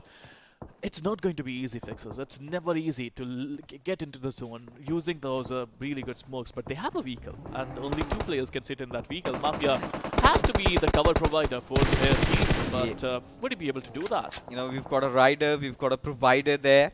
All the Tanmay Bhatt fans will certainly relate. But, having that coup suddenly have found themselves in a really dicey situation going up against the boys from One Nation who have been holding on to the center of the compound. Now have to face some trouble because now it is getting challenged. Well, it is getting challenged. I would love to say 2 words if they're going to rush in. I mean, they were looking really aggressive at the start of this game, and they want to continue that, but they have the center of the zone. The players, they need to pass themselves first, but meanwhile, talking about Rajni, now he is coming into provision as he would take out another player. Jungly Husky was the last man standing, and with this, I feel fixers, Jungly is done and dusted. Yeah, their run also coming to an end. We've, I think, done the calculations in our head, but there could be a slight possible chance for the players of in front of our screen, rather, if One Nation can get the better of things. But no, it's going to be the confidence exuding out of the players of Two Words that they are just pushing in, getting those knocks, getting those finishes, as they need to get a revive on one of their players. With a lot of teams going to be pushing in from the backlines, it's going to be interesting if they can get this possible. In fact, RGB is going to be the one going for it. And I believe the players of Nexus Incognito went in for that airdrop. Every single one of them just got taken down. One single nade coming in from Reflex was enough to take down 3 players, but I feel, is he be able to get all the finishes? No, MC! They're stealing his finishes there, and Reflex would be angry, but he can't do anything about it. He has to enter the zone, and he is. And his teammates, they are in open. When the smoke is going to disappear, I think they are going to disappear as well. Yeah, once it disappears, they can be done and dusted, and that is exactly what has happened. Towards taking the right compound, making the right choices, but the next radical shift of the circle, ladies and gentlemen, is going to favor nobody at all, as now it's going to be chaos all over the map. As Spirit, how long can he survive? FD's just praying like a madman at his direction. Even Zuku's vehicle is burning, could massively explode any single moment, as Nexus Incognito have also been eliminated by mid-zone elite. As RGB, he's going to be the one making the push. He's going to try and find the players of One Nation, the final 2 survivors, as Kirito is going to be hiding inside the kitchen, but it's going to be Titan who gets the job done. As the fight keeps on progressing, it's going to be Pechankon who's just going to be hungering over the lobby, and can he get that final few finishes? I really don't understand that rush. I mean, they could have waited for their teammates to come, and they could have attacked from different angles at the same time. That crossfire was really good coming in from Team 1, and they are just holding it. Still, they're holding that crossfire to perfection, but Titan would be taken out by, I think it was FD, and Kantal is the last man standing. Now FD, he has done some investment in this one. I would love to see if that investment is going to find the fruits of this labor. We've got to see that. Karthil right now, he's scared right now, could have wet his pants as well, because He's not just got enemies right in front of him, even on the back lines, as mid-zone elite have that little wooden shack to play around with. Rishi gets himself into cover, not the best helmet and armor levels he's got on him, but still enough to sustain him for a few more fights, as mid-zone elite just barely hanging around the peripheries of the circle. No matter even if they get a chicken dinner, I barely kind of wonder if that would be enough to make the cut, as Rishi is going to be spraying again like a wild man, you know, just up the players of two words. FD is going to take a massive amount of damage. It's going to be Fury Love who apparently finds the knock over there, but few grenades coming in his direction. It's going to be Fury Love who's going to find himself out of the server. Well, we have 6 teams, 13 players. I mean, the number of players certainly are good. But the Elites, I beg your pardon, they managed to find a really decent spot. But I wonder if the zone is going to stay on them. It is going to be difficult, but Rishi is still spraying like a madman. I have to say, Fixes, he is just sweating bullets at this point of time.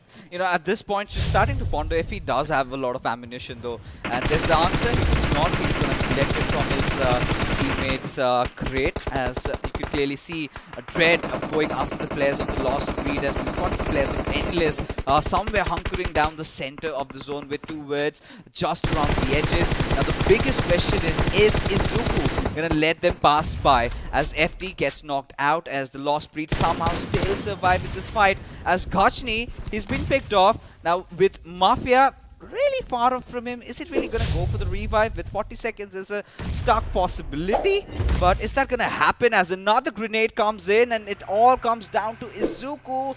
Is he going to survive? No is going to be the answer at mid-zone elite. Wow. They're on fire. Well, they are on fire. 3 teams, 5 players remaining. Dread and Rishi are the 2 combatants for Team Mid-Zone Elites, and they got 11 finishes. Let me repeat myself, they got 11 finishes to their name. Now it's a 2v1 battle with Endless still surviving. I wonder how they did that, but Endless, Mafia is the last man standing.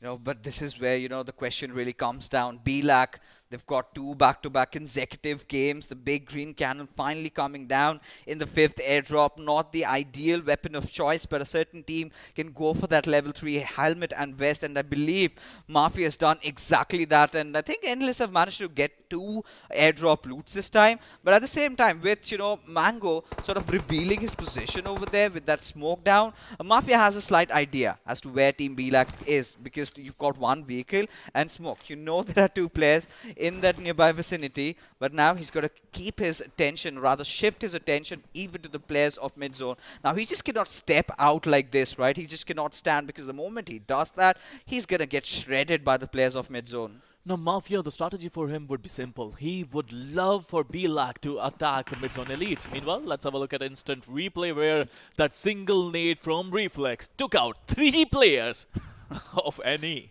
This is absurd. You know, you've got to learn basics 103, ladies and gentlemen. Never be congregated to one spot, especially when you're holding on to that little shack, and sort of had to, you know, it was a nade galore, right? We're going to see so many grenade finishes this time around as well. As you could see, the Lost Breed also getting obliterated by their opposition, as I love the positioning from the boys of BLAC. It's going to be Mafia who's going to be constantly applying that little bit of an extra pressure. I'm starting to wonder if Sapton has an idea of where he could be. Well, he's just holding on. I mean, he's looking to spot the players using the third eye there. Meanwhile, I would love to see where the zone is. Zone is nowhere to be found on the players. They are struggling. All 3 teams, they have to enter the zone. I wonder they have enough loot at this point of time. They have wasted all the equipment, it seems. I mean, it is going to be that Mexican standoff, that unfair Mexican standoff, ladies and gentlemen. It's going to be a 2v1 situation with BLAC enjoying that high ground advantage. But for mid-zone elites, you've got to understand and give it up to that little ridge that they're holding on to. It's going to all come down to the patience that is going to be on display by these 2 teams. Over here, as Mafia, he could absolutely spoil the party for the players of BLAC. But if BLAC can manage to get a chicken dinner to themselves, they might have scrapped their way to the top 4. Absolutely. I mean, that is just important. But I think Sapton just got spotted by Mafia, or not. He's just moving slowly and steadily. The problem with Mafia is that he's alone. If he takes a shot down, his position would get revealed, and yeah, he's spotted it, but he's not sure of shooting. He's just waiting for his chance to come in. Trigger discipline goes to hell, and here you go, Mafia with a good shot there. Sapton was knocked and he was taken out. Now it's a 1v1v1 situation where MZ Rishi was the last man standing, not anymore. Now it's a 1v1 Mango versus the world. And Mafia, let's see if he is going to get the best down. Standing up was a big mistake, and here you go, Team Endless in a 1v2v2 situation. Mafia managing to get off with a winner. I mean, I really felt that, you know, the boys from BLAC could have done it with Mango, having spotted him out, just whiffing the spray in those final few moments. And again, Mafia just being proned out, sort of ensure that he had that amazing recoil control over there. And BLAC, I do not know if the second position finish is really going to help them, because they've just managed to accumulate 5 finishes, Piro. And that is going to be well reflected, ladies and gentlemen, once we head into the point standings, because mid-zone elite, they were looking really deadly, they were looking really sharp, but it's going to be the boys from Endless that have gotten this coveted chicken dinner. Well, is it enough for Endless to qualify? I wonder if that's going to be enough. They got 24 total points after this game. Midzone Elites, I think they played well today. Again, the first game was beautiful. The last game is again a little decent. They managed to get 21 points out of this one. Both the Erangels, they managed to get second position. Yeah, I mean, this is where I'm starting to wonder if, you know, the decision is going to be so difficult even for us to make, because yesterday was just about a fight between the 4th and 5th. Now we've got teams that are going to be missing out on the top 4th, and 5th, 6th, 7th, 8th, till 8 teams, they're going to be really close to each other, because today's games have been really interesting. It went really up until the next, but Team ISO again not having the game that they wanted will find themselves out. Kerala also having that finally a bad game, and this is something that they can really live up with. Well, they can do, I mean, it's okay for them. I mean, they have played so well in the first 3 games that they can afford to have a couple of bad games. But right now, let's have a look at MVP. That is going to be Towards Esports Twiff. I think that's FD, I guess. It's FD. The first 3 names are okay. That's the initials. FD. Investment has been made. 6 finishes, 9 damage, 1 headshot, and 1 assist. Yeah, I mean, if you talk about Towards, they have been really aggressive right from the start, right? I do not know if what they've done was enough, but again, FD is going to be really happy about securing a MVP at least in one of the official major tournaments. But the top 5 players, again, Mango coming into the mix. We've got Ashok also over there. I was starting to wonder where if I could really find out Mafia, because he was the one who got that final nail in the coffin secured. But it's also going to be Dread. That was an amazing performance from his side. As ladies and gentlemen, we're going to be looking at the match summary. 95 grenades used, out of which 9 grenade finishes, and I think one of the highest numbers we have in terms of conversions today. Absolutely, I mean, it was beautiful. Highest grenade finishes we got so far in BMOC. I mean, this is beautiful. 9 grenade finishes. It shows that teams are using nades more and more, and they are using it accurately as well. You know, this is one of those circles where you could really go for it, and one of the biggest reasons behind that had to be teams were again being situated in so close proximity to each other, making them susceptible to all those grenades coming in, the shrapnel doing its damage. As we take a look, ladies and gentlemen, at the FD crowd, and this time it's quite evenly distributed, don't you think? Well, I think the same. I think it's a good, decent down there, but generally officials would be disappointed. Team ISO would be disappointed, even though they managed to get a lot of damage. They only managed to convert those damage into finishes. Only 3.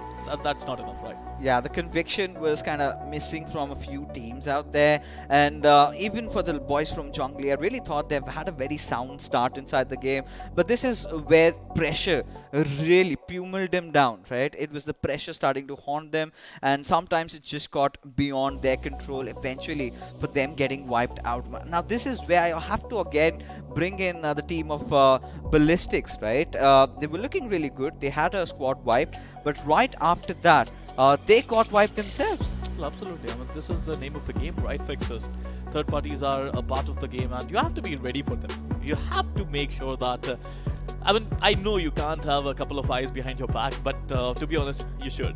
Yeah, I think this is where I really felt that Ballistics were kind of lacking because, they've had to focus a little bit more, prioritize a little bit more on those position points. Now, this is well reflected even if you take a look at squad spotlight, right? Even their average survival timing, right? Barely 18 minutes, 50 seconds. Not the ideal one considering you've got 39 finishes to your name. But is that enough to qualify? Now that's a very tough question because their AST is not that great. I would have loved if they had like 20 AST average. That would be perfect. Yeah, I mean, had they played something like how Team Kerala really played, that could have been a whole different story. But they're again two teams that really impressed us in this particular game, out of which one managed to secure the chicken dinner. Ladies and gentlemen, I'm talking about a squad face-off between Team Endless and One Nation, which is going to be in front of your screens in just a couple of seconds. There it is, 27 and 26 points. Now, this is where again you start to ask yourself this one little question, because that exactly were the similar numbers that we had with Knock Finish and Fearless Gunners yesterday. Well, absolutely. I wonder who is going to qualify because this is going to be tough, so tough. On one occasion you can see Endless. They have 27 finishes, which is one more than one. But at the same time, their average survival time is better than the average survival time of Team Endless. Have One Nation Esports made the cut? I mean, that is the big question right now. I'm starting to wonder. But there was again one of the other teams that goes by the name of BLAC, someone we were talking about them, and we take a look at their performance today throughout, right? Out of the games that they've played, really, the match number 3 really not going the way they had thought. The same happened with match number 2, but towards match number 4 and match number 5 is where they really picked the pace up. Well, absolutely, they played decently well. It's when the pressure is the highest, then some players play really, really well, and that's a really good example how some players play well when the pressure is there, and when the pressure is not there, they just can't. They're not able to find that rhythm. They're not able to find that mojo to play well. Yeah, certainly. I think it took them 3 games to kind of settle themselves in. Had it been a part of this tournament where top 8 would have qualified, we could have been certain that yes, BLAC have made the cut. They've done the job. They've done the grind. It has paid off. But for now, it's all out in the open, right? Anybody could possibly go there. Anybody could be in the mix of things, right? Kerala Ballistics. You've got Endless. You've got One Nation Esports. You've got Jongli also having that one really good game, but then kind of messing it all up. But with that being said, I think it was such an amazing day because we had so many teams in the mix for that top 4. But it's going to be just those, the strongest 4 that tend to survive. And this is where, Charles Darwin's concept of, the survival of the fittest really comes into play. Because again, these were amazing days today, as today, this day number 2 has ended for us. Tomorrow, we're also getting to see some immense, intense action for you guys. But Spiro, how was your day today? It was just amazing, but I'm so excited about tomorrow. But I have to say goodbye now. We'll see you tomorrow. Take care. Peace out.